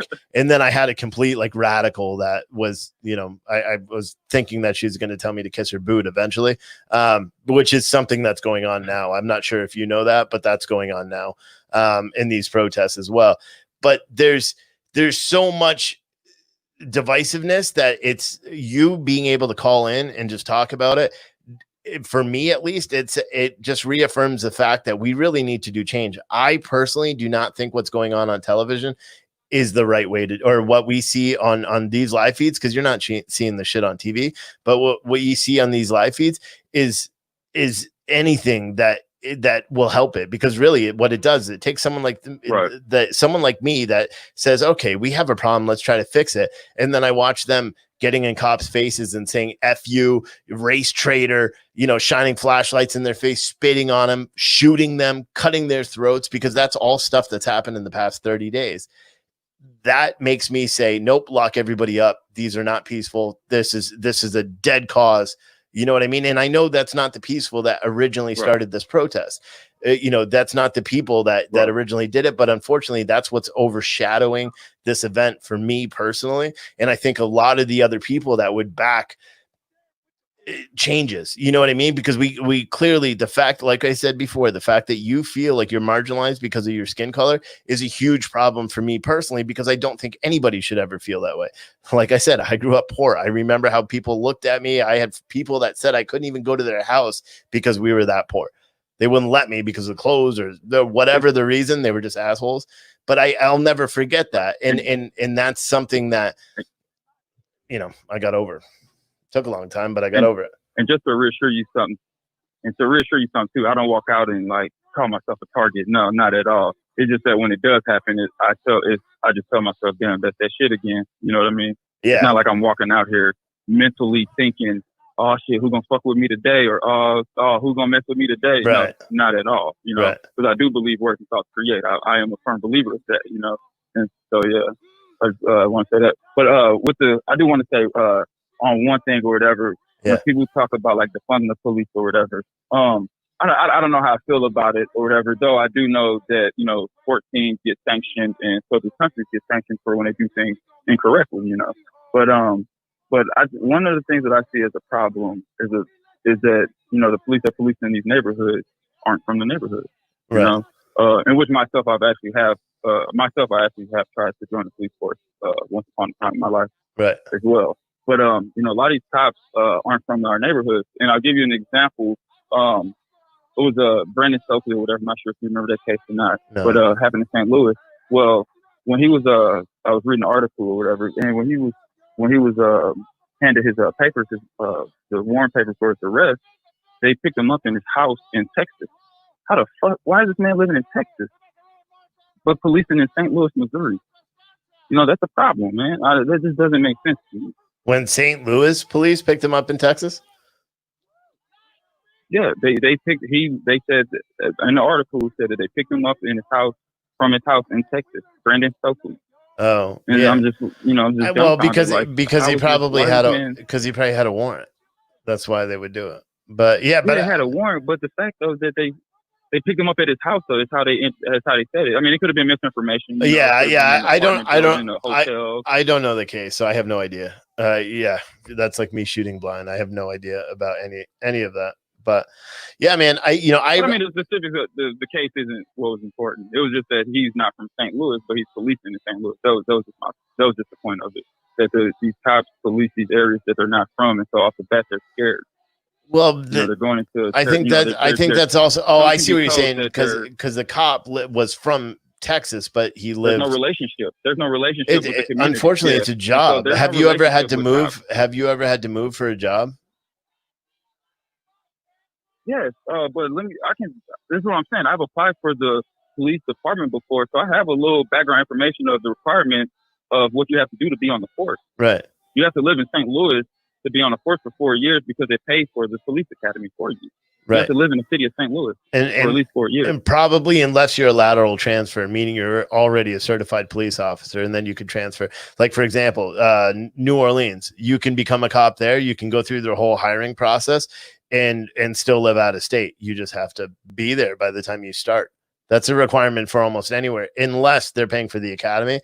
And then, you know, the incentives for some are to have you be local. I get it. I mean, community policing, or, you know, having people from the neighborhood would probably help because they have a lot of connections as well. But I think the problem is it may help de-escalate an issue because you may have grown up with someone, you know, and you may be able to get to that point where you're cool with them to be able to de-escalate a situation versus, you know, going into something blind. But the problem is with that is that goes to recruitment and retention. We already had a shortage of police officers, and now there's an even bigger one because we've had thousands of police officers quit since this started, which is why crime rates across the United States are up through the roof.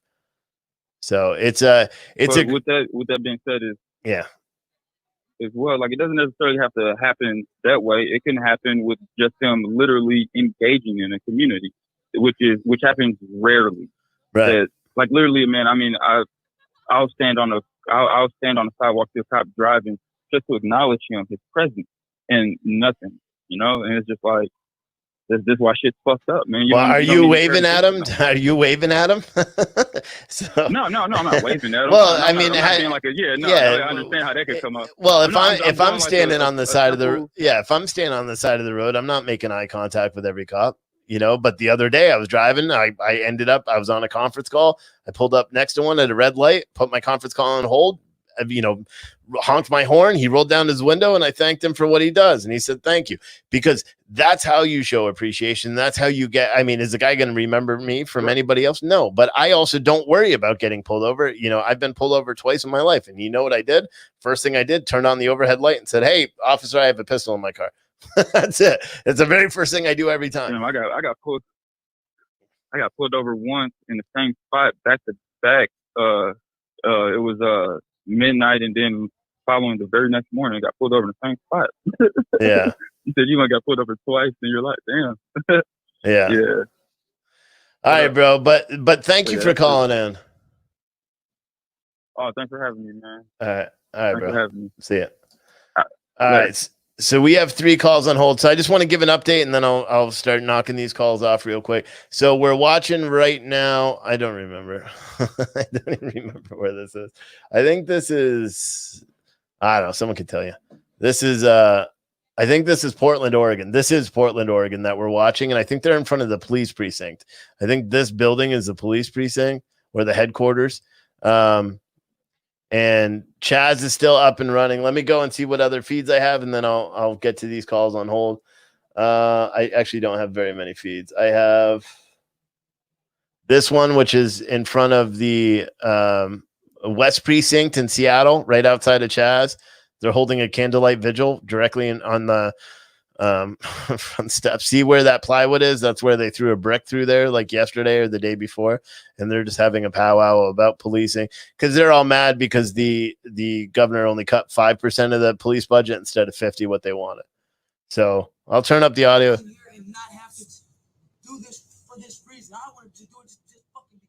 But I mean, it's peaceful. I mean, I don't know. They're lighting a fire there, but it looks peaceful, so that's cool. And then I've got this as well. They're blocking a highway. I don't remember where this is either, to be completely honest. It's been a minute. But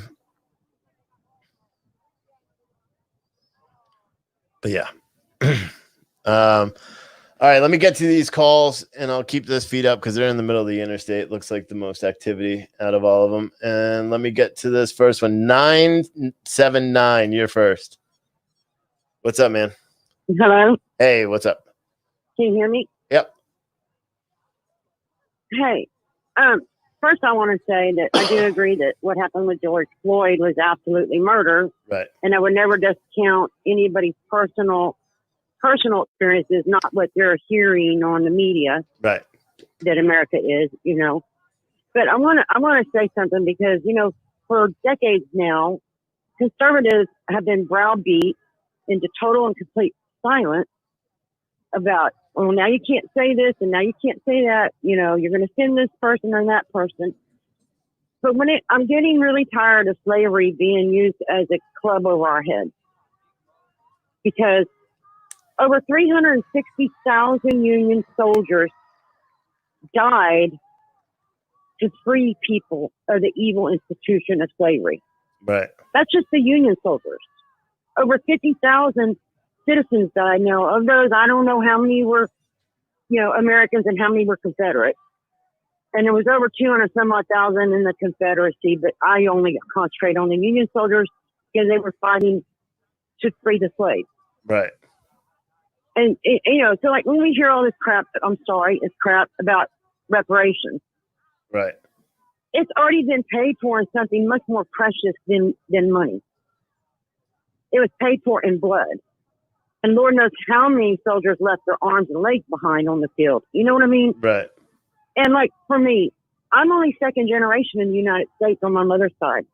My father's side, they never owned slaves, and they didn't fight on the Confederate side. They fought on the Union side.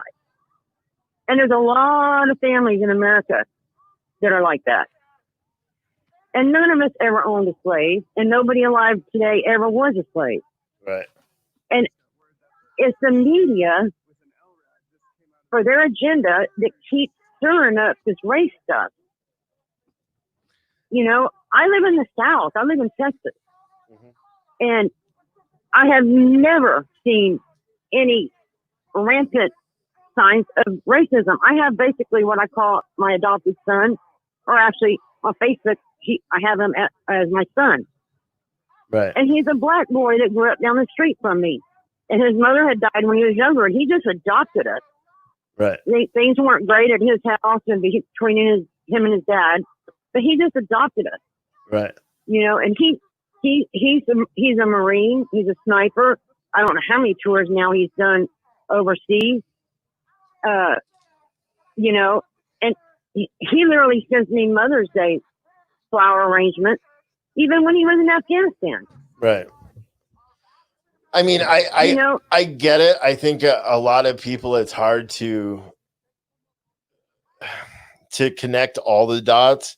I think it's just important to realize that you don't, and this is contrary to what many of the people that are actively protesting all the time. But one of the things that people have to remember is that you don't need to connect everything that, you know, all the different feelings that everybody has. Because I mean, the majority of the people that I've talked to that are Black or African American, they don't think that they're disadvantaged. We have callers like previously who kind of grew up that way, and you can't really blame him for still thinking that way because that's the way he was raised. Whereas the person, you know, he had a different experience, so he was raised differently, and he has a different. And I think that's part of the issue. I firmly believe what we're seeing in these protests, these have nothing to do with that problem. They don't. That's what I'm trying to say.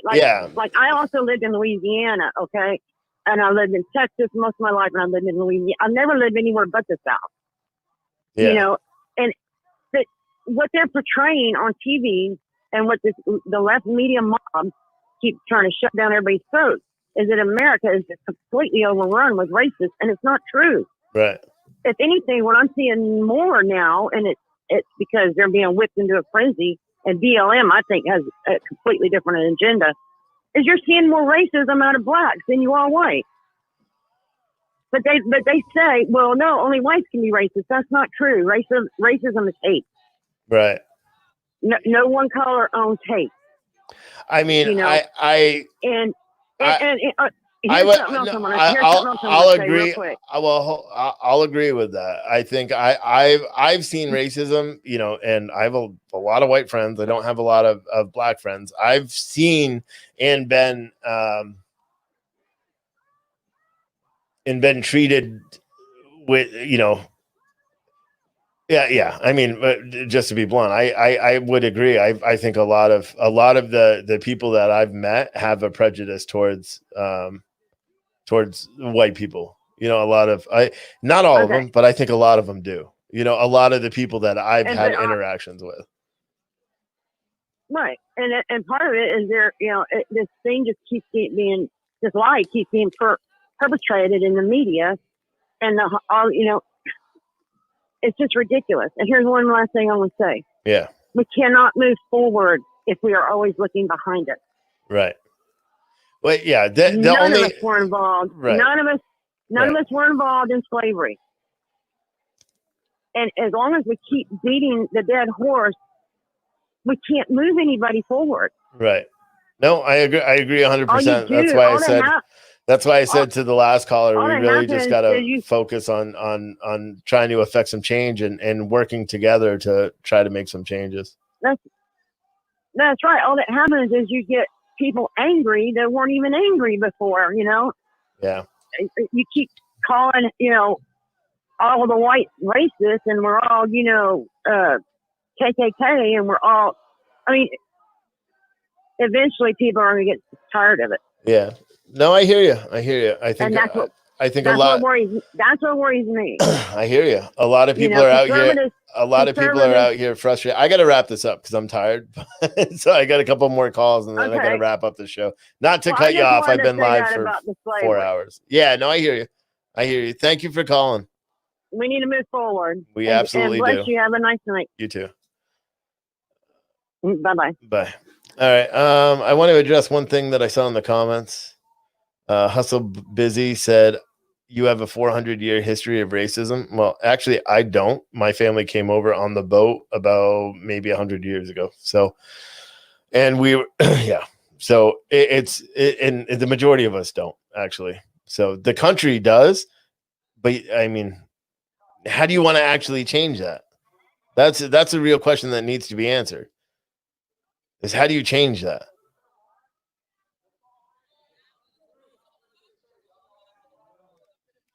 I don't know who you're talking about, Jay. See, I can't tell if you guys are talking to me or anybody. But all right, the block number, you're next, and then 954 is after that. What's up? You're live on the air. Yes, sir. I do.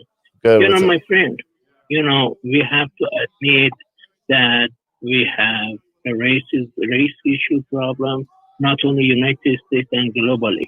That's why we have global unrest as a result of the, George Floyd and Ahmed Arbery and many. The list keep going on. I cannot even. It will be 3 hours just to remember the names of the people. But the question is, that lady who called, she said, "Oh, I'm tired of this. I'm tired of that."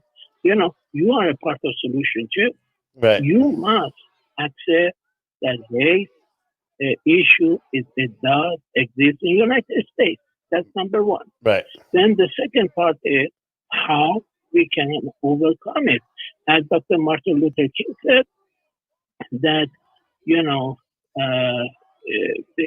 the difference between Martin Luther King and also Malcolm X was a lot different, but at the end, Malcolm X became followers of Martin Luther King Jr., Right. Dr. King. So therefore, we have to recognize his station in this United States of America first. He was brought all the civil rights changes to United States of America, and he was the one who said the best policy is, especially with the global shutdown is happening for the second time, and we have over 4 billion people will go again to lockdown around the globe. So he said before that, the best policy is to bring people out of poverty is UBI, Universal Basic Income, or guaranteed income, plus whatever they got. I mean, we are going to right now Japan. When you go to the airport, there is no human checking you in at all. Right. Robots are checking you in. Also, the hotels in Japan and many parts of Asia also, including China. I mean, robots check you in the hotel, give you the card for the key, and you are ready to go there. And robots will bring you your luggages, etc., to your room, etc. And anything you need, you just call in and you tell the robot, AI prioritize it and bring you, for example, you need extra soap, extra towels, whatever you need. So jobs are going to be lost by the 2025, 76% globally. So we right now what we see with this COVID-19, it must unite us for not only spiritually, also we did not have a United States of America. When the Civil War was ended, it was not ended. When slavery was announced, Thomas Jefferson said it's over, and after 2 years, then people in Texas they know that it's supposed to be over. Abraham Lincoln, but yeah, go ahead. It wasn't over. It wasn't over. Right. That's the problem. This thing wasn't over. This was like a fire was a little bit like you extinguished, and now with all these people are martyred in United States of America. As a result, the fire is grown back again, and now it's become a volcano. Right. So now there is no way you can stop the volcano to come out of the mountain. Go ahead, sir. I mean, I get what you're saying. Like I've said, the woman before, she was I think she's more frustrated by seeing what's going on here now, and the fact that it just seems like, my interpretation of her call was that it seems like this is a, I don't even know the right word for it. It just seems like it's something that keeps happening. You know what I mean? And unfortunately it does. And like I said to the caller before that, if people are upset, then we as Americans have a duty to try to figure out the way by lumping groups together, like all these guys that are saying all cops are bad cops and white people this or white people have to do this and that. I disagree with that. You know what I mean? Like someone here, hustle busy, said white people have to do stuff. I disagree with all that, but I got to wrap this up, dude. I got to wrap it up. I can't keep going. But thank you for calling in. 1 second, my friend. Yeah. Oh, sure. Thank you. All right.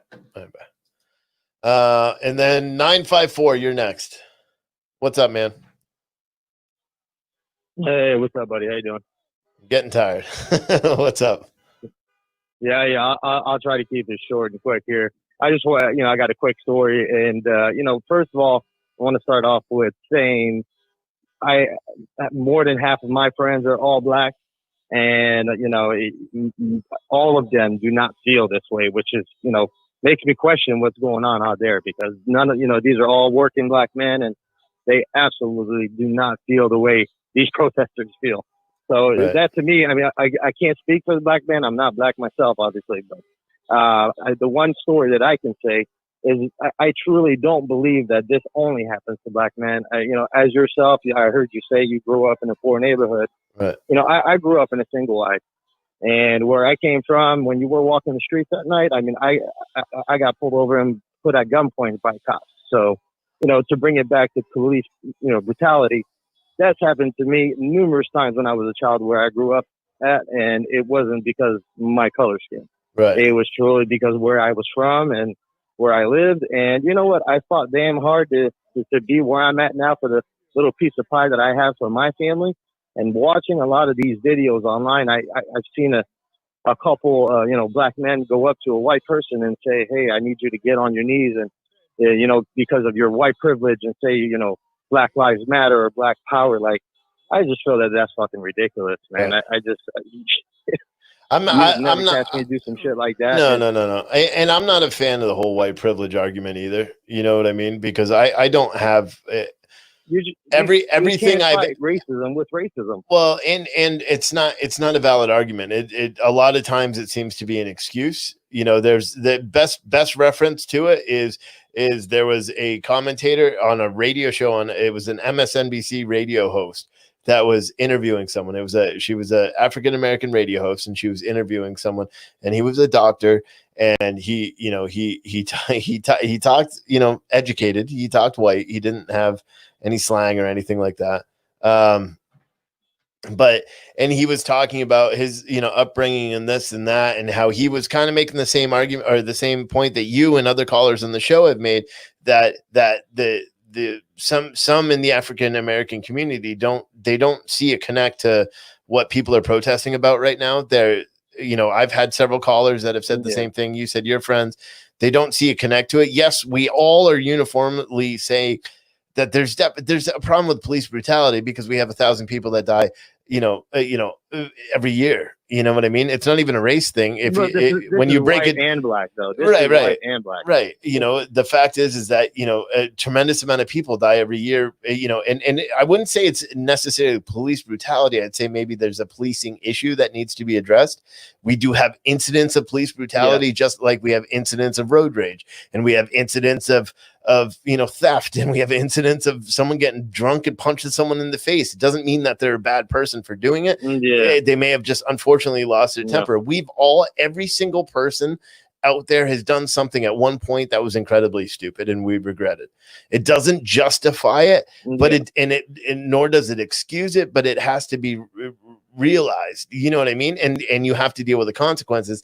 I think the problem is that a lot of times those consequences aren't dealt out, and then the reference to the fact that it often happens because just like all the stats that I mentioned before, there are the crime, the amount of black people that are arrested for crimes is much higher than white, and it could be environmental, it could be a whole bunch of things. But if you have more black people that are being incarcerated, then they are going to experience those things at a higher level. And if they experience, police brutality at a higher level, they're also going to experience police brutality where police officers get off at a higher level as well. So there would be a little bit of a disconnect between that, and that really has to be looked at as a from the ground up and say, okay, why is this happening and how can we change it? Defunding the police is not a good 100%. Argument. Defunding the police isn't a good argument because really you would have to retrain police, and unfortunately that costs more money. For better training and all that shit would be better. The best, I did a live feed last week, and there was a kid, or there was a protester that was talking to one of the Austin police officers, and the Austin police officer, the protester was like, how come they don't require police officers to have degrees? And he's like, well, actually Austin does. And he's like, yeah, but you guys probably don't have it. And he's like, and I have a master's, by the way. And then he's like, how come you guys don't have more training? And the officer was like, I would love more training. He goes, we don't have enough time, nor do we have the budget to do more training. He's like, the officer even said on the live feed, he's like, I think all officers need more training. We would all love more training and more.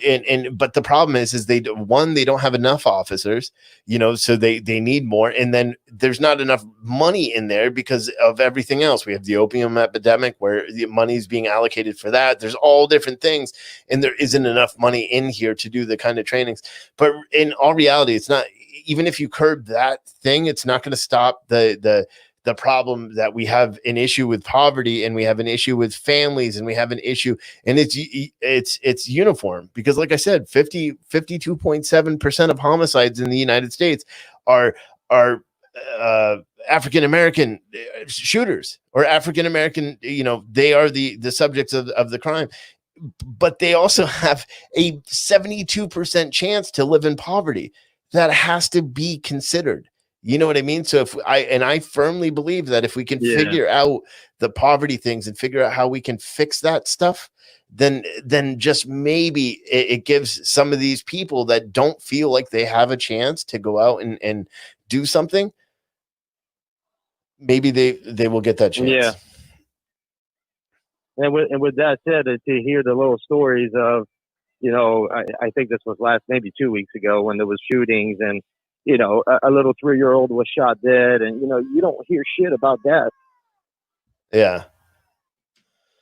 Oh, what I was going to say about I forgot, because I lost my train of thought because I'm watching this protest while they're walking around the jail here. One of the things that I was going to say about the white privilege thing is the commentator was talking to the guy was talking. She didn't know that. And he was talking about how he had every opportunity. He didn't think this. And she said, well, that's because you're white privilege. And he just starts laughing. And he's like, white privilege is a myth. Yeah. And she's like, no, you would say that because you have white privilege. And he's like, well, I'm black. And she was like, oh, well, they didn't tell me that. And so I think that really, it caught people off. I think ultimately the biggest, and then you hear a lot of the black on black crime as well, where you have the little 3-year-old that gets shot. I mean, it's like there's no protest about that whatsoever. I mean, they're not protesting that, which, I mean, that doesn't make any fucking sense. It doesn't, and I think that's a disconnect you got between little 3-year-old children that are innocent. They shouldn't even be a part of this whatsoever, getting shot, and you don't hear about it unless you dig down into some deep research about it. Yeah, I mean, there's a lot of people that aren't getting. I mean, there was the 2 teenagers that were killed in Chicago yesterday because they walked up to someone in a convenience store and asked how tall he was, and he shot and killed them both. Yeah, see, I didn't even know about that. Yeah, it just happened either yesterday, or yesterday was the first news article, but it was a local news article. Like, big news doesn't pick it up, nor do they pick up the other 44 people who were killed this weekend, according to one of our viewers. But this is what happens. Yeah, look, it's continuous. There's maybe some wrong in departments, in the police departments and things like that.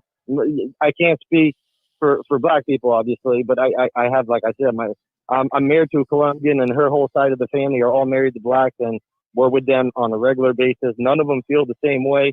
And for me, the experience that I've had, obviously, I've had similar experiences where I grew up, but I climbed out of that by, knowing what's right from wrong, and not by going out there and doing illegal shit. Right. Well, hey, thank you for calling in. I'm going to address this comment that I just put up on the screen, and then I'm going to wrap up the show in here like 15 minutes. But thank you for calling in again, bud. All right, thank you, man. See ya. All right. Let me address this comment, because DeMichael Fountain, I'm not blaming anything on black people. What I'm doing is being a realist. And this may be the first time you've ever watched my show, but the way I do things is I back everything I say by facts. So I don't say anything without having facts to back it up. So I know it offends a lot of people, but when you say facts that don't fit the narrative, but this is the truth. In 2018, according to the FBI Unified Crime Report, there were 1,186,000.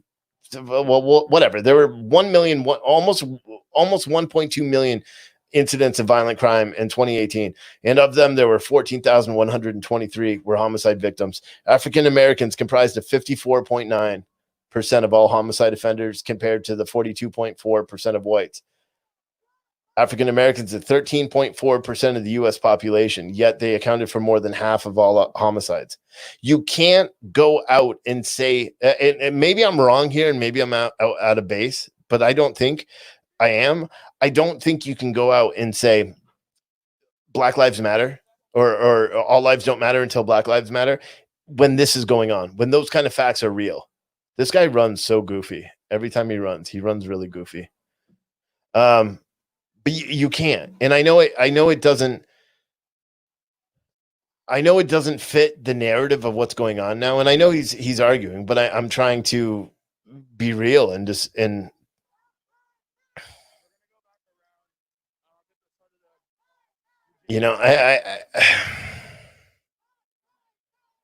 I think the fact is, I don't think people actually are enough.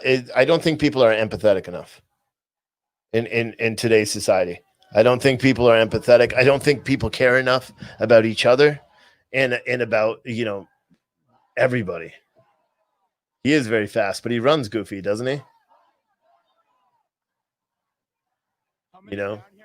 But just like everybody else, just like people are saying, everybody has to hear all these facts.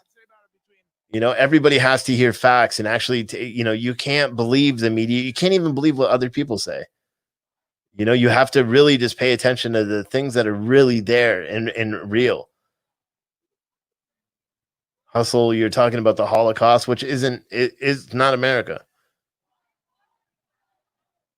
DeMichael said, "You're not real, bro. You're taking WLM side." I don't know what that white light. Shut the hell up, dude. That's just you being a dumbass. That's what it is. Because here's the fact: you just proved exactly what I've been saying this entire show and what I've said this entire week. Is because someone doesn't agree with you, and because you're not willing to listen to anybody else, that means that they're just opposition and they don't matter. And that is the problem with it. How do you expect anything to be done if you're going to be close-minded about anything? Because the fact is these are facts. These are true. 72% of 72% of people that are living in poverty in the United States cities are African American people. 62.7% of those come from single-family homes. How can we? It's just like I was saying to the caller a couple of callers ago. How do we break that barrier that people have? That barrier that's not self-imposed. It's an environmentally imposed barrier. How do we fix it?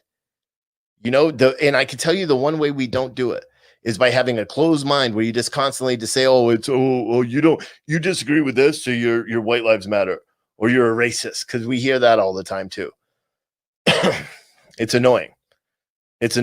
And people really need to start using their head. If you want to have a tangible conversation and really understand and try to have other people understand your perspective, you have to be open-minded and listen to everybody. And that's the point. The Michael Fountain, you say, okay, tough guy. So listen, are you just going to be, You said every black person you see is not going to shoot you. No, not every black person I'm going to see is going to shoot me. But according to facts and science, 1 out of 6 will shoot you. 1 out of 6 black people will shoot you. So think about those facts, because those are real facts. 1 out of 6 black Americans will be shot by another black American. And again, those are facts. White people are poor too, I know. But the majority of us don't live in inner cities.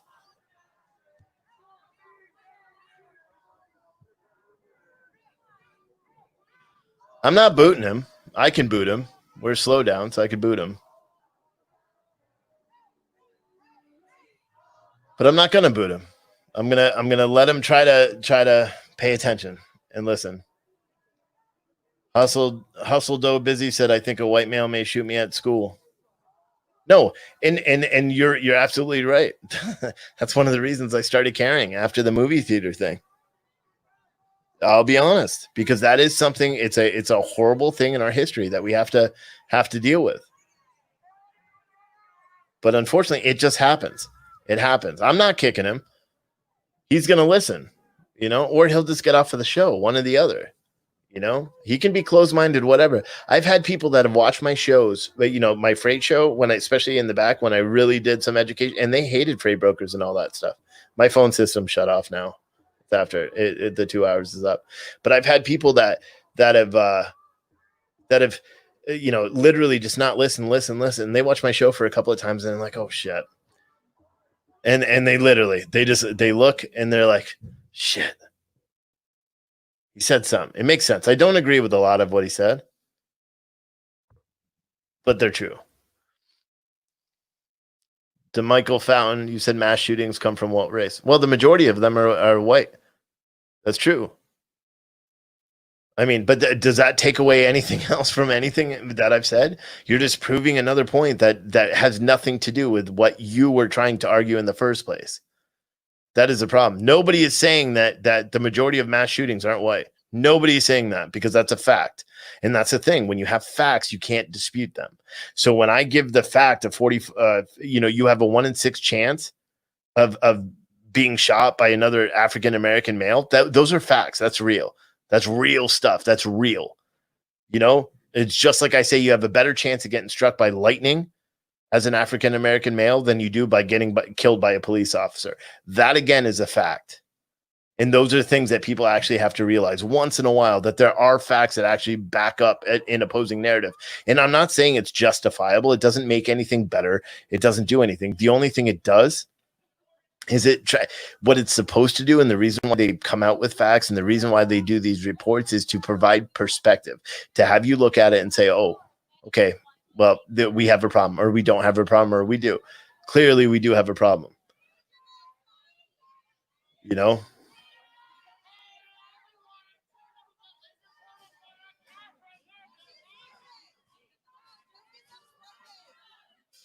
Matt Kegley said he was hoping to see DR disrespect from Twitch. I don't know what that means. I am not saying by any means that we don't have a problem with racism. If anything, I now firmly believe that we do, since I started doing these videos.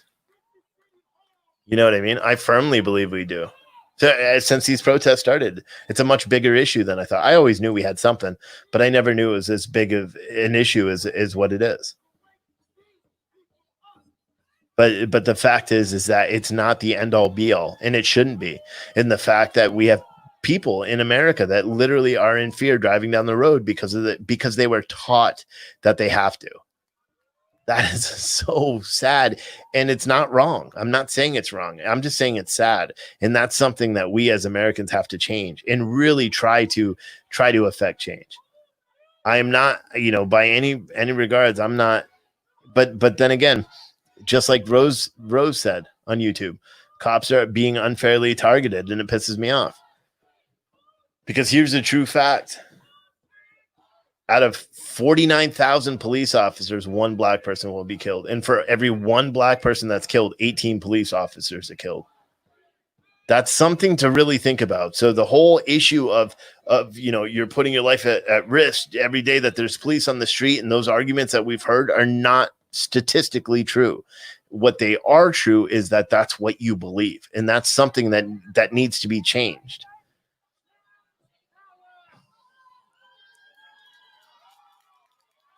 Michael said, no race can judge. We all do stuff. No, but here's the thing. I'm not judging anybody as a race. I'm judging people as a people, as Americans. I think if people stop arguing and pay attention to what's actually being said, I think people will get it. You know what I mean? I think people will get it, because I think more people are just trying to get the one up on the chat on Facebook with each other. Eris Barron, you said you have potential. I'm from the foster care system and on my way to seeing 2 comas in my bank account. I think it happened because I didn't give up, but thank for the fake words of encouragement. I don't know who you're talking to. If you're talking about me, dude, I don't know if you're talking to me, Eris, but you're not the only one that grew up in the foster care system, sir. So just be very weary of that. Oh God, dude. The closed-mindedness of people are just, it's outrageous sometimes. And not just I see some comments and I'm like, what the hell? Just some people are just really, some people are crazy. Oh, it was you, Mike. Oh, gotcha. But people really just need to relax and try to mellow out. What is this feed, Barbara Wallace? Let me check this one out. So it looks like several people have sent me messages. Oh, I have this feed. This is just a different camera angle from where I am right now, Barbara. It's the same feed. I don't know where they are, though. But one of the things, I guess the other trucker, James Best, is no more. From what I understand, his YouTube has been taken down. And that is not my doing. But that's kind of crazy.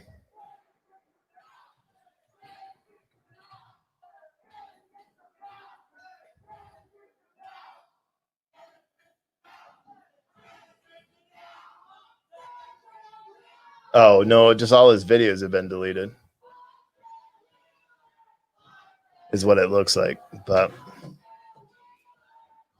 he did disappear. He's gone.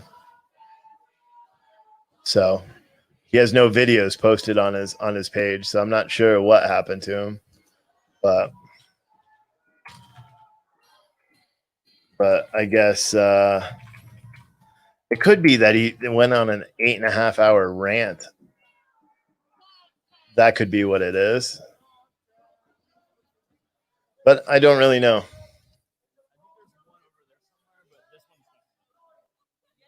I don't really know what his deal was in the first place or why he tried to write talk about me, but it didn't work, I don't think.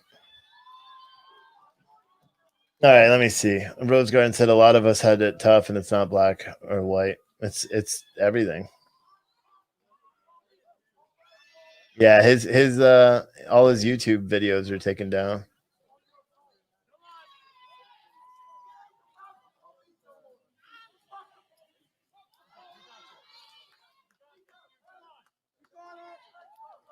DeMichael Fountain, maybe you weren't here in the beginning. I don't think there's a single American in the United States or probably anybody in the world that doesn't believe George Floyd was murdered. Just so you know. I think everybody is on the same page with that one. So, and I think that's what people are saying. I don't think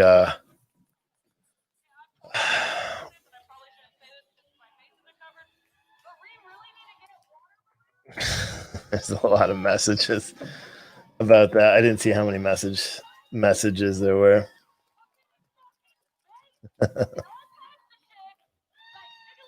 Eris said, not else to say to you, but God will calm you. Do I have a G Fuel referral code? I do not. Rose Garden, body cam. I'm not sure about what. There's enough video to show that that was a damn murder. No way you look at it. But still, they charge him with a second-degree murder. Minnesota is a very hard state to prove second-degree murder. And I don't think they charge him with any underlying or so any other crimes. They didn't go like second-degree murder and manslaughter.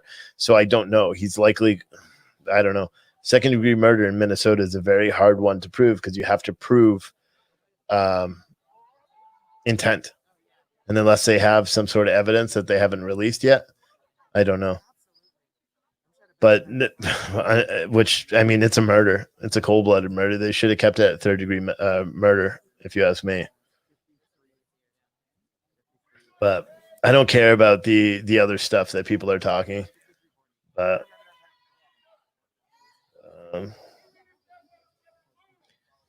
Sean Smith said it sounds like Trucker James Best got put out of service by YouTube DOT. Yeah, I don't know. I called his show and I talked to him after the show, but DeMichael Fountain said, I'm not trying to argue. I just hope the officers get life. I only hope the one officer that did it gets life, because the other officers, 2 of those were only on their 4th day. And they were asking their training officer, who was the officer who killed him. They asked their training officer, shouldn't you get off of him? Shouldn't you do this? They didn't know any better. They were 4 days onto the job.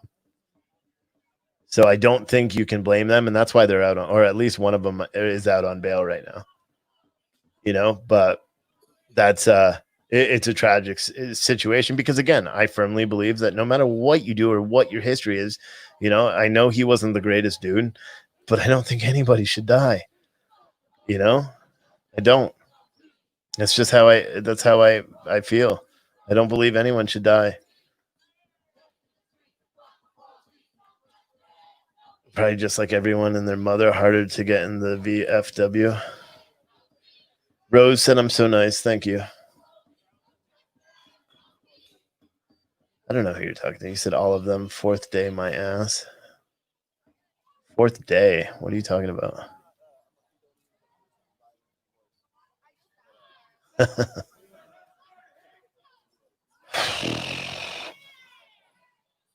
I tell you, I am a little frustrated by something like this DeMichael guy, because I don't know. I can't tell. I suppose I could see who he's replying to and shit, but I don't know. Oh, you said all of them. All of them should be charged. Well, that's because you're dumb. And I'll say that straight up. That's because you're dumb. And I don't know you worth a box of rocks, but just some of the comments that you're saying in here, and then the fact that you're not, they were on their job for the 4th day. So you can't say that. So here's a question for you, DeMichael. So all the people that filmed it, because you're saying that they should all be charged because they were there and didn't do anything to stop it. So I'm assuming that you have the same mindset as I do, because originally what I said is that they should all be charged with murder or at least manslaughter or something. And then the people that filmed it and then sold the film or posted it online to try to get notoriety, and the people that gave press conferences and news and did all that, all those people should be charged with murder as well. Would you agree with that? Let's see if you answer that one. Because that's the truth. If you think that a police officer that's on his 4th day, because that's facts. One was on his, I think both of them were on their 4th day. Because I said, if you're going to charge all 4 of them, you might as well charge the people that filmed it. There were 4 people that filmed it. All 4 of those people could have stepped in and stopped it. And while you're at it, guess what? Go and charge the paramedics who came out. Charge the doctor. Charge everybody.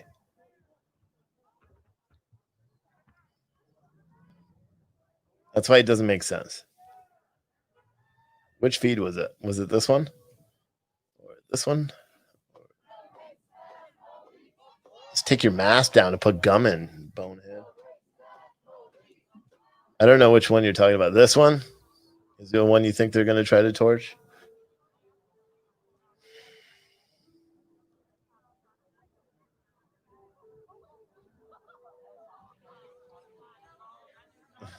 Hustled though. What are you doing? You just trolling, bro? Just trolling like crazy?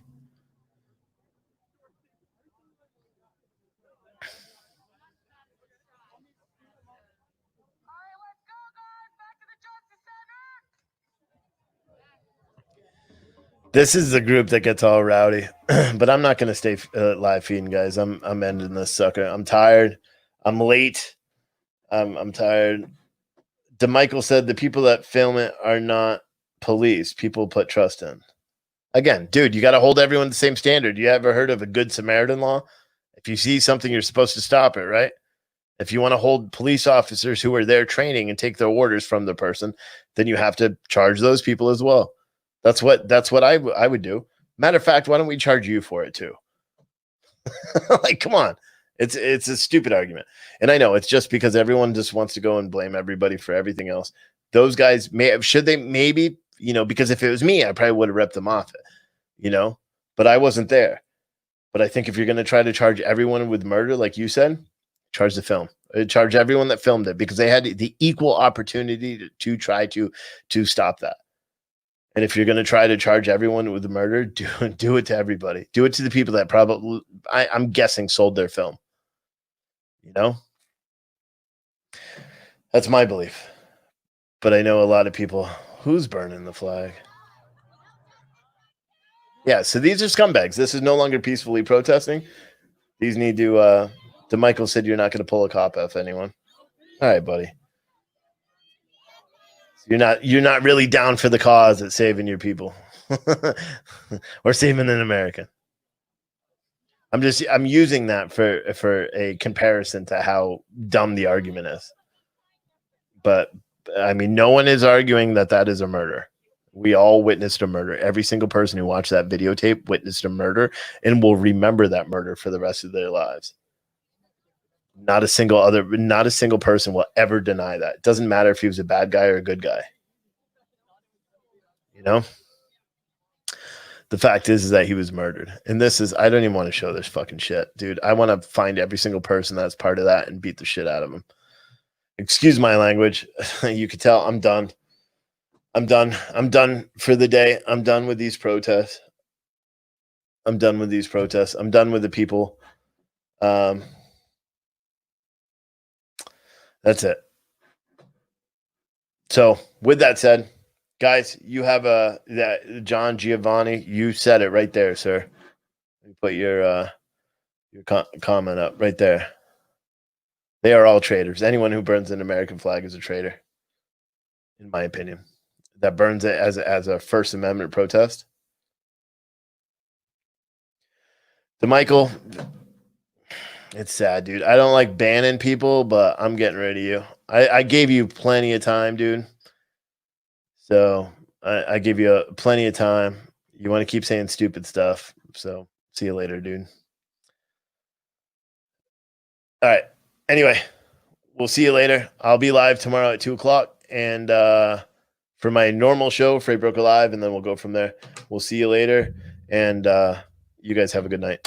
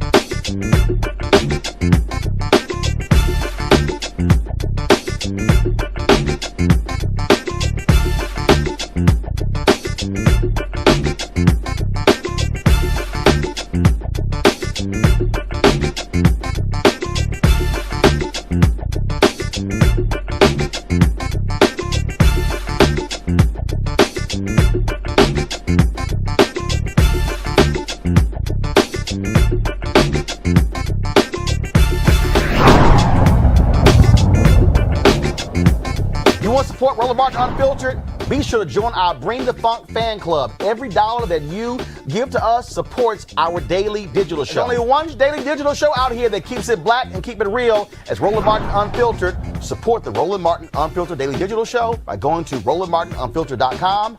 You can make this possible. And over the weekend, a 3-minute video of activist in Gary Chambers out of Baton Rouge, Louisiana went viral. Millions of people saw him snap it on Connie. Watch this. So I had intended to get up here and talk about how racist Robert E. Lee was, but I'm going to talk about you, Connie. Sitting over there shopping while we talking about Robert E. Lee.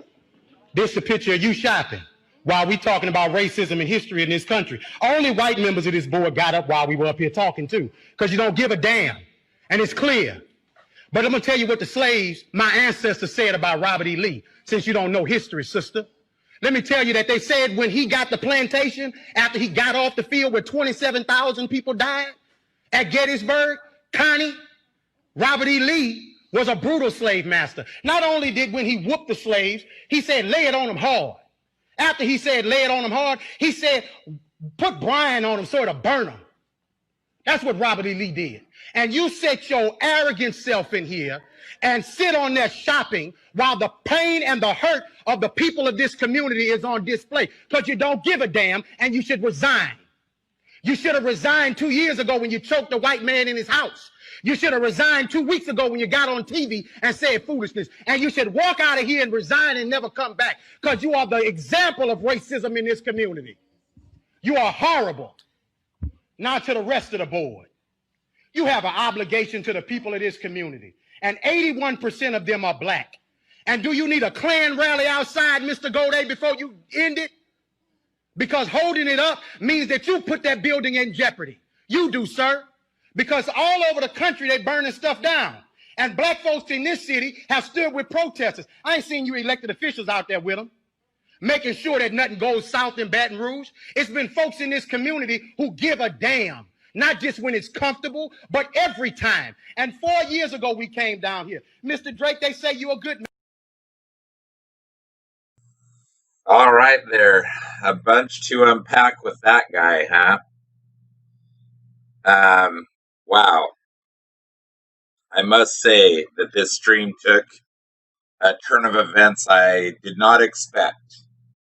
And I'm quite honestly glad that it happened. This may be an issue with YouTube. He is threatening to do a copyright strike. And so I will fight that due to the nature of what this stream is about and why I was streaming his live stream. Yeah, I'm just in shock, man. This is cool. So we have a, well-connected establishment, government, services, fireman, PD type community here. They're conservative. He has a viewership. Pretty raw deal right here. This is like it's a gold mine, literally. I don't know how much anybody listened to that whole thing, and if they're listening to me right now. But if you listen to the whole thing, you're probably going, wow, just as much as I am. This demonstrates, without a doubt, there is absolutely no doubt, it is scientifically proven that these people have some sort of issue with their cognitive reasoning. And let me explain why.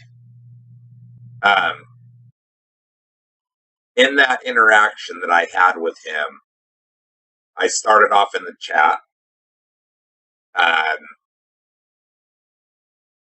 Pretty much posting the things I normally post, things that I've learned that they kind of, this MAGA mind kind of accepts a little bit of it.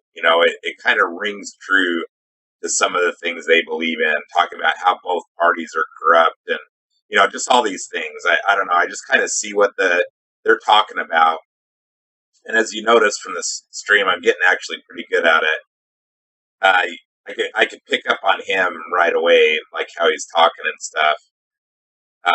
Especially as he started talking and responding to me, that I was really just figuring out how to push his buttons. Like he was very interested in what I was having to say because it rang enough truth for him. He even actually said he agreed with some of this stuff. Okay? Some of the stuff that I was talking about, he was actually agreeing with some of it. And some of his chat was agreeing with stuff. Some of them are going berserk on me, saying I'm a troll, saying I'm this or that. All the names that are called. It's so funny because they talk about, how the left is so disrespectful, and that's all they do, right? That's the MAGA mind, right? Is they do all this stuff, but they project it onto you, right? And so that's what everything I'm about to explain is this projection, right? So I'm in there and I'm just hitting point after point of some of these facts. I'm just trying to break the ice. He's getting very interested in what I'm having to say, and he's engaging with me. Like he ignored the rest of the chat. He was focusing right on me, and I just offered him up because he's focusing on me. I said, "Hey, this is a great opportunity. This looks live PD. I didn't know too much about it. I'm like, okay, this is a live police department stream, and we're gonna let's get some common ground here. Let's plant some seeds and open some minds, and let's try and come together and unite here and bridge this gap that's going on." Especially since he has such a large following, that would be really good to do, right? That would be a really good action as a Black Lives Matter ally to explain to these people who obviously have zero idea what it's like to grow up as a black person in this economy. I mean, they cite all the examples of all the people they know with their privilege, right? All the successful black people that either had money before or crawled their way out of the hood, of the defunded areas, the defunded communities. And it happens. There's plenty of really great black people who have done this. It's not a majority that does it. That's the problem. And there's a lot of reasons for that. One, the system doesn't let enough black people elevate themselves out of that. A lot of it's affirmative action, right? Once affirmative action's full, they're kind of cut off. So they just don't have the same opportunities. It's a lot harder. And human nature is, when it's really hard, there's some people that will push through and there's other people that won't. So I'm doing something really hard right now, for example. I'm actually missing a lot of the protest stuff that I love to participate in and see, and subjecting myself to this abuse and this ignorance that just really bothers me. But I want to solve a problem, and what I'm finding is I'm finding some definitions to what's going on here, and hopefully somebody can, take this information and expand on it more, and we can really just figure this thing out and figure out how to fix it, because it is bad, man. It is so bad. So he goes from agreeing to me not to me, but with me on some things, and I just pop out and I'm like, okay, let's have a conversation. It's hard to type in chat, right? You can't really say a lot of things in chat. I'm like, tune in on my stream, listen to my audio, I'll tune in on yours, and there'll be a little bit of a delay between our talking, making our points, but we could have a debate and, see what we have in common, have a discussion. I thought he was focusing on me. He would see that. He'd be like, right on, let's do it. He even has a call-in show. He could have even said, hey, I already do this anyway. I have a call-in show. Here's my number. And, he already is set up for this, right? He even said later on that he enjoys doing this, right? Okay? These are key pieces of information here. So, And this is how you know the symptoms of the Trump MAGA mind, right? Is somebody that has this dis-ease, a disease of the mind, the domination mind, the alpha mind, right? The alpha deer that goes off and tries to lead the herd everywhere, and they're actually the dumbasses a lot. They get eaten. So anyway, aside from all that, this guy thinks he's right? So instead of having that discussion, somebody else, he ignores it. He was suddenly focusing on me, and he ignored it. I don't think he didn't see it. I think he did see it. And what happened is some of his little fans or mods or whoever went and looked at my stream. I didn't even post a link. They just searched and they found me. They saw the stream live. They're like, holy crap, you're streaming this show. And he saw that, latched right onto that right away, saw that I was doing that, and then said, hey, man, you can't restream this show. I'm going to do a copyright strike against you. Well, I'm telling him, hey, dude, I'm fair use. You guys are I'm just summing up what was said. This isn't exact. It's just basics. Because I can't remember exactly what I said, but the basics of it is like, you guys are the news, man. Like, I'm here and you guys are the content.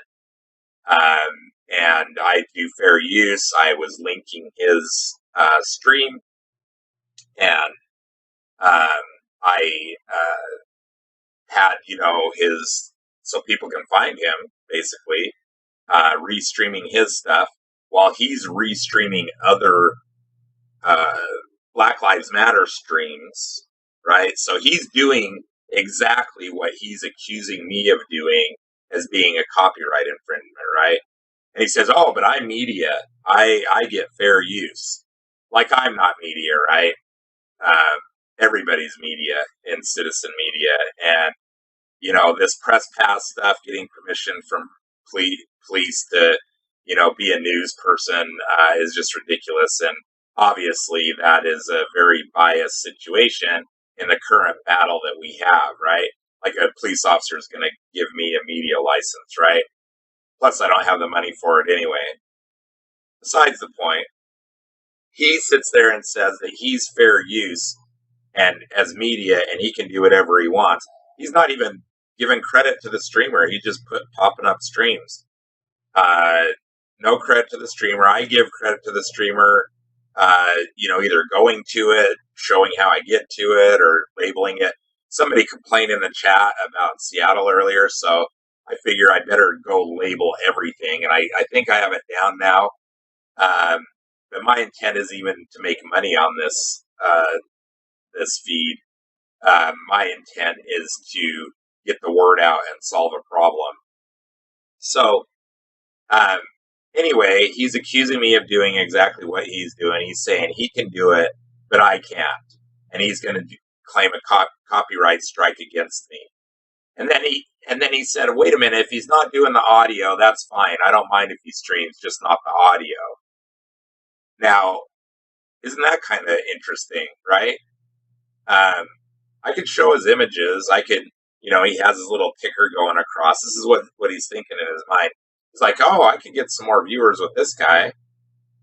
Some other people are going to watch his videos. They might buy my merchandise, right? So he can show the video, but he,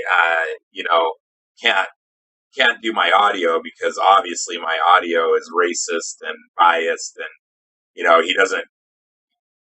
I think these people kind of know that something's wrong with them when they have these thoughts, and so this is kind of what I think is a reaction to that.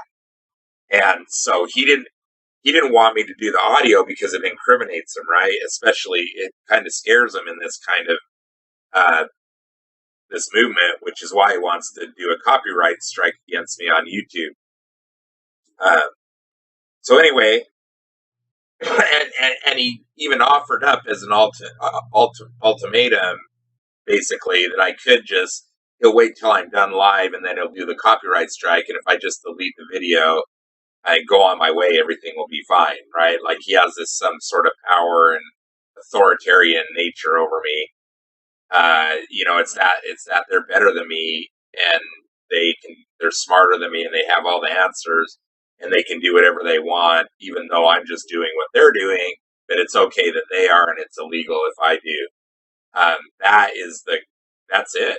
Like, in a nutshell, it's that same framework almost applied to every single thing.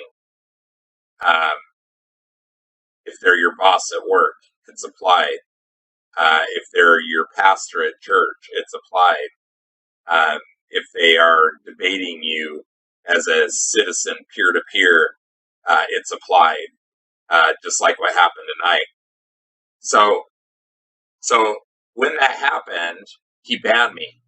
They're like, should we ban him? Should we ban him? And he's all, yeah, go ahead and ban him. I don't even know. Like, I didn't see anybody posting with wrenches. So I don't think he even had any other mods. It's just him. And he banned me himself, is my guess. But after he banned me, he said that he came into the channel and he said that, basically he's going to, copyright strike this. And good old discarded vet there, he said, he put up a fight and said exactly what I was saying, is we'll just sue him back. Let's go to court. Let's do it. Let's rock. And we're also going to countersue for libel, for endangerment, all this stuff, for calling us domestic terrorists, because that threatens all of us, right? And doxing people and not even really doing his fair use properly. He's not crediting who the streamer is. So anyway, you can see how that progressed. He kind of was agreeing with what I said, and he says he has to have this unity, and then whammo, just one thing happens that he did not like. And what he didn't like is that he's not getting his word out there more to social media, to a new place. That wasn't what it was about. It was about that I was getting that word out. Okay, so he had already sized me up from the chat, and he thinks he's better than me and smarter than me, and he just wants to punish me, just like he punished the caller for joking around with him a little bit, which is I think it was kind of a funny act of activism. I think there's an activist that called in, might have been watching my stream, might have just been hanging in his stream or know about his stream, and said some stuff that was kind of funny, and he didn't like it. But he even said right out that he's punishing this guy. And so then, I'm like, okay, this is all messed up. Whatever, we'll fight him if he copyright claims it, whatever. And then things got really interesting with his call-in. The call-in hadn't happened yet. I had no idea. I thought he was just re-streaming streamers, And what's really great about the call-in show is these people actually talk about what they think about black people, okay? And almost every example that I heard there, with the exception of I think it was two callers, I think it was only two people that actually were minorities that had issues and understood the protest. The one black guy that was a police officer at one point, he hasn't even seen the protest. He's probably busy working or whatever. He seems like, he has a job and he has elevated himself out of a bad situation. And so, he hasn't even watched the protests, but he still agrees with them because he knows the fight. And he even said to this guy, right? He even said, and this is where the evidence comes in. He was actually, this PD guy was even actually asking him specific questions about his experience. And once again, I was thinking, man, we're breaking through this guy. Like he's going to get it. It's going to make sense to him. He's starting to sound reasonable, right? And he's really starting to sound reasonable. And I think they're just faking it. it's so weird. Like they're just trying to get information. They're faking it because maybe they're a little curious themselves. I don't know what it is, or they feel some sort of disconnect in there, and they're just trying to answer some of these questions in their mind. And so he's asking them, what kind of neighborhood did you grow up in? Did you have any run-ins with cops? Were they bad? What were you doing? Those kinds of questions, like very probing questions, where I was actually thinking, man, this guy's gonna tell him his life experience, and he's gonna go, oh, whoa, okay, I get it, but he doesn't get it. Like he told him his experience and his reasoning and stuff like that, and he just jumped on with his own opinion again, like 10-minute rants on like that happened 100 years ago, and just all these very different rants about every answer. Right? He asked him a question, and he gave an answer, and then big rant, like really small time of space for the black guy, really big space for his counter to whatever he said. And his very last counter, when the black guy was like realizing that he's just not understanding what, because he seemed reasonable. It seemed like he wanted to understand. So I can understand how he was confused. But he started realizing that he wasn't understanding. So he's like, no, dude, I've like seen this stuff in my experience, my life experience in reading books. I've read a lot of stuff. I've read a lot of history, and I've seen and experienced this stuff in my life. And just boom, right? That very last interaction with this guy was, no, none of that's real. Okay, so he totally discounted this guy's experience. Instead of taking his experience and accepting it and going, wow, man, that's really messed up. I'm sorry to hear that. What is it? What sort of, because he didn't even know the details, right? Which, if he's so inquisitive about what's going on, like what the cops are doing, I really thought in my mind that he was really wondering what the cops were doing to him that wasn't warranted. He wanted to get that information for his own, question in his mind about, is this really happening? That's kind of what I thought was going on. But that wasn't it at all. Like, he's like telling him, this is my experience, and he just dismissed it. Boom. Dismiss. Just like he dismissed me. Right? So, and he doesn't know what color I am, so that wasn't a factor. It's not just the racism, right? So he definitely has a bunch of racism type thoughts and ideas in his mind, and he certainly doesn't empathize like he says he does, and he certainly doesn't have an open mind like he says he does. And he just dismisses any counter knowledge that isn't in his mind. Like he would go long-winded with people that agreed with him, and then the couple, there was two that definitely were minorities and saying, hey, racism's real, this is a problem. He just couldn't accept that. Although, very interestingly enough, he actually said it out loud that he does actually believe, especially after these protests, this is almost exactly what he said, especially after these protests, how big of a problem racism is in this country. And he knew there was a problem, but he really didn't realize it was this big. I mean, that's pretty dang close to what he said. And so I thought again, and this is after this conversation with this guy, right? I'm thinking, well, maybe he's taking some knowledge. Maybe he's believing that guy a little bit now, and maybe he's kind of wishing he held him on the phone and asked more about actually what he's seen, what he's experienced. And I'm just kind of thinking that, but no, right back to, I mean, it's just like, it's like a bipolar thing, right? Like they understand, then they don't, then they understand, then they don't, then they understand. And it's just so similar to what we see in Trump, right? Like that's the same kind of thing Trump does, where for a minute he kind of maybe makes sense in what he's saying. I'm not saying that. Do not get me wrong here at all. I am not excusing anything that Donald Trump does. I'm not saying that really anything he does is good. I'm just saying for a minute there he gets a little bit better, and then it's like straight into the toilet, right? From the toilet, up to the rim, down to the toilet, up to the rim. I mean, that's the kind of level he's in, right? Just back and forth in there. Like from really super, super shitty to, oh, that was really shitty, but I mean, that's Trump, right? And it doesn't enrage you. I mean, it makes you mad, but some of the stuff he does, like, really enrages you. So he's like in a pendulum in this lower depth of this Trump MAGA mind, right? And he's older too. It's probably part of the brain deterioration that goes on with age. So it's just wild, man.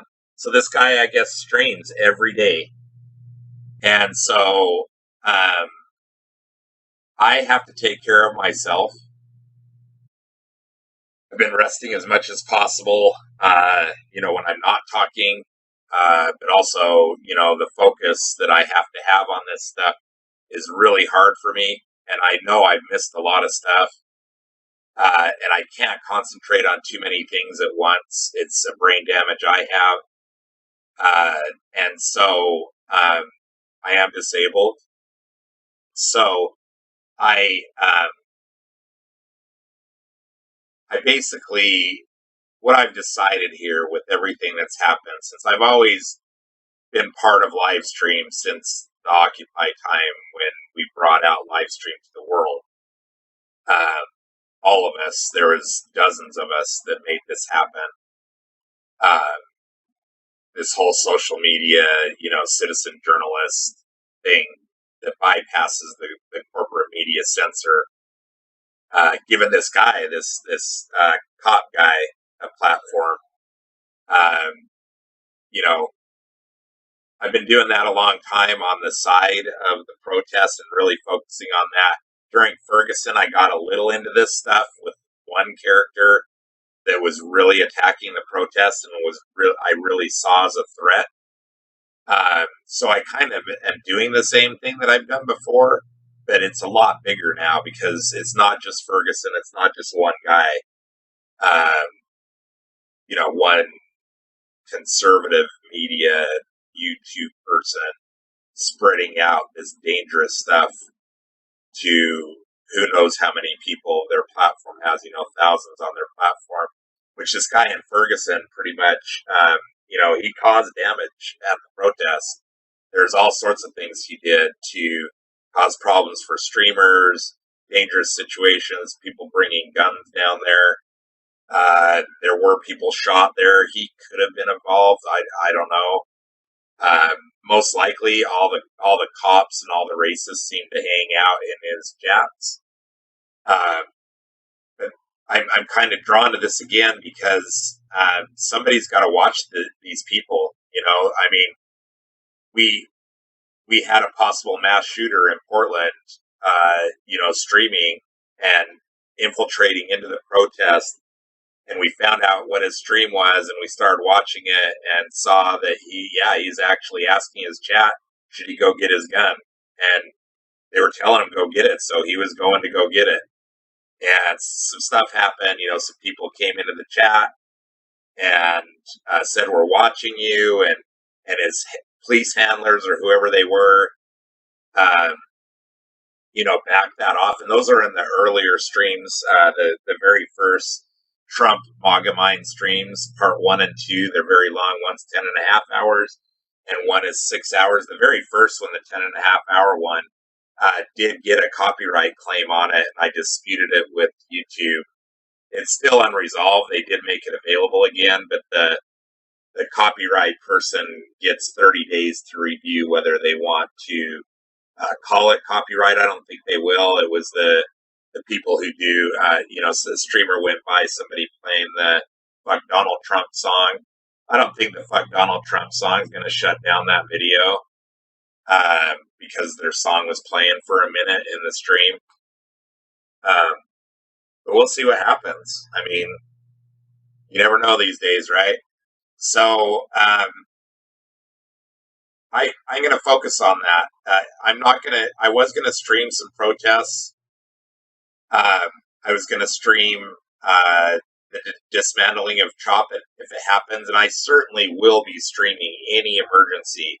If there is any major police action against protesters, that is also what this channel is about, what my goal is, what I do, what I've always done all this time for 10 years is supporting the streamers. I help the streamers, I talk to the streamers, I let them know when their video's good, their audio's good. Sometimes there's technical issues, I let them know. I help them. I've talked to streamers, I give them advice, I work with them, and I help protect them. And this is one of the things that is my interest, is to help protect the streamers and protect the community, especially the Black Lives Matter community, because what we're seeing now, and especially now, and why this stream is very laser focused on this stuff. There's plenty of other streams out there doing the protests, and I wish I could spend more time watching that stuff and participating in that stuff, because that's what I really truly love, is all the strong voices and learning new things. I learn new things all the time. I'm open to learning new things. I have a kind of mind that doesn't always think I'm right. I know how little I know, and I know how much more there is for me to learn. So I have more ears than I have a mouth. As you notice from this stream, this asshat was talking for 4 hours, and my total time is going to be about 40 minutes of this thing.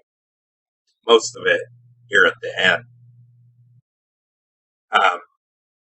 This stream is laser focused now on protecting the streamers and protecting the community from these attacks that we're seeing from these people that are now running cars into our protests, including police officers that are now shooting at the protests, including killing a protester in Louisville, that are physically assaulting the protesters, like the possible mass shooter guy that was in those 2 long streams. That we detailed all that out. His very first day out there, he physically assaults some protesters and pulls a knife on them. It wasn't in the stream itself, but he dropped the stream, came back later, and said everything that happened. He admitted what he did on his stream. And all these things are important to know, because now everybody in Portland knows what this guy looks like, and they know to watch out for him. And, literally, if anything happens to anybody, shooting or knife-wise, it could be this guy. I mean, that should be the number one suspect. So anyway, I've gone long. Some of this, too, in the end of this video is for YouTube. I'm going to tell them to listen to the last, 20 minutes where I'm talking on this video. If they, have any doubt about what that copyright strike is all about and what we are about, it's a public safety stream. And that's pretty much it. If you have any contributions to the stream, please feel free to participate in the chat, to post information and get saved with the streams. I am going to fight YouTube on anything they've blocked. They've already blocked 4 out of 5 of my first 5 live streams. I disputed the one, that 10.5-hour mass shooter stream that the public needs to see and have access to.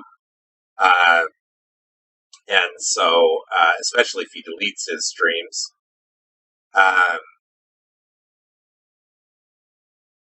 If you don't want to participate in the chat and you want to participate on Twitter, please tweet anything about Trump MAGAmind to the hashtag Trump MAGAmind.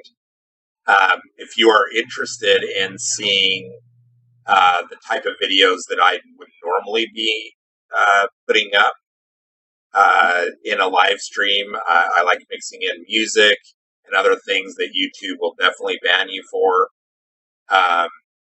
And I have no problem tweeting out the links of those source streams so they get the credit, which I have been doing in PDX Mix. And these pretty much, I'm going to keep this information up on the streams so people can see what it's about, what our mission is, what the hashtags are, and you can participate in those ways too. Sorry, hold on.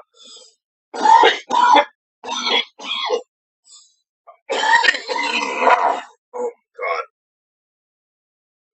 That was too much talking. Ooh. I outdid myself, but I'm very emotional right now. Holy shit. Give me just a sec here, I'm sorry. Actually, I need more than a second, so let me cut off the mic here. We'll listen to some of this while I recover. I have a few more things to say.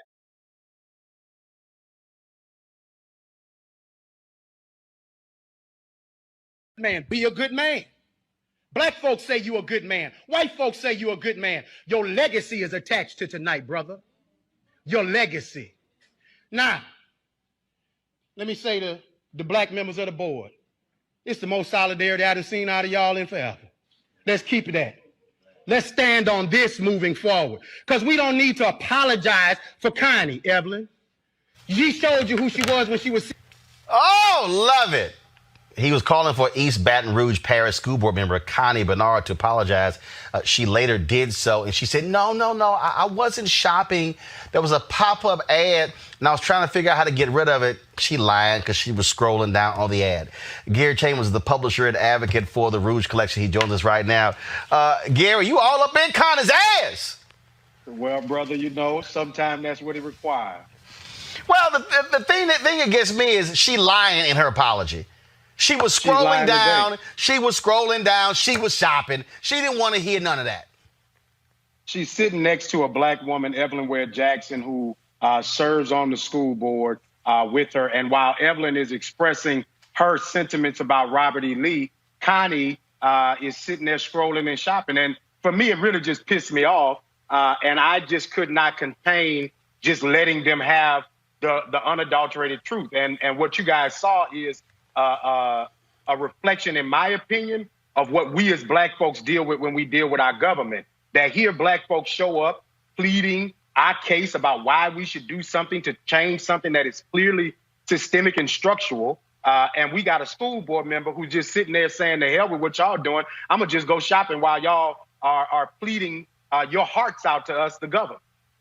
You also made a point. You said that 81% area. How many white board members are on this school board, and how did that happen? So let's talk about that in a real way. So Baton Rouge first of all, we had the longest standing desegregation case in the country. That's number one. And the school district encountered white flight like never before in the 50s, 60s, 70s, whenever desegregation began to happen.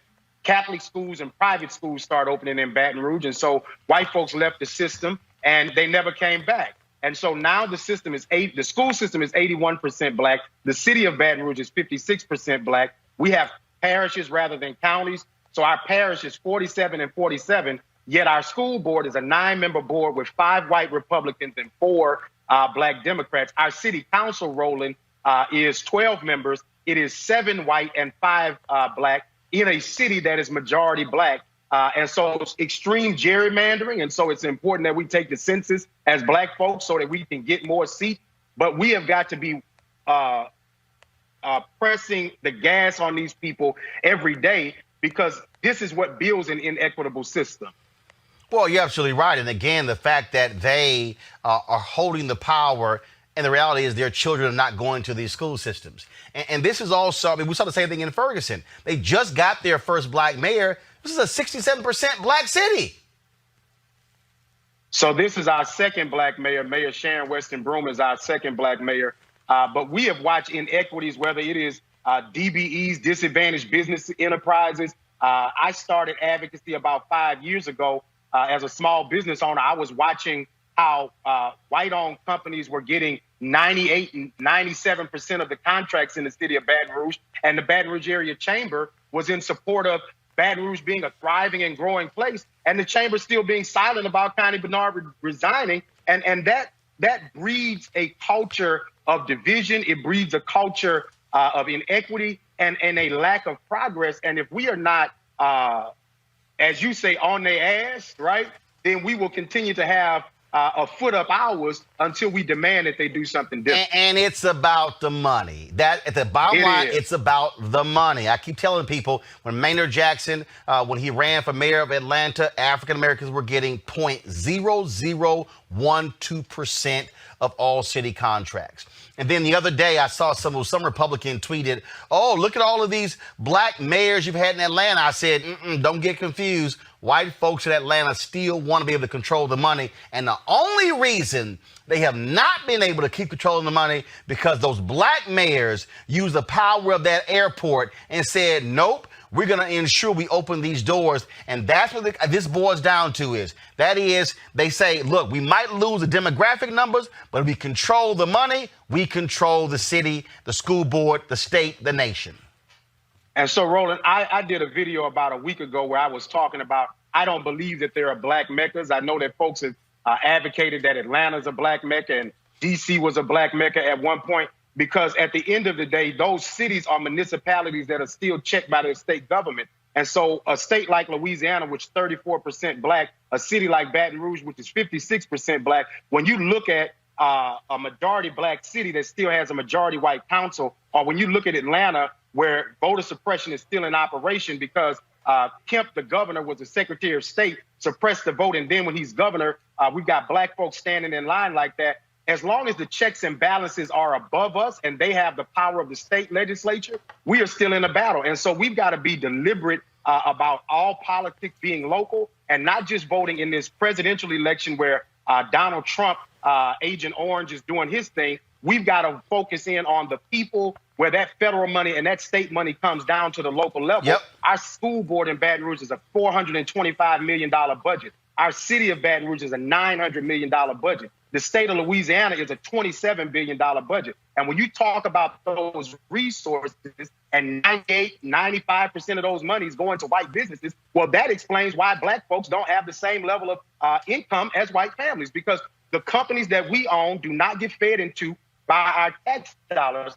And the assault on us is that they are taxing us, right, without giving us equal representation. But this is also why, and when I did the State of Black America report in Indianapolis, this was October, and I said, if you were or are a public worker, stand up. Probably about 80% of the room stood up. And I tried to walk them through this thing. And I said, do y'all understand who actually controls Wall Street? And people looked at me like I was crazy. I said, this is who controls Wall Street, pension funds. Yes, sir. I said, pension funds are the ones who give billions of dollars to hedge funds. And I was on a call the other day on this exclusive app called Clubhouse, and a whole bunch of venture capitalists on there. And somebody asked me the question. They said, how do we change the VC world? I said, see, you focus on the wrong thing. You can't change the VC world unless you change the pension world. I said, because see, and then I said, where does the money come from in the pension world? It comes from the public workers. So really what has to happen, Gary, we've got to get these black folks who are public workers, who are retired teachers and police officers and firefighters and secretaries and janitors to say, you need to be mobilizing, saying, we're tired of all these white folks controlling the pension funds. We need to see black lawyers, black bondholders. I said, all of us, I said, if that level of people rise up, then you change the pension boards, then you change the Wall Street, then you change the venture capitalists. I said, it comes down to the money. Yes, sir. And it starts at the grassroots level is what you're talking about. It starts at the local level because that's where we have the rubber meets the road. And if we stand up and use our power, we can effectuate change all over this country. I think we see it happening. I think that there is, I would say it like this, Roland, we don't all wake up at the same time in the morning, and all black folks don't become woke at the same time. But I do believe that the things that are happening in this country are waking some of us up. Our young people that are showing up in the streets protesting consistently and agitating against the police. Well, the longer that a police officer stays on the clock, I know you may think he's getting paid overtime, but he can't go home to his family and sleep. And in a COVID environment where cities' budgets are stretched, you're going to stretch that city's budget even further. And so we've got to be deliberate in every area. And what your suggestion is, well, those that have retirement plans and pension funds, you do your part at your level. Maybe your level isn't getting in the streets, but it's getting on the phone with your public officials and saying enough is enough. Absolutely, absolutely. And now, first of all, you got to be shocked at how this thing has spread. I mean, I saw entertainers and others. I mean, look, Morning Joe reached out to you, all the rest of these people. And see, here's my whole deal. I'm glad those folks are posting those videos. But the reality is, I need them posting that kind of stuff every day, using their influence. And for the Morning Joes of the world to be calling folk like you on a regular basis versus having the Donnie Deutsches of the world saying the same bullshit he normally trickles out all the time. No, have real people who are on the ground speak. See, I ain't got a problem. The show is called Unfiltered. I appreciate it, brother. You know, and I quoted Pimp C this morning on Morning Joe because, you know, we out here, they rapping about it and we out here paying the price. And everyday advocates all over the country are doing their part on the local level. And so when I saw the shout out from LeBron James, man, I had to go and check it out and find out was it real for myself. Somebody sent me the screenshot. I was like, this can't be real, because folks like me on the local level, we don't get to have these types of conversations. Right. We're fighting this fight every day. And so if I could, I would just say to LeBron, to Miss Ava DuVernay, to all of those people, call me and let's have a conversation about how we mobilize your resources and your influence on a local level all over the country. 55% of black folks live in the Deep South. Let's take the South over and create a new Black South. I'm about that, but I think that we've got to realize that there are those of us who do this work on a grassroots level that can lean information in with those resources. And when we bring in every aspect of what we do as black folks, we already know we magical, but how are we going to be powerful with that magic? And what are we going to do? My homeboy Ryan Thompson has a quote. He says, we treat our entertainers and rappers like scholars and our scholars like entertainers. And until we get to the point where we treat our people in our community that do this work with the honor, and listen, I appreciate the love and support, brother. I am mobilizing right now because I want to go all over the Deep South and train new black leaders, because what you see is the passion of young people. And it's no disrespect to those who came before, but some of them have stayed over their due. And I'm 34, Roland. I'm not going to be 70 fighting these same battles. And I'm going to have that same tenacity. But we got to pass this knowledge down, because there's brothers like Cleve Dunn and Edmund Jordan in Baton Rouge who shared knowledge with me when I was 29 years old and said, hey, brother, you got this media platform, but you ain't doing nothing with it. Lean in for your people, right? And so I've been doing this for the last 5 years, but we can turn this up. The beauty of this moment is, I think, like I said, we don't all wake up at the same time, but I do think that alarm clock is going off, brother. Well, I'll say this here. First of all, I saw Ava's tweet where she said, man, who is this brother? And then I went to your Twitter feed and I saw you were following me and your email was on there, and I sent her your email. Wow, I appreciate that, brother. So I met you at Essence a few years ago, and I'm definitely going to drop that picture. I know you meet a lot of people, but I've been a fan for years, brother, because you've been speaking truth to power in a way that many people don't appreciate. And for folks like me on the local level who need black folks to tell our stories, black man, I appreciate you and I love you to the moon for what you do. And I know that the reason you're not on CNN is because you are unapologetically black. And we as black folk got to say, Roland Martin is important to our culture. Roland Martin is important to our people. And we got to stand up with this black man, because he's putting our platform out there where we can tell it without having to be sugarcoated. Roland, I put my Connie, go home Connie shirt on because I was coming on here with you, because she got to go, baby.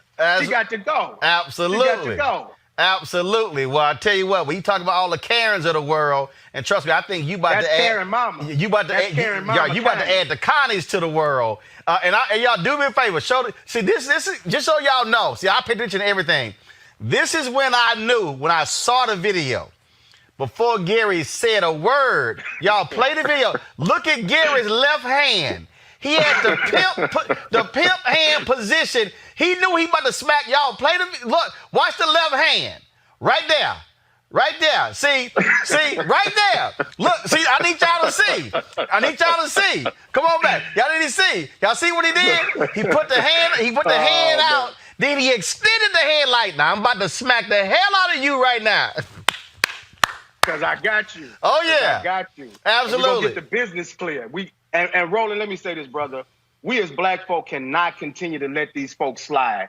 We are voters. We are taxpayers. Every time you go to the store and spend $1, the government is taking some of your money. Your check, the government is taking some of your money. Your property, the government is taking your money. Even if you are a renter, when you pay your taxes, the people who pay the property taxes, take your rent money to pay those property taxes. So I'd be damned if we ought to be quiet and we ought to stand in their face and agitate them. Roland, there were young black protesters in Baton Rouge that took a protest to the district attorney's house because he ain't doing nothing about the injustices. And I want to talk to you at another time about the Baton Rouge 3 because Trump's DOJ is attempting to overcharge 3 young black people who committed simple arson, and now they're being charged with, what is it called? Interference with interstate commerce by Brandon Freeman, the U.S. Attorney for the Middle District of Louisiana. Okay. Well, I just had to get that in there because it's important because they are attempting to overcharge these people. Well, we'll certainly have you back on, talk about that. And one of the reasons we created this platform,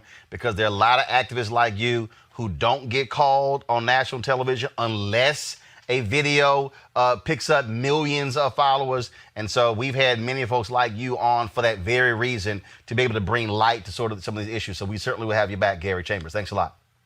Thank you, brother. I appreciate you. Do good and seek justice. Yes, sir. All right. Y'all know what time it is. No charcoal grills are allowed. I'm white. I got you, bro. Illegally selling water without a permit on my property. Whoa! Hey! You don't live here. I'm uncomfortable. So we ran up against another Karen Gregg in a convenience store. And let's just say, Reese, she got a little bold. She got a little loose with the language. And Erica, let's just say she met Layla Ali. I'm not here, Karen. My husband is right there with his butt ass. Okay, I don't give a fuck. All I said was excuse me. The fuck? Watch your mouth. Watch your fucking mouth. I said excuse me. Okay, I said excuse me, and you got to have a room with me. You got to have a room with me. All I did was walk past you. All I did was walk past you. You start talking about your black husband. I don't give a fuck about your black husband. Just because you suck black dick don't mean you're not a racist. You just suck all of it. You can call me a nigga all you want to. Bitch, I'm gonna fucking ass in this store, bitch. Call me a nigga again. Call me a nigga again. Call me a nigga again. Say the word nigga, bitch. I'm the right one. Try it. That's what the fuck I thought. Watch your fucking mouth. Excuse me. The wrong nigga. I'm the wrong nigga. I'll beat your ass in this motherfucking store. I will beat your ass. Say nigga again. Nigga. You didn't hear what the fuck I just said, bitch? You didn't hear what the fuck I just said, bitch? Bitch, that's the, I'm the right. You got it. Let me go, ho. Let me go. You better let me go. I'm gonna hit your ass again. You better let me go. You better let me go, bitch. Hey, she's down. Let me go. I'm sorry to get in the middle, but she's down. Let me go. Let me go. Let me go. Let me go. Let me go. Keep calling me a nigger. Let me go. The fuck? Weird ass bitch. Oh, you said excuse me. I come to this bitch all the time. Bitch, I'm the right one. Call 911 and tell them. Call 911 and tell them, Reese.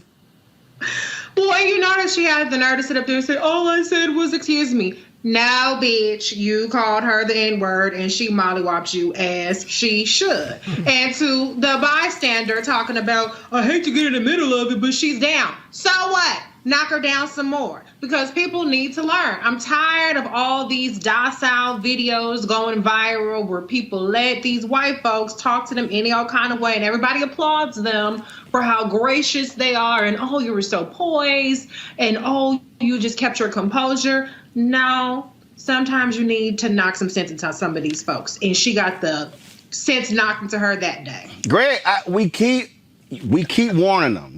Y'all gonna run up against the wrong one, and it ain't gonna end well. Brother, in July 1919, Claude McKay published his poem, "If We Must Die, Let Us Nobly Die." And when she says, call 911 and tell them, she's saying, you crossed the threshold where I don't even care about any consequences. Call whoever you want. And like you said, like we've been saying now for years at this point, you've been running crazy ass white people. She said the thing we always say, one day you're going to roll up on the right one. She said, I am the right one. Right. I mean, but there's so much going on in that video, brother. I mean, the ironies. Here, this white woman is with a mask on. Here, this sister is without a mask on.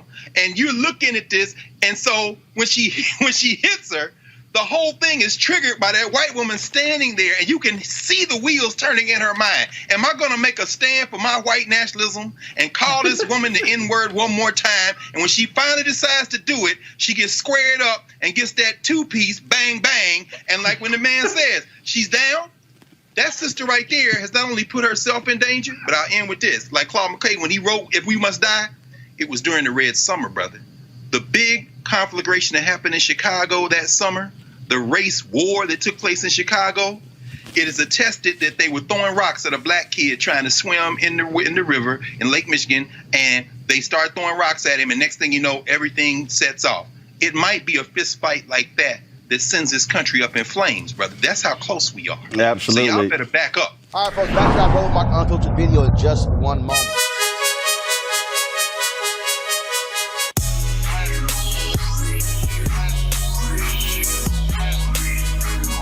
All right, fam, the folks at Seek.com, founded by Mary Spio, a sister, of course.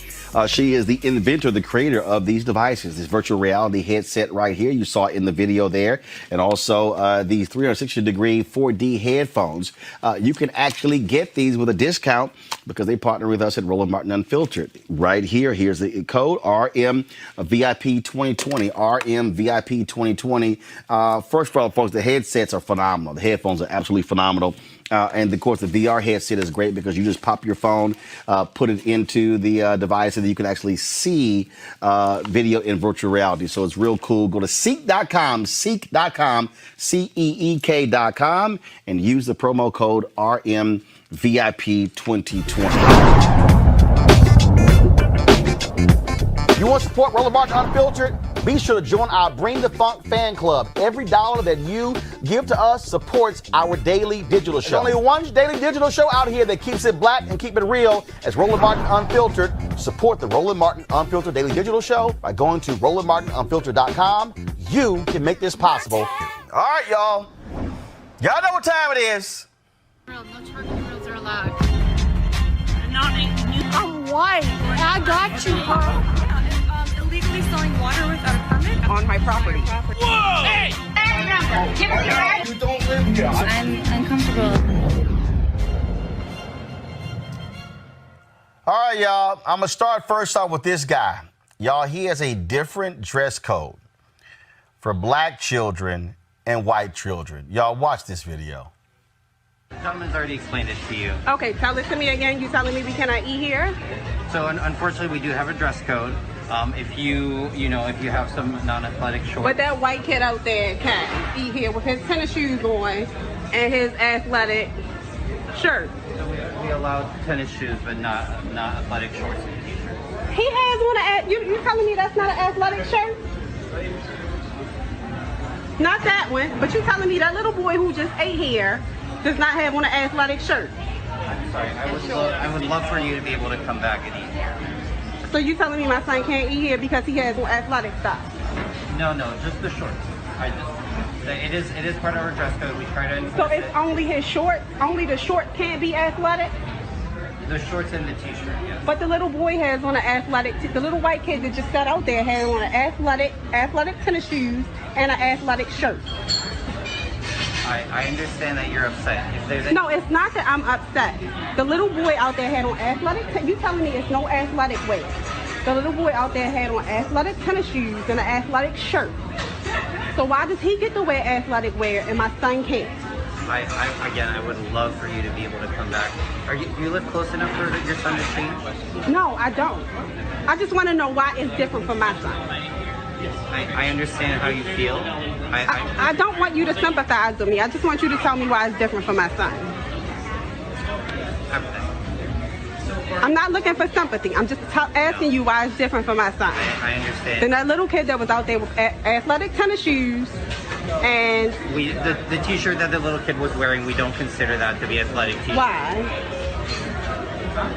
Honestly, I did not get a good look, but it looked like a regular t-shirt. I have a video. Do you want to see it? If you would like to show it to me, I'm happy to look, but I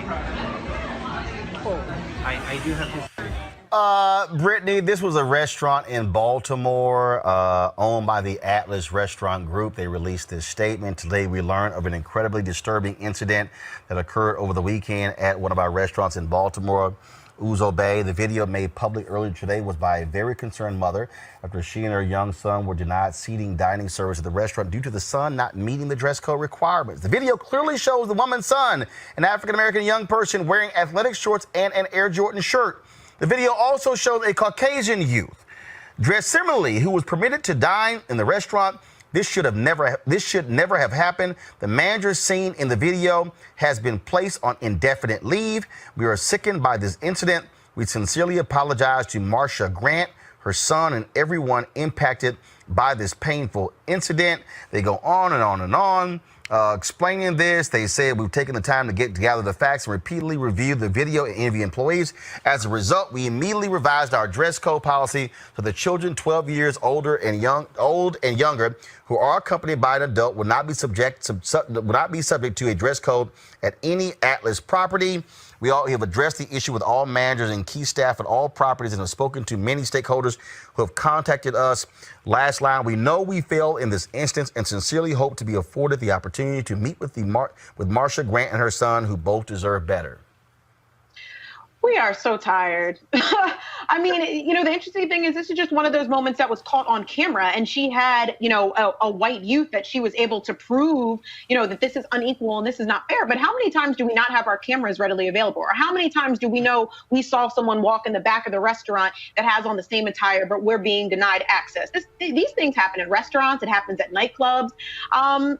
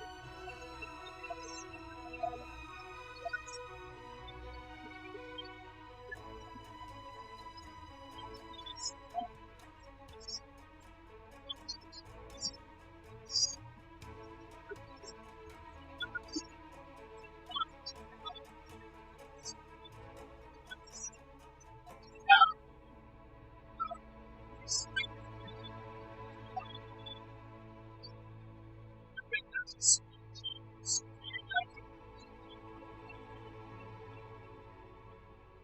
streamer here, second night in a row, last night